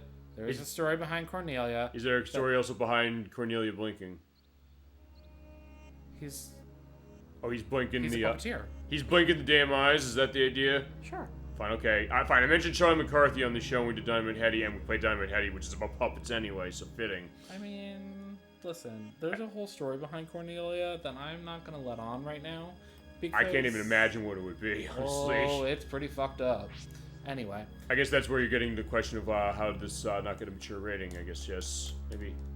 I don't know how they skirted that, to be honest with you. And this is Midway, which is a shock to me then that way, too. Or even the fact that Midway's fine was fine taking mature rating, no problem that way. Yeah, Blanca, raised by Jean, this white wolf of Domremy, protects the village along with Yuri. His intelligence and cool-headed thinking make him a highly reliable ally. Now, I always thought, or not even that I thought, but I always got confused. Because the wolf's name is Blanca, I always thought that it was a female. It just seems like a very feminine name. That or I'm thinking Blanca from Street Fighter, but Blanca's with a K in Street Fighter. Right, it's also Brazilian in that case. Blanca here or in Street Fighter? In Street Fighter. Blanca was from Brazil. That's true, yeah. Fun facts. Yeah, I don't know. I just always thought it was a female, but no, Blanca the wolf is a male. Okay. So, affinity, nothing yet. Yeah, what's it? I mean, he's wind-based, but what is his skills that it might be worth having? We don't see that yet. Okay. So, what I love about this game, you get other skills for your party members through their own individual side quests, which actually gives you more story about them. Okay, so... It's fucking cool. So the last game did have side quest elements that went into story, but in this case you're saying that you're getting skills with characters specific for them. Throughout the entire game. More than... Because we only did them all at the end for Shadow Hearts. Yeah, originally. which most of the stuff comes at the end here too, but like you're still kind of going through. And you can see they each have a weight. So weight normal, light, and then you have heavy characters. Is that based upon the knock element for the battles? I believe it has some sort of sway in there. Okay. And then DCP, I forget what that stands for, but it essentially plays into the crest magic. Okay. So here, I'll show you crest magic, crest change. So you see DCP 10. So Okay. you can equip up to 10 points worth of crests. So you go in here, you have Focalore, Andress, and Furfur, which are all based off of demons from the Solomon's Key, which was a book of magic that belonged to King Solomon. Which you referenced, I think, for the first game. I believe so, yes. Yeah, because it was mentioned in one of the descriptions for one of the items. Okay. Yeah, so that's why I said, oh, keep that in mind, because it pops up here. Awesome. So you can see each of the magic spells that's on here and what it does. Okay. So I'm going to throw Hailbeak on him. So you can see it's a level 3 crest, so it takes up 3 DCP. Okay, so basically you have to manage your points for what you have as far as the crests. You get a shit ton of points, too. And so basically you can pretty much customize your characters as far as their skills. Is that the idea here? Mm-hmm. Okay. So like here, I have a level 3 and a level 2, which is it brings me up to level 5. I have 7 points total, but I have 2 left. Okay. So I just threw that. So that gives me Gale Spin and Mirage. Okay. And then you see the notes down here. It says the Demon of the Forest of Passion, Demon of the Enchanted Sea. That'll come into play a little bit later. Okay. There's a side quest tied to that. Fantastic. So, and then Crest Magic here just gives you a list of what their magic is. Okay. Based on what I equipped. Okay, and yeah, I was gonna say that was the next thing we do to show, which is that every time you have something like that, it'll change. The Judgment Ring will be different for some of those things. Yes. Not much as far as what you showed, but still a little bit. Yes.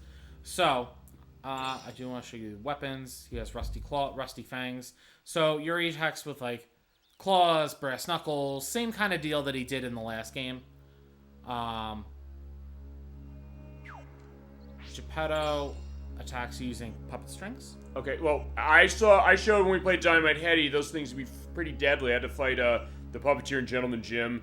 I got killed because of those damn puppet strings, the metal ones he was swinging around. I literally got myself decapitated in that Pretty game. sure they're That's pretty sharp. I was gonna say, it's like fucking razor wire in that other game. And then, brush. A tusk brush. Okay. Animal brush made from boar hair, used to clean and polish fangs and tusks. Obviously, it makes sense being for a wolf. Uh-huh. Right? This game also taught me what a whetstone was. Okay. I didn't know what that was. The WHET stone? Yep, had no idea what that was. Did not realize it was used for sharpening knives. In this case, used for sharpening teeth and claws. Okay. Didn't know what it was until I actually looked up what it did.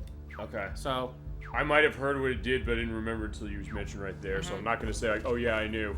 Yeah, I think I might have, but I don't remember knowing. Very interesting, the kind of shit that you learn from video games. Also, the idea, well, the other thing I like is that all of the characters, Blanca there was basically just kind of moving his head around, just looking at you as you moved, which I thought was kind of cool. Oh, yeah, they track. It was nice. I don't think that happened in the last game, did it? Not that I'm aware of. Nope. Okay, so we're gonna go into the forest. There's a save point here. This is the first example of like a mini maze. I get lost here all the fucking time. Okay. Since you're just blind running this thing, we'll see how this is gonna go, but it's either way.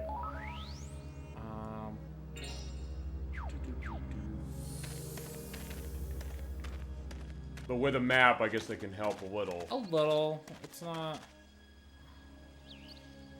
I mean, if I don't get all the items, I really don't care. Fine. That's what our full play of this game is going to be for. Right. But yeah, be on your guard. Here comes the monsters. So it's probably going to talk about Crest Magic, which I already kind of went into, but that's okay. Okay. Alright, so Gale Spin. So we see Wind Class Special Damage Circular Small, 2 hits, and it actually hits enemies upward at a high angle. Okay. Now, you can see... what is this? So, occasionally, if you get lucky, if the enemies are close enough together, the circle can actually encompass more than one of them. Really? Yeah, based on how they're positioned. So, if I wanted to here, I could do a combo with...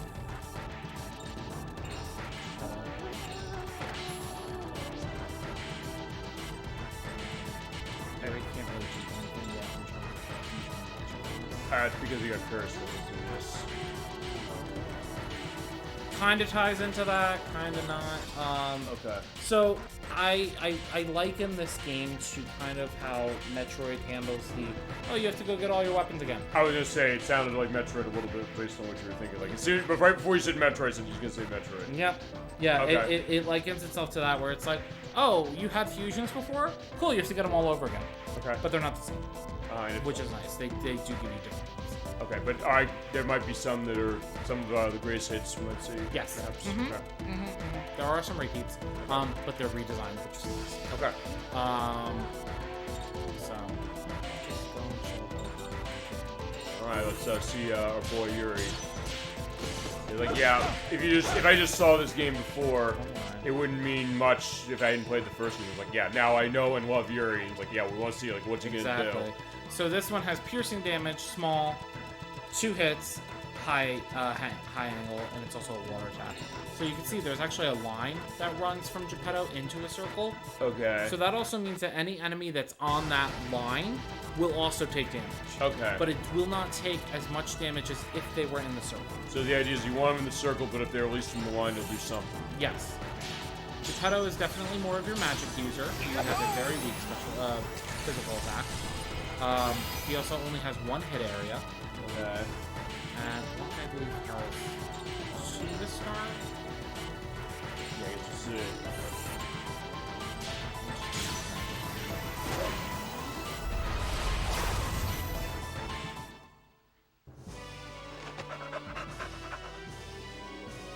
That's a good dog for sure.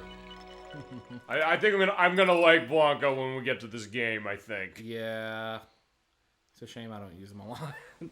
Okay, well, we'll see him at least a little bit. Actually, I guess then, fine, we're gonna find later on, like, what's best team, and I guess the same reasoning, It's okay. sort of, when we get to, like we did with the first game. That's also one that's very relative. It all depends on kind of who you like. Uh-huh. I have a particular team that I like to run.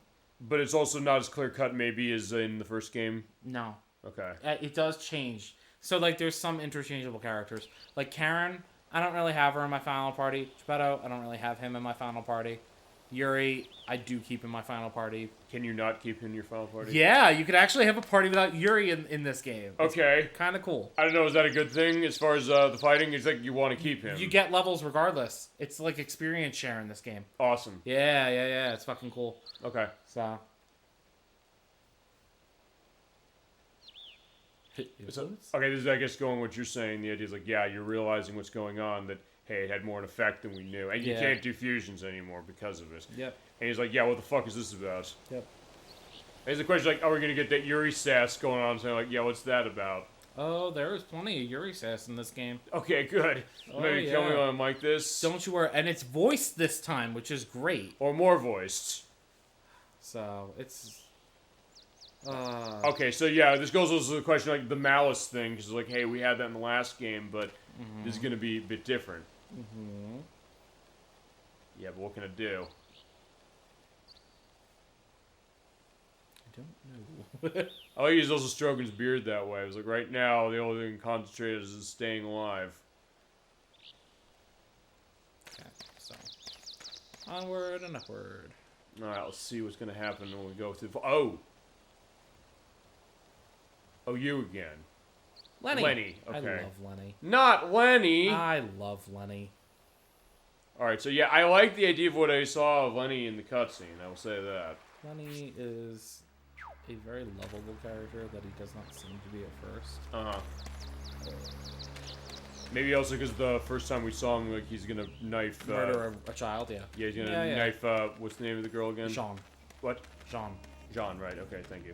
Yeah, you don't exactly get the best first impression. But that's the idea, like, hey, you know what that's like, and then, like, question, I guess, with Yuri in the first game, because it said, he's the rude hero, what's that about? And, hey, it changed perception of him the entire game, and actually, really, in some ways, they're every character in certain ways. Yeah, we're getting surrounded by, yeah, that thing, Christ. It's like a bee with a Venus flytrap in his mouth, damn. I love the designs again. It's going back to the first one, that it's so creative. But yeah, even Blanca's saying like, no, we got to take care of this. So Skeeter and Zosin. All right. Any of them moving away where I can get multiple? Maybe. Almost. Maybe with help. Oh, you think maybe you can sort of reach outside of the range? Yeah, because he is in the light. He's in the light a little bit. Yeah, but it has to have an arrow over him in order for it to count. Okay, so and I'm looking where Geppetto is, and even Hellbeat won't be able to hit it. Okay. So like that's the other thing too. You really kind of get an idea of your entire scope of your battlefield. Okay. It's fucking crazy. It's unique too. Maybe. I don't want to try that. Can't hurt to try. Nope. He's just right outside the line. Yep, it's bullshit. Okay.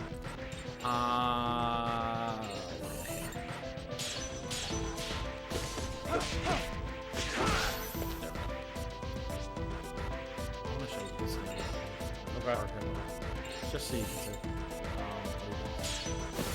It's kind of cool.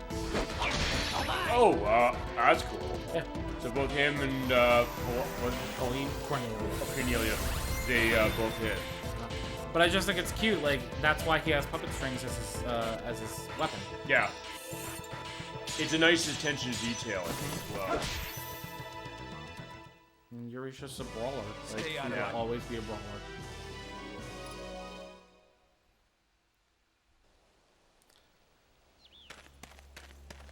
I'm not lost. I'm not gonna lie. You're not lost, you just don't know where you are.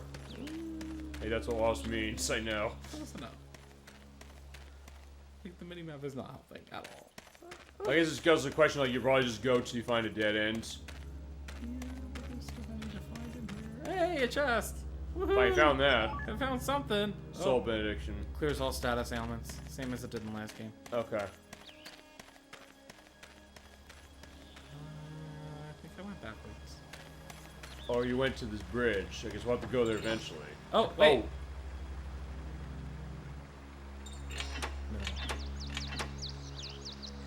Okay, so it's basically another... So basically you have to get them all in the on position.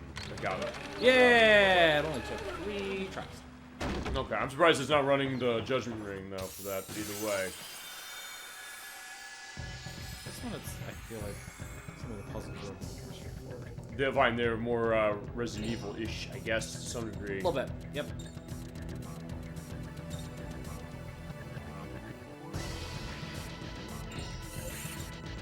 Yeah, what's the plan of attack here? You strike them perfectly, nice. Kill him, because then I get 2 turns in a row with these guys. Okay. I'm actually going to use the elite one. Okay, I like that, actually, that animation. I was Just saying, throws it up in the air with the mouth, yeah. I would say, yeah, how is Blanca going to do that? But like, yeah, that sounds like the right way to go. Oh, come on! Wait, it looks like they're in the same... Oh, wait, hold on. Oh, I could also rotate the camera, by the way. Oh, okay, on what, right analog stick? Yep, you can rotate the camera in this game. Okay. So this shows you that they're actually not. Oh. They're just... That's outside. Okay. Bitch. At first I was like, wait, it is in the ring. I was like, no, it's fine. Good thing you have that camera control. Yeah, just so you can tell when it's trying to bullshit you. Uh-huh. Actually, I use that all the time as far as, like, the Pokemon Violet thing. Like, yeah, I just want to kind of get the view of, like, what's going on. Bye. Actually, I do like that as well, that touch. No, that they talk, yeah. Well, fine, that touch was even, like, the bye-bye. Like, I don't know. Maybe I was thinking, like, the Marvel vs. Capcom thing for Mega Man when you do swap is just bye-bye. Like, I think I brought up when we looked at the second game. At some point, we'll have... I think we gotta do a full on that second game. And then do the first one. Have on the Dreamcast, which is gonna be the way to play that. What, the idea that he just hit him? Awesome. Well, that was what Yuri would do, or what we know him to do now, or I know him to do now. You knew it for years. I guess question then also with this one, when's the first time you played this, and was this the first game in the series you played? Nope, Shadow Hearts 1 was the first one I played. When was the first one you played? And then when I first played this, so this was an interesting one, because I almost didn't get this game. Why not? I read the back of the box, or something. I read something, because it's not on the back of the box, apparently. Uh-huh. We looked at that. Right, I remember something off screen we talked about. Yeah, and, like, I thought that for some reason, something somewhere that I read gave me the implication that I was on a time limit to beat this game because of, like, the curse. The mistletoe curse. Right. So I thought that the entire game was on a time limit. And I was like, fuck that. But see, this the funny thing, because remember, your favorite Zelda game is the game with the time limit, Majora's Mask. So what turned you off on this That's a one? different implication. No, but all I'm saying is, what was the difference that made you said, no, I don't want to play this one over that? Well, Yuri's not feeling so good. Did I? Oops. Well, what happened? Yeah, I was like, they're noticing. Whoops. I went the wrong way.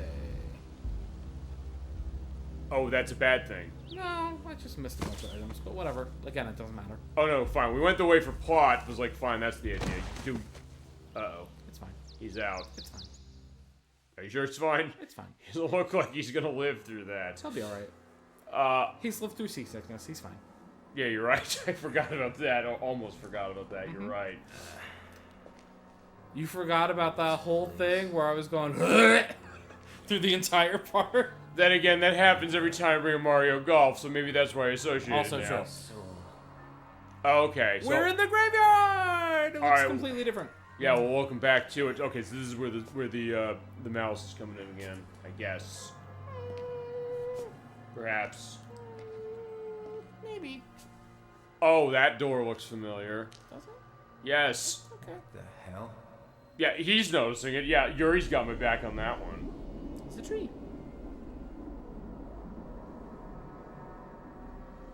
There's a tree here. Yes.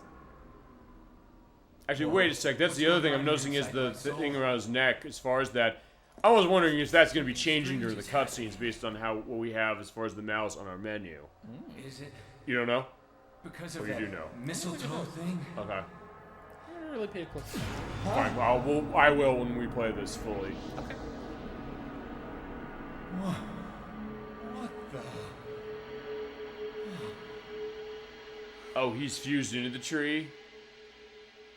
That's me growing there. It's me! Hey, hold on a minute. What the hell does this mean? What's going on here? Are you alive? Are you? The way he does fear. Uh-huh. This is bad. I'm starting to feel sick. What do I do now? I can't do soul fusion anymore either. He feels like he's kind of lost.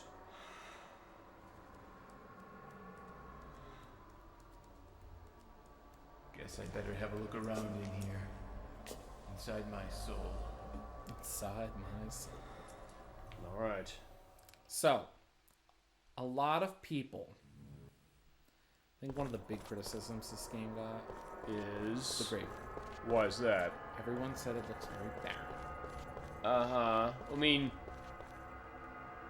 I don't know. It's like, hey, this is like an in-between. He's in like this hallucinatory state or a in-between thing, yes? So that be why? I mean, I think they just made the designs a little bit sparser because it works differently. Well, that's what I'm thinking. Like, is that really where people say like they have a big problem with this game? You think? I think it was just one of the gripes. Okay. So on this side you have wind, light, and fire. Okay. And then on the other side we have the Door of Hell's Commandments. What does that mean?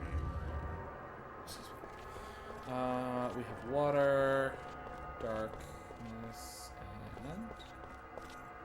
Wind or earth, sorry. Alright, so yeah, alright, so... Pick one. Oh, you get to choose one? Yep, I'm gonna let you pick. Out of the 6 elements, pick one. Let's get rid of the dark. Okay.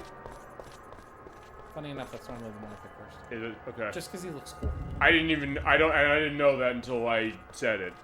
Okay, so do tell. Okay. There is an altar in each one of these doors. Okay. It all looks the same except the stone in the middle.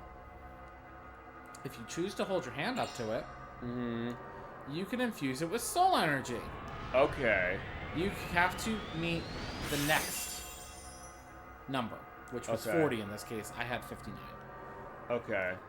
And that is how you get the summon, the fusions. Okay. Yep. So it's basically, how are you getting those points then? From battles the same way? You have to let the malice accumulate the way we did last time? Or what do they change Yep, but with you don't that? have to clear it out. You never have to clear it out? Nope. Not in this game. I'm going to say you probably love that. Am I right about that? It's the fucking best. Okay. Noxel. Noxel. I got a fusion power back. All I have to do is beat monsters out in the real world, collect their souls, come back here. And like Bing, bang, boom. And I guess like the first game, there's going to be certain enemies that will give more points for something. Yeah, plus you get the bonus soul points and stuff like that, so. Okay. Fusion monster growth. You can make fusion monsters stronger. You got in the graveyard stronger using the soul charge on Yuri's personal screen. No, because I'm about to go to it. Okay. So, if you go into the personal screen, Yuri now has a thing called Fusion here, right? Which shows you which fusions he has. That's the fusion spirit he has. Okay, awesome. Minor Dark Angel called forth by the weak-willed soul. If you click on it, you can see that it gives you status, gives you the weight, how much SP it consumes. Now, it works a little differently with fusions in this game versus the last game. Remember in the last game, when you fused into a soul, you had to pay the fusion cost up front in full, and then it took 1 SP every turn. Yeah. In this game, you expend that amount of SP every turn, so it's 3 SP per turn. Alright, what do you think is better? Did you like having to pay up front and having to manage it as you go, or in this one, you're like, hey, fine, just use it, but every turn it's just going to go down I don't mind it either way, but in this one, it makes you have to strategize more. This entire game and the next one make you strategize more. Which I was going to say, with this game, it seems like that's the theme right away, which is like the strategy, yeah. It's great. So then you have skill list. I can do Surge and Hell's Eyes. Okay. Dark Class special damage. Yep. And then Soul Charge. So I'm missing 1 soul energy to get him to the next level. Okay. But what you do, go and click into Soul Charge, and then you just hold the X button to expend the energy. Okay. We're talking God of War before. It's almost like that when you're getting like the orbs to that a little bit. Yep, a little bit. So, and then there is an explanation which gives you his profile. Minor Dark Angel that resides in the soul's weak will. Although it lends power, it soon takes over the person's soul, bringing despair and gloom. Okay. So I always thought it was just cool looking.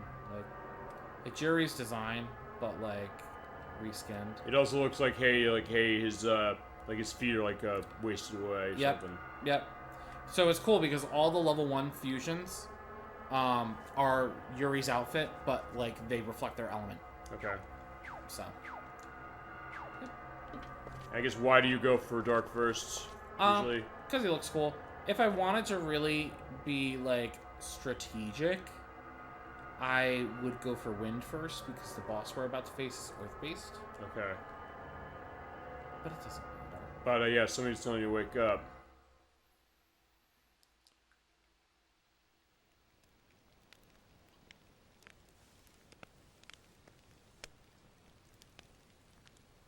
Good, I'm glad we got to the point where I can explain fusion. Okay. Yeah, somebody's telling him to wake up. It's Karen. Oh, it is? It's Karen. I don't know if maybe he's hearing Alice's voice or something. Human? Nope. Or maybe... But given what he went through, given what that bad ending was, I wouldn't put that past this human. game. But he's a strange one, all right. That is our Yuri.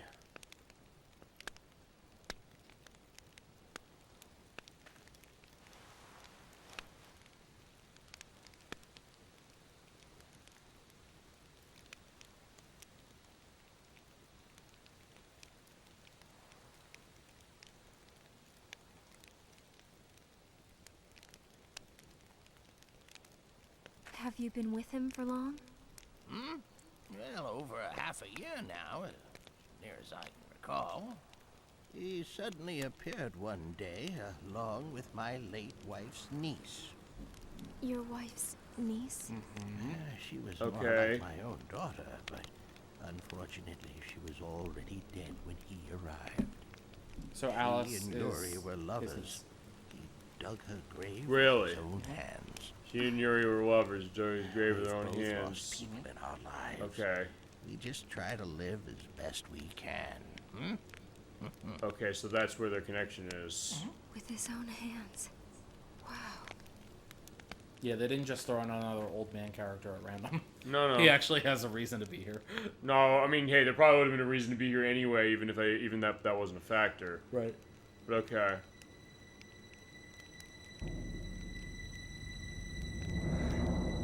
Like, the parts of this are familiar a little bit of the first game, in that, hey, we're around a campfire, but wait.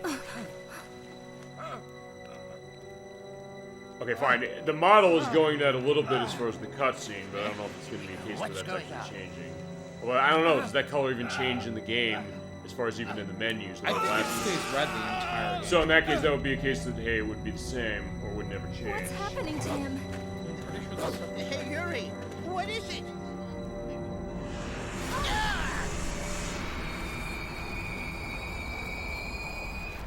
Do you know what that is? Strip gradients. No. No, I just need the red light. Oh, the red light? What's that? No. Mounts. Oh. Now Wait, he it's turned pouring into a... his body. It's formed into He turned into a monster? No, this is an outpouring of the malice underneath. Okay. So Yuri's still chilling. Wake up! Wake up! Yeah, I don't know how well that's gonna work. It seems like he's pretty out of it. Oh no, never mind. Because I remember, you get to use the fusion that you just got. So. Awesome. Alright, so yeah, the spider is going after your dog, and that's a sin that cannot be gone unpunished. What's up? Yuri and Chada just got Oh, they fell into it, you mean? Yeah, so sometimes when you're hit, you can actually get pushed into a combo. Okay. Which is pretty fun. Oh, that's what you want to do. So I can join them, actually, right now. And I can fuse.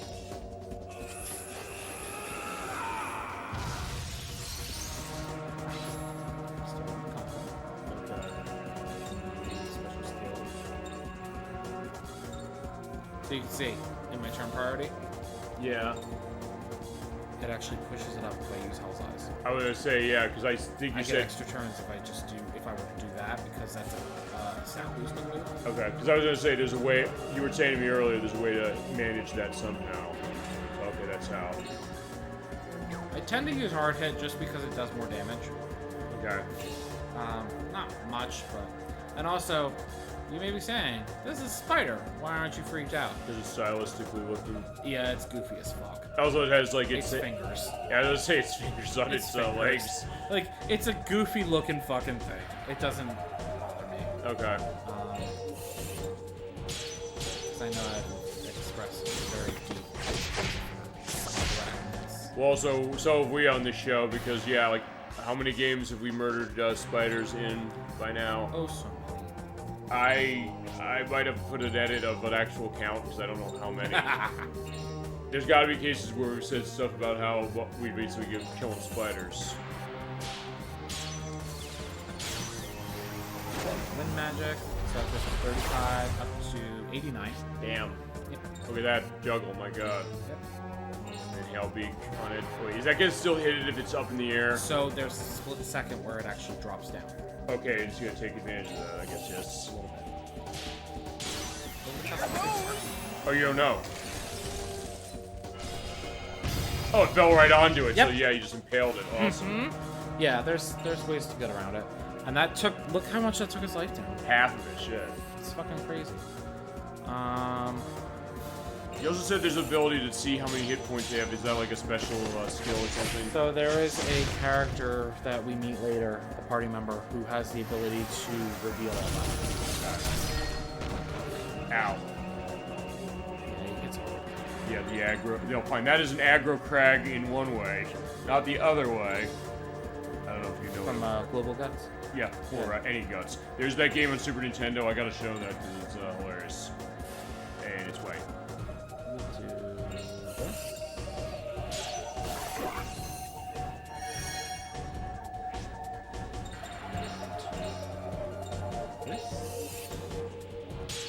I don't want to lose Blanca because Blanca has this thing's weakness. Okay. Yeah, but it seems like Blanca did a lot of power. Fine, that combo you did was great. The combo. Yeah. Okay, so we're gonna do. It's funny because even before, like, I, stream this here, that always kind of flashed in my head when I would play, and I would get a combo break. Well, that or is, of course, like, fine, I'll do this earlier in the night whenever we do that. Basically, you do a really good one. I'm gonna just scream the ultra combo thing. You thought I broke the volume barrier on certain things or certain other elements I did? Like, yeah, that's gonna be that one. And I'm gonna do that all the fucking time with the Killer Instinct, assuming I can pull those off, because those things are fucking hard to do. I despise Killer Instinct for their combos. It's hard, that's why. It's not a bad game, it's just insanely hard. And then the fucking opponent always used it on me instead, and I was like, you're an ass. Yeah, well, actually, you'd like that third one, because honestly, the third one is a little easier to approach, but it's also something that still does have some of that depth there, but not so, like, hey, it's insanely hard to play. I think I said this before, like, if you beat that game or really good at that game, you should be getting some kind of college credit for that. Yes. Alright, tough. So this is where it gets a little particular, right? Alright. So I just popped him up in the air, and while I could do Blanca's next thing with the wind, yes, I'm gonna go to Nox, and I am going to attempt to just hit him normally. Now, if my attack does not land, it breaks the combo. Okay. So we're gonna just kind of play around and see if it works. Right. The other thing I could do, if I really wanted to be sure, I could do this. It will actually knock him down, which kind of would help me. If you want to do that. Yeah, you know what? I actually realized I'm just gonna try that instead of just doing a regular hit. Yeah. It's just that his magic is not nearly as strong as his physical attack. Yeah. That works. Yeah, I mean, that was kind of a surefire way to make sure I hit him. And now, yeah, just kill him. Yeah. This might kill him. Alright, let's see. Oh, the perfect somehow. Yeah, very possible. Nope. Oh. Next hit. Yeah. Didn't do nearly enough. Nearly as much damage. Fine, I mean, yeah, you can at least take that glowing piece, that radical rock, and say, yeah, I will live through it, so don't worry. Boom, done. Yeah, but yeah, your doggy took him down. That's for hitting him first. Yeah, I know. There you go. Damn it. So I did it in 7 hits. Not bad. 3 turns. Oh, you get extra soul for that as well on top of that. Is like a bonus you can do. I also got a cross. And Visago. Visago. And I got a add-on of poison. Okay, everybody leveled up. Alright, so. It was a nice little... What's going on? That thing just jumped out from inside you. I'm sorry about that. It's all because of that weird holy stick thing. The monster souls inside of me are starting to get a bit unruly. Unfortunately. Monster souls? Yeah, she's new to this. Like, what is this about? You'll know soon, don't worry. You'll know the way we do. Takes their souls and then can fuse with them. I can change into a monster, okay? He says it so nonchalantly. Yeah, well, that is the way Yuri would do it. I don't know why she's humphing off of that. Anyway, it's good we're all okay. Let's get out of this forest before something else happens.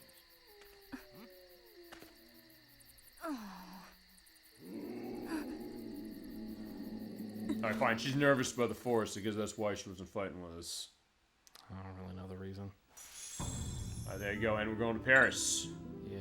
We can actually go back to Arden Forest, which is something we couldn't really do in Asia in the first game, was just go back to other areas. So the fact that I can go back and get those items I missed, all that good stuff, that's cool. Cool. In Paris, though, it starts you off in Geppetto's apartment. Okay. Oh. Well, here. Starts you off in the graveyard. My bad. Why? Yeah, why is Jean here? Jean's here because she's dead. Huh? Oh, yeah, you didn't get that? No. Oh, okay. So when they said they took the villagers away, they killed them. I didn't know she died from that. Oh, yeah, no, Jean got killed. Oh, damn. Maybe that's why he also was, torn apart. No. Oh, he didn't know. He didn't know.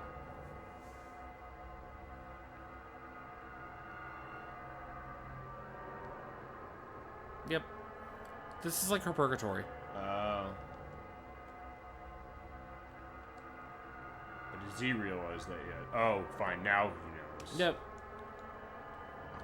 Yeah, so there's that part where they, like, before they get dragged into that cave thing, you hear, like, a scream. I think that was supposed to be her. And also there was that part where Yuri was kind of, like, looking at Blanca being dead, and then he saw that demon holding Jean. And it was supposed to be, like a metaphor or whatever for her dying. Okay. Yeah. We'll go back into it, and I'll draw your attention to it when we actually go through. That's fine. But it's cool the way they did it. Before I go, I check something. This is why I came here.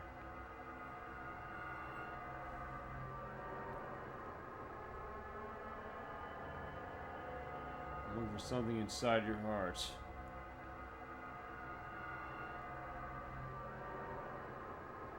Yeah, don't think of anything embarrassing. Mm-hmm. Well, if he's going after, like, the memories of Alice, I don't think that's going to be embarrassment. It's a secret to everybody. Mm-hmm. Don't worry, I'll tell you if I find it.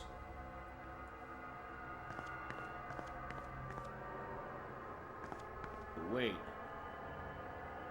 You scared of the journey that's about to begin?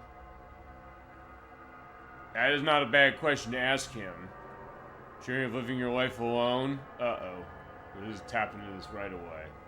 Oh, okay, you have a choice. Not really. Look at the choices. Maybe a little or nah, of course I'm not scared, so what's the difference of a choice here? I mean, in the beginning, like, even in the first choice, he's, like, kind of stammering, like you could tell. It doesn't really matter. So, yeah, well, there's no difference based on how you answer this? Okay. The only choice that you make in this game that matters is at the very end, because it dictates whether you get the good or the bad ending. Okay. Yeah, literally the good and the bad ending comes down to a single fucking choice. And it's not like a bunch of these. Because what I always say whenever I see like a choice like that in dialogue in RPG, I always think of Skies of Arcadia. I mentioned that last week as well with Mega Man Legends 2, although that was just a list of things you saw on the list. But it doesn't make a difference what you tell her. I love this scene. Okay. I love this scene. It's so funny.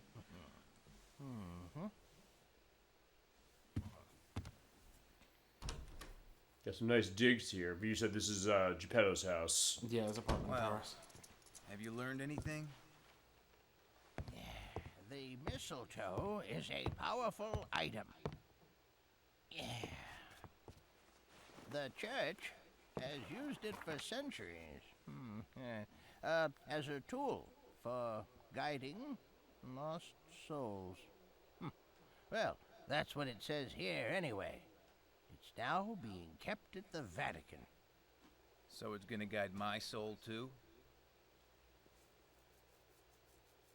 I suppose so.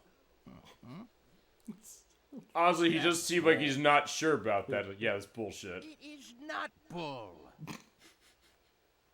Is there some way to fix it? Well, you've got to do something. I think you're screwed. Jesus. That's a Yuri line you used on Yuri. That's why I love this. I love him. Oh, young man. And look at Blanca looking on, so like, yeah, whatever.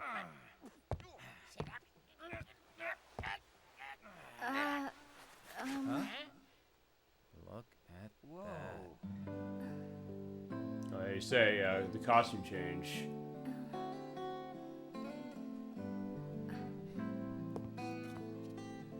Whoa.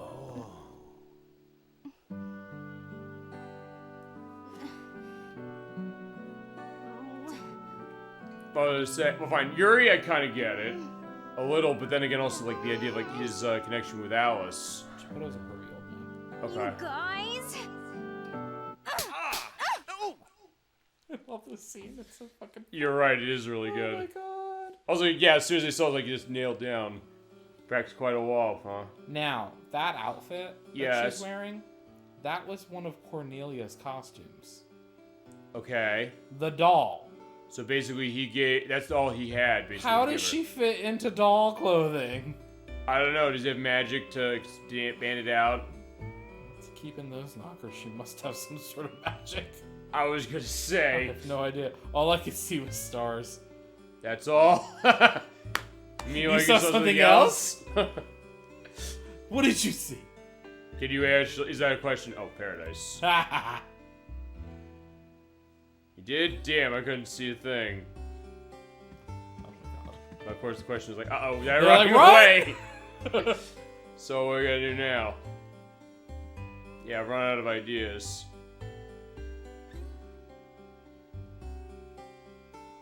Yeah, the miserable mistletoe, there's something definitely off about my condition. And my body's sending out waves that track monsters for miles. But yeah, what are we gonna do? Alright, I got an idea. Yeah, if he can't do anything for me, I'll ask an even older fart than that. But who else is there? I'm not telling. Yeah, who are you calling that? Yes, we have a creature right now living in Wales. He's really, really, really old. Yeah, you're an old man, there's that idea, you know? He knows a lot. Oh. Okay. He's been alive for centuries. Wait a minute. Who are you talking about? Roger Bacon! He's kind of creaky and broken down in places. Oh, he's here. Awesome. You mean the legendary magician? Oh yeah. That's him.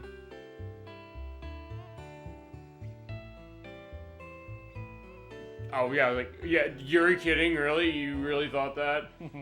Yeah, sure, a great magician like him ought to know about that holy mistletoe. And about, Sapientes Gladio. Thank you. Alright, so yeah, we're going to the UK. Alright, so fine, that's gonna be that. But wait a minute.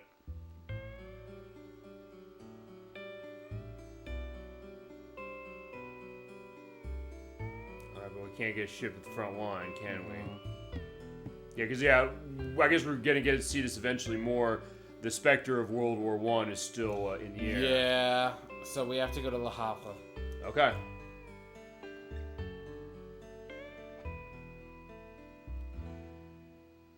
I don't know why the front quotes are backwards. I don't know. And also, commas inside the quotation marks. It can be either way.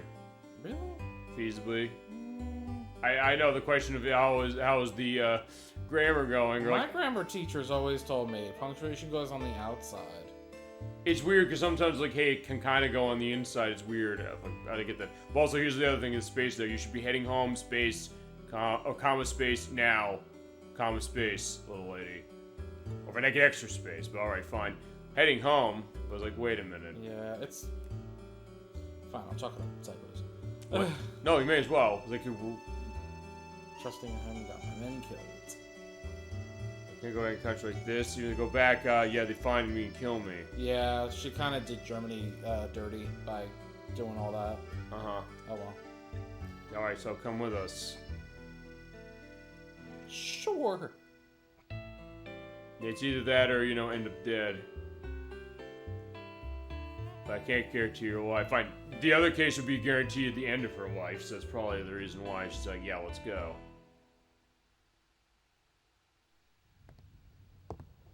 I hope you don't mind. Oh, she's in fencing? Is that the idea? Yeah, she uses the rapiers. Oh, cool. I found it over there. As one thing I'm saying, I'm kind of liking the facial expressions on the models. The models are so much more detailed. You're welcome to it. It's subtle, though, even as far as how it looks, but it looks really nice. Well, they're realistic in terms of compared to the first one. Uh-huh. They chased us all the way here? Sure are stubborn. Uh-oh. I guess we got a battle. No, that's fine. Don't worry about it. I guess we'll show her off in battle now with her new attire. Yeah, I mean, there's nothing really to change because I don't think she has access to her abilities just yet. Oh, fuck off. It's supposed to surround probably for this everything. Yeah, I think they did that on purpose. They were tired. Oh. Yeah. I was like, yeah, Wonka just got knocked by the door. It's like, yeah, get out of the door. Get out of the room, daughter. Split us apart outside. Which is fine. I'd rather be split apart than kind of Okay.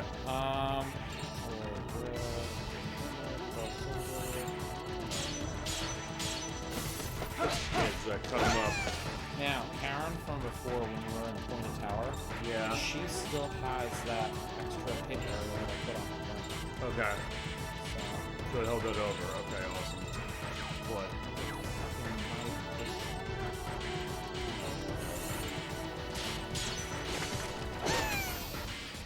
I love how they sound like fucking... I don't know, they sound like confetti poppers to me when they die. A little bit. It's so funny.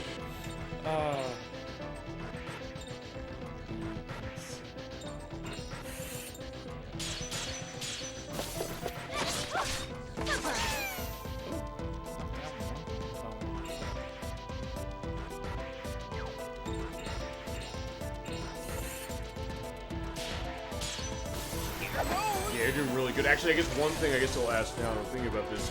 Do you get the sense that maybe the responses of the Judgment Ring is better in this game than the first one? Yes. Okay. Yes, it's definitely... I don't see any sort of lag. It's crisper, cleaner, everything. Well, there wasn't lag in the last game, so you were saying, but... There wasn't when I played it on your setup. Well, I mean, fine, that's reflective of the game itself, to a certain extent, but you're saying that it just feels like maybe when you're hitting stuff, it's more immediate even in this than it was in the last game. Yes. Okay, gotcha. Yeah, they tightened up the response time, I think. Okay. Okay, so this is where we enter Karen's special abilities. Okay. Written by the very hand of the famous opera composer Wagner himself. Or Wagner. Oh, that's Wagner? Oh, okay. My bad. That's either way. There's a scene in there that could be very helpful to someone who wanted to polish up their sword techniques. Really great reflexes. I never saw it spelled out, that's why. Yeah, well, the problem is, like, finding, I believe Wagner is a... German? I think so. Okay. Well, fine. I have family that way. It's like, fine. Inherent Doctor was on a couple shows at the end of last year. He's a big one of that. He would know that answer specifically, I would think. So it's the... Nibelung Prelude. The Nibelung Prelude, okay. So, she will get parts of this opera throughout the course of the game. Oh. And so from this she learns Weyervolk. Wait, you're saying Wagner, there's one element of Wagner I'm thinking specifically. Like the Ride of the Valkyries. Oh, that was him? Cool. When she gets a new score, she learns a new sword art or raises the level of an existing one. So Karen gets 4 sword arts, I think, over the course of the game. Okay. But there's like a ton of different parts of this opera. Well, given how Wagner operas tend to be, that makes sense. So actually, that's a great attention to detail. Yeah.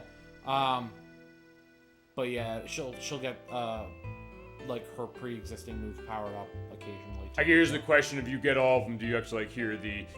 No. I think that would be a great thing for them to add in the game. Although, because you're saying that this game and the next one go into like real life things, maybe even more than Shadow Hearts 1 did. Yeah. That's the idea. You're gonna see little nods to like actual world stuff all over the place. And I mentioned, I think one of the voice performers in Majora's Mask is in.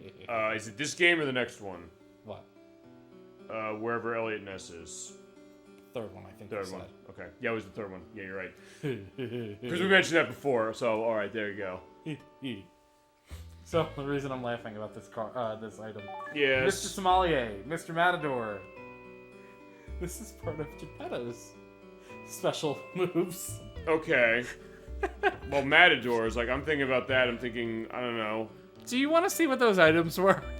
Yeah, I mean, we may as well, I guess. I don't know if this is going to be... It's fine. Or where you want to go with this, or how much more you want to do. Yeah, we could go up to the point where we actually use these, and I could show you. These are stud cards. Oh. This is also, I guess, why you're asking about a mature rated. Oh. Marcel, the largest sommelier in the world, at 200 polish ups, I can taste a full-bodied effort, says wine analyst popular with amateur tasters. And Enrique, Master Matador, known as the Iberian Red Tornado. Those teeth ripple his biceps, he tosses bulls to the ground. Okay, because yeah, the other one, it looked like, if you remember the scene in Austin Powers when they're covering up the nudity and he has like the bottle of wine over himself. It's like, it almost looks like that. That's essentially what they're doing. Okay. Now, there was some... I don't know if this was like strictly for the Japanese version, but there's like an extra card that exists. I don't know if it's real or if it's just a rumor. I don't know what to believe. We'll find an answer somehow. Which one? There's one that shows something else. It's like the last card, and I have to like look into it more. I don't remember for sure what's going on. So Karen can also equip crests. Okay. You can see that these two are grayed out. This one is a level 5 crest. This is a level 2. So we're just gonna put those on her, so she can cure. Okay. Which is cool. And then if we go out the door, find an item in the box. Maybe that wasn't out the door. Find in the that wasn't out the door. That was a study. This is out the door. Okay. Oops. I want to show you what the cards are used for. Okay. Because it's fucking funny as shit. Alrighty. Is there something you want to not grab there yet? Just want to say. Uh-oh, enemy in the streets. That's the way I had to go. Okay. What, the way we went? The one with the question mark over its head. Okay. So yeah, oh right, because you said like, hey, if you go in that way, you're gonna be running into enemies. I can show you the shoulder activities. Okay. Okay, yeah, there you go. You can get two targets. Fucking finally.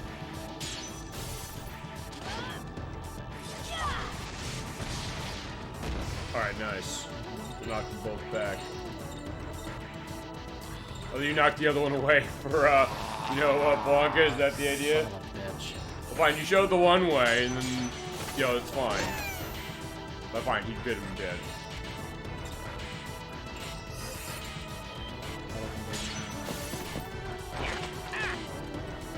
Oh, come the fuck on. Oh, so they did the dance. Oh, they can combo too. They can combo too. Uh-oh. Yeah, it gets you really dangerous. He's dead. Boy. Yeah. Yeah, you want to revive him, I guess. Can you revive him? Yeah. I guess the question is that, hey, if he's dead on the field, you're not getting experience. I can't really remember.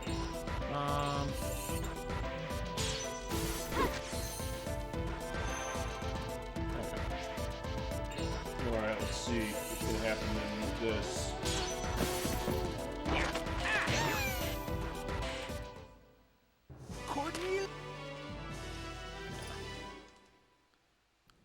I can't remember. Yeah, this isn't the way the subway, I have to hurry. Oh, that's right, we have to take the fucking subway.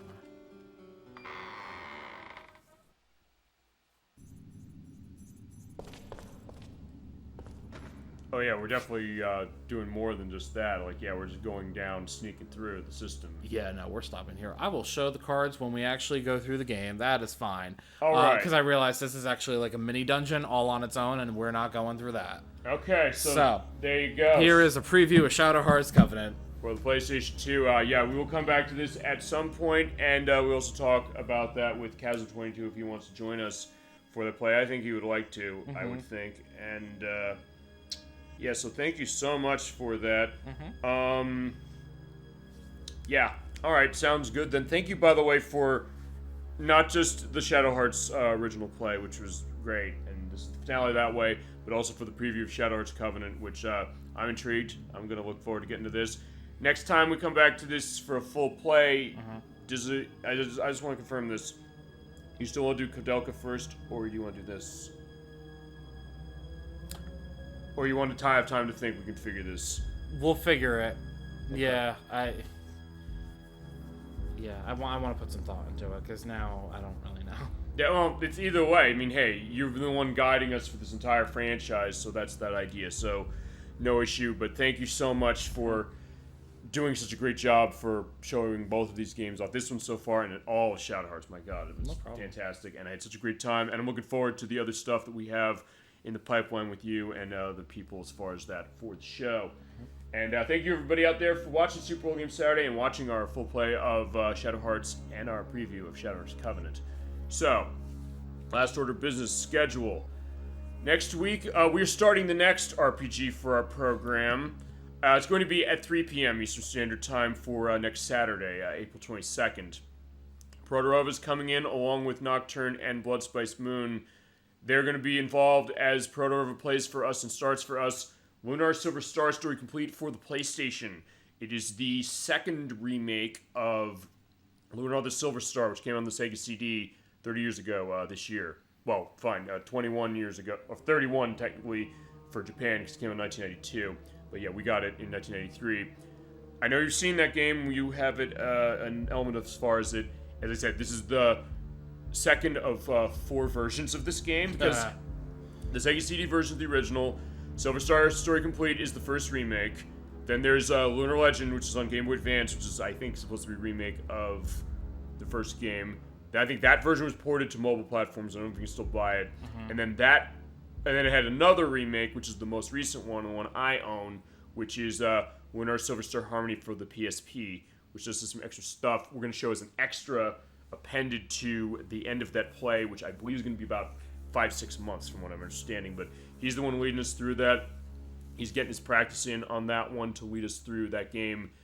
As I mentioned, it's developed by Game Arts, who made Grandia, as I mentioned, as well as Sylphid and other stuff. And it was published by Working Designs. We're going to finally talk about this company. We talk about localizing Legends when it comes to early days of localizing games from other parts of the world to the U.S. Yeah, they're a company to talk about. Not around anymore, but their influence is still felt.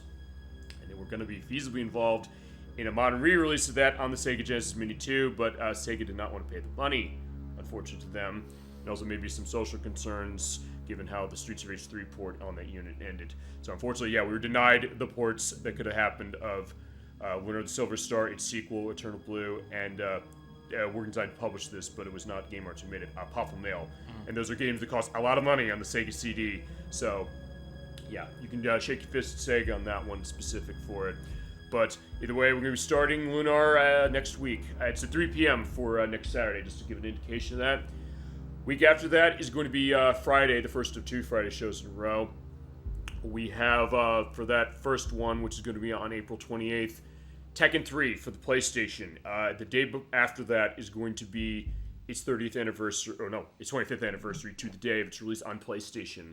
So I had to move the show up for the Friday, but having said that, we are going to play through that whole game as far as showing off everything in it. I've almost all the characters unlocked as we're getting Yuri leveled up for his soul energy, which is a good element to that as well. May as well just put that energy in there. That's what I had to do when I unlocked Dr. Boskanovich in that game. Oh my god, that was insanely hard, but I did it. There's one other unlock I got to do, but that's through going through the arcade mode with all the unlockable characters. I did it with Gon today, the little dinosaur.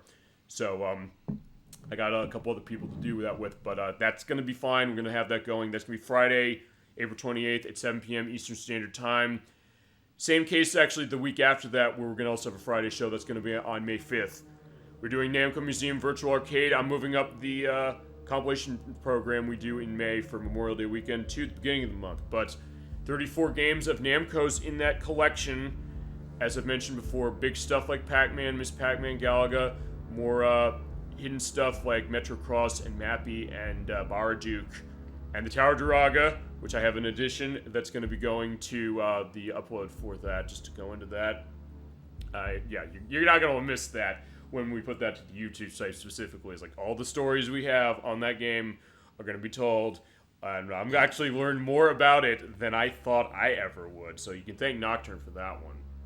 So she will be technically on that show when it gets edited, at the very least. And the week after that is going to be back on Saturday at 7 p.m. Eastern Standard Time for May 13th. That is going to be Nocturne again. She's going to be continuing on with Mega Man Legends 2 for the PlayStation for Part 2. And then the week after that, the week after that's going to be May 20th. Chasm 22, as we mentioned before. He's going to be coming in for the first full show of our show, playing Guardian Heroes for the Sega Saturn. We're going to start that because it's a game that may run a little longer. There are multiple paths that we got to figure out what we're going to be doing with that. I'm going to do him in practice with the 360 version, but he has it on Sega Saturn, which costs a lot of money. We were running it Sega Saturn. I think I mentioned that game to you, but you hadn't played it on PS3 specifically, or on 360 or Xbox One or Series X and S, where That's the cheapest way to get it, although it's not exactly the same as it is on the Saturn. It's kind of a little bit of a remake, but it's also kind of... It's a weird one. We can talk about that when we get to that. And then at the end of the month, we'll have the next part of Lunar. That'll also be a 3 p.m. show, because that's how Protover's scheduling is going to work. And we'll also figure if Nocturne, Blood Spice Moon are going to be able to make it for the part as well. Then we get into June, where we'll have the next 2 parts of Lunar. Next part of Lunar and the next part of Mega Man Legends 2, dates to be determined. We also are going to have maybe another part of Guardian Heroes if we need it. So June's a little bit up in the air as far as what the schedules for that are like. And I actually did get a text from the medics during the show in regards to this, saying that, hey, what days are you free in June? I have to get some plans together for things, but I haven't figured out yet. I will let you know, specifically Emetics, in a few minutes via response to that text, but I also say specifically to him now. Right now, most of the week... Fine, I don't have any idea as far as what weekends are going to look like, because I have to coordinate, I guess, with that. So I guess then what that means then is that for June, every single week is going to be a guest, technically. Because it will be at least with Protorova, if not Blood Spice Moon and Nocturne as well, for the next part of Lunar. It's going to be Nocturne for sure for the next part of Mega Man Legends 2. If we need for another part of Guardian Heroes, which we might, that'll be Chasm 22 again. And I guess Parasite Eve, feasibly in June. It sounds like that's what's going to look like. When I edit this, I might have an answer, so I'll put down here, like, hey, what MX is going to be doing that. And I guarantee you, when we do that for Parasite Eve, that will be the finale. Because I know that game's been kind of percolating. But I said, hey, figuring schedule out. I appreciate that he's been, willing to come with this like everybody has in the show. And hey, like, look, I'm not going to say, like, hey, we do say, like, we'll do each every month when we can. But if we can't, that's fine. We'll adjust to it. I said, but I'm not touching this game without you again. I'm not going to be going through this game without him, because he's the one who led me to it. He's the one, like, with Shadow Hearts, with you. He exposed me to this game. He made me realize a new favorite as far as this kind of an RPG, making me realize even more of the vast landscape of RPGs and what they can do very uniquely that really is, I'm loving to see that. Because with Parasite Eve, I didn't have PlayStation, so I didn't play it until years later. And it's definitely doing some unique stuff, and same with Shadow Hearts, and with Shadow Hearts Covenant that we're seeing here. Yeah. And I'll figure also what we're going to do for Shadow Hearts Covenant eventually. And then in July, the first show I know that we have set is going to be for 4th of July weekend. That's going to be for Bomberman World for the PlayStation, which I first wanted to see as our first look at Bomberman, and about 40 years around when the series debuted in 1983. Nice. And then also next parts of Lunar and Mega Man Legends 2. And then I guess, as far as openings then, I don't know if we're going to need a third part of Guardian Heroes. I don't think so. In case we do, that might be potential of that. And then Crusader 64 and Surrender Antonio, we're going to talk about this, because I know that Brick Sabri wanted to see Super Mario Sunshine, and we're going to figure out when we're going to get that play going off the ground. Yeah. But that is also going to be something. We'll figure the schedule on that, when we can have an answer for that. Yeah, we'll have the talks, because that's their games. Like, they want to call dibs on it. That's what we have work on this show. They call dibs. They're going to be in it. We'll figure the schedule out and bring it to everything that everybody wants to see, whether you're in chat out there or in this room. And I guess as far as future collaborations of you for the show, it'll be this. We have so many things on the docket. Yeah, I guess just to go to this, so I'll have a record so I can look this over, because I think that's what I got to do. I still got to put a chart, like, what have people called dibs on? And also I'll have to do a split dibs case when it comes to stuff like Final Fantasies and things. But for dibs, he's called, I know, for Paper Mario for Nintendo 64 when we get to that. Kirby Superstar for Super Nintendo when we get to that. Super Mario Sunshine, as I mentioned. Every game in this franchise, so that'll be Kodelka, that will be Shadows Covenant, and Shadows from the New World. Let's see. I'm trying to think what else. Oh, wait. Feasibly Space Channel 5 Part 2. I'm going to be... Was there something? Olivia 2. Olivia 2 with the medics. Yeah, we're going to work that one out. Yeah. I'll also confirm if, Chasm 22 wants in on Shadows Covenant when we get to that point. Yeah. Was there something else? Oh, was there something else? I have to go through all my old shows to get a sense of the great gaming feats, compilation I'm going to put together at some point for everybody who's been on the show and myself. So I'll look back at that just to make sure I have a list, because like that's the idea. It's like, hey, if people are asking for certain games, they say like I want to be in on them. I said, okay, I'm going to honor that. So that's what it's looking like. But as you said, like, do I have the schedule for the show set up for 6 years yet? You're getting there. maybe 4. I don't know. That being said, but if nothing else, I'll just go to the idea that, hey, I said to you, like, we're going to get this game played. You want to play Shadow Hearts and look at Covenant. But it's like, I mean it. It's like, hey, I'm not gonna, skimp on that. It's like, if people want to see something for the show, we're gonna bring it to you. I guarantee you that. Well, now I've given you a preview. You can't just leave it hanging there. Well, we're not gonna leave it hanging there. Consider this, as I mentioned, it's gonna be like when Nocturne showed off Mega Man: The Wily Wars for the Sega Genesis last July. It's something we're gonna come back to eventually. I also gave my technical element of this preview for Contra Hardcore, which I'm playing in September. I have to do a Friday night preview program on that, just because I think I want to do that, and also because I am getting better. I actually am getting at a case where I'm starting to understand the patterns. I'm starting to get in the sense of certain things. I found that part in the game where, when I was playing the Japanese version, where you can take multiple hits. We're playing the US version where you can't. I got to the point where we're saying, like, what selection should I make the bottom one, and I got a game over. I now know the story context of what that was. But in that case, like, that was the reason for that. But as I said, I'm gonna fine. That also goes to the element of practicing for show. But I guess that's the other thing. When other people are involved in this, I get time to practice other games that I'm gonna be the one controlling. True. And also in between, practice for other stuff we got going down the pipeline. Like as far as like work case with Gemini 96. So basically every week we do at least one day of practice for Earthbound.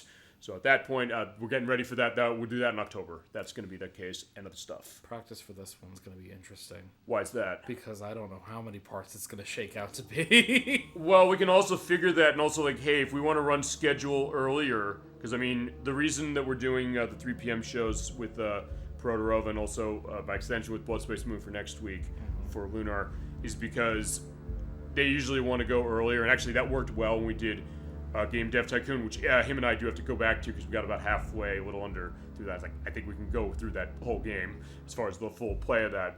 Yeah. We got like 6.5 hours. I played 6.5 of that one game specific.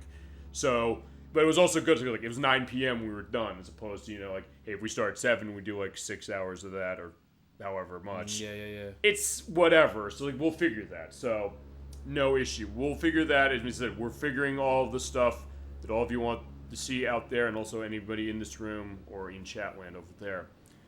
So I think with that, I mean, the program is living, breathing, and evolving as the days go by. So. It really is, isn't it? I mean, the thought that hey, that it would actually come to this point after almost 3 years. I mean, that's that idea. And actually, one other thing I did forget. There's one other play that we sort of have in a sort of kind of close thing. Edwack is going to be playing at some point for us Banjo-Kazooie, specifically running the Xbox 360 version, but he did say he wants to practice that one a bit more, so he's kind of in a tip-top shape of that, because he said he's not going to necessarily speedrun that game, but he also does want to kind of be in a point of going through it specifically in a way to kind of get set for that. He's saying, like, can you put that off for a while? That's fine. As I said, we'll figure what that is, but that's another thing that I know we have in the pipeline. And other stuff coming down the road for the rest of the year and into next year. Nothing specifically scheduled for next year, except for the fact that I think that's when the only time I'm going to be able to start Shenmue. Because I've said, like, I want to do Shenmue, but like all these other things are coming up, and I said I don't think I can get to Shenmue this year for that. So I have to figure that, because that's going to be my game. That's going to be one I'm absolutely going to be controlling. And we're for the first one specifically, we're going to run the Dreamcast version. Yeah. For that, because there's definitely some interesting stuff to show, and that's another one that I just wanted to practice on. But that's come down the way as it is, but either way, that's what the schedule's looking like. Thank you so much, Shaner64, for exposing us to Shadow Hearts, and also giving the preview on its sequel. And I'm looking forward to when we come back to this franchise, either with this one or with Kodelka. But yeah, we're going to get to all these games in this franchise and anything else anybody out there in Chatland or YouTube land or anywhere wants to see. Like the Console Wars program always says, I'll take it from them as well. Keep those requests coming. We will get to them, and I promise you that. All right, with that, we will bid you a good night, a great rest of your weekend, and a great week coming forward. I'll see you next Saturday at 3 p.m. Eastern Standard Time with Protorova Nocturne, and the debut Blood Spice Moon for Part 1 of Lunar's Silver Star story complete for the PlayStation. And until then, keep being awesome. Have a wonderful night. Thank you so much for everything. Thank you so much to the Crusader 64 once again for everything with Shadow Hearts. Hope you enjoyed this look at it and making it our longest play of any game in the show. Hell yeah. You're doing a great job of it. Thank you. Thank you so much for everything. Have a wonderful night and take care. Bye, everyone.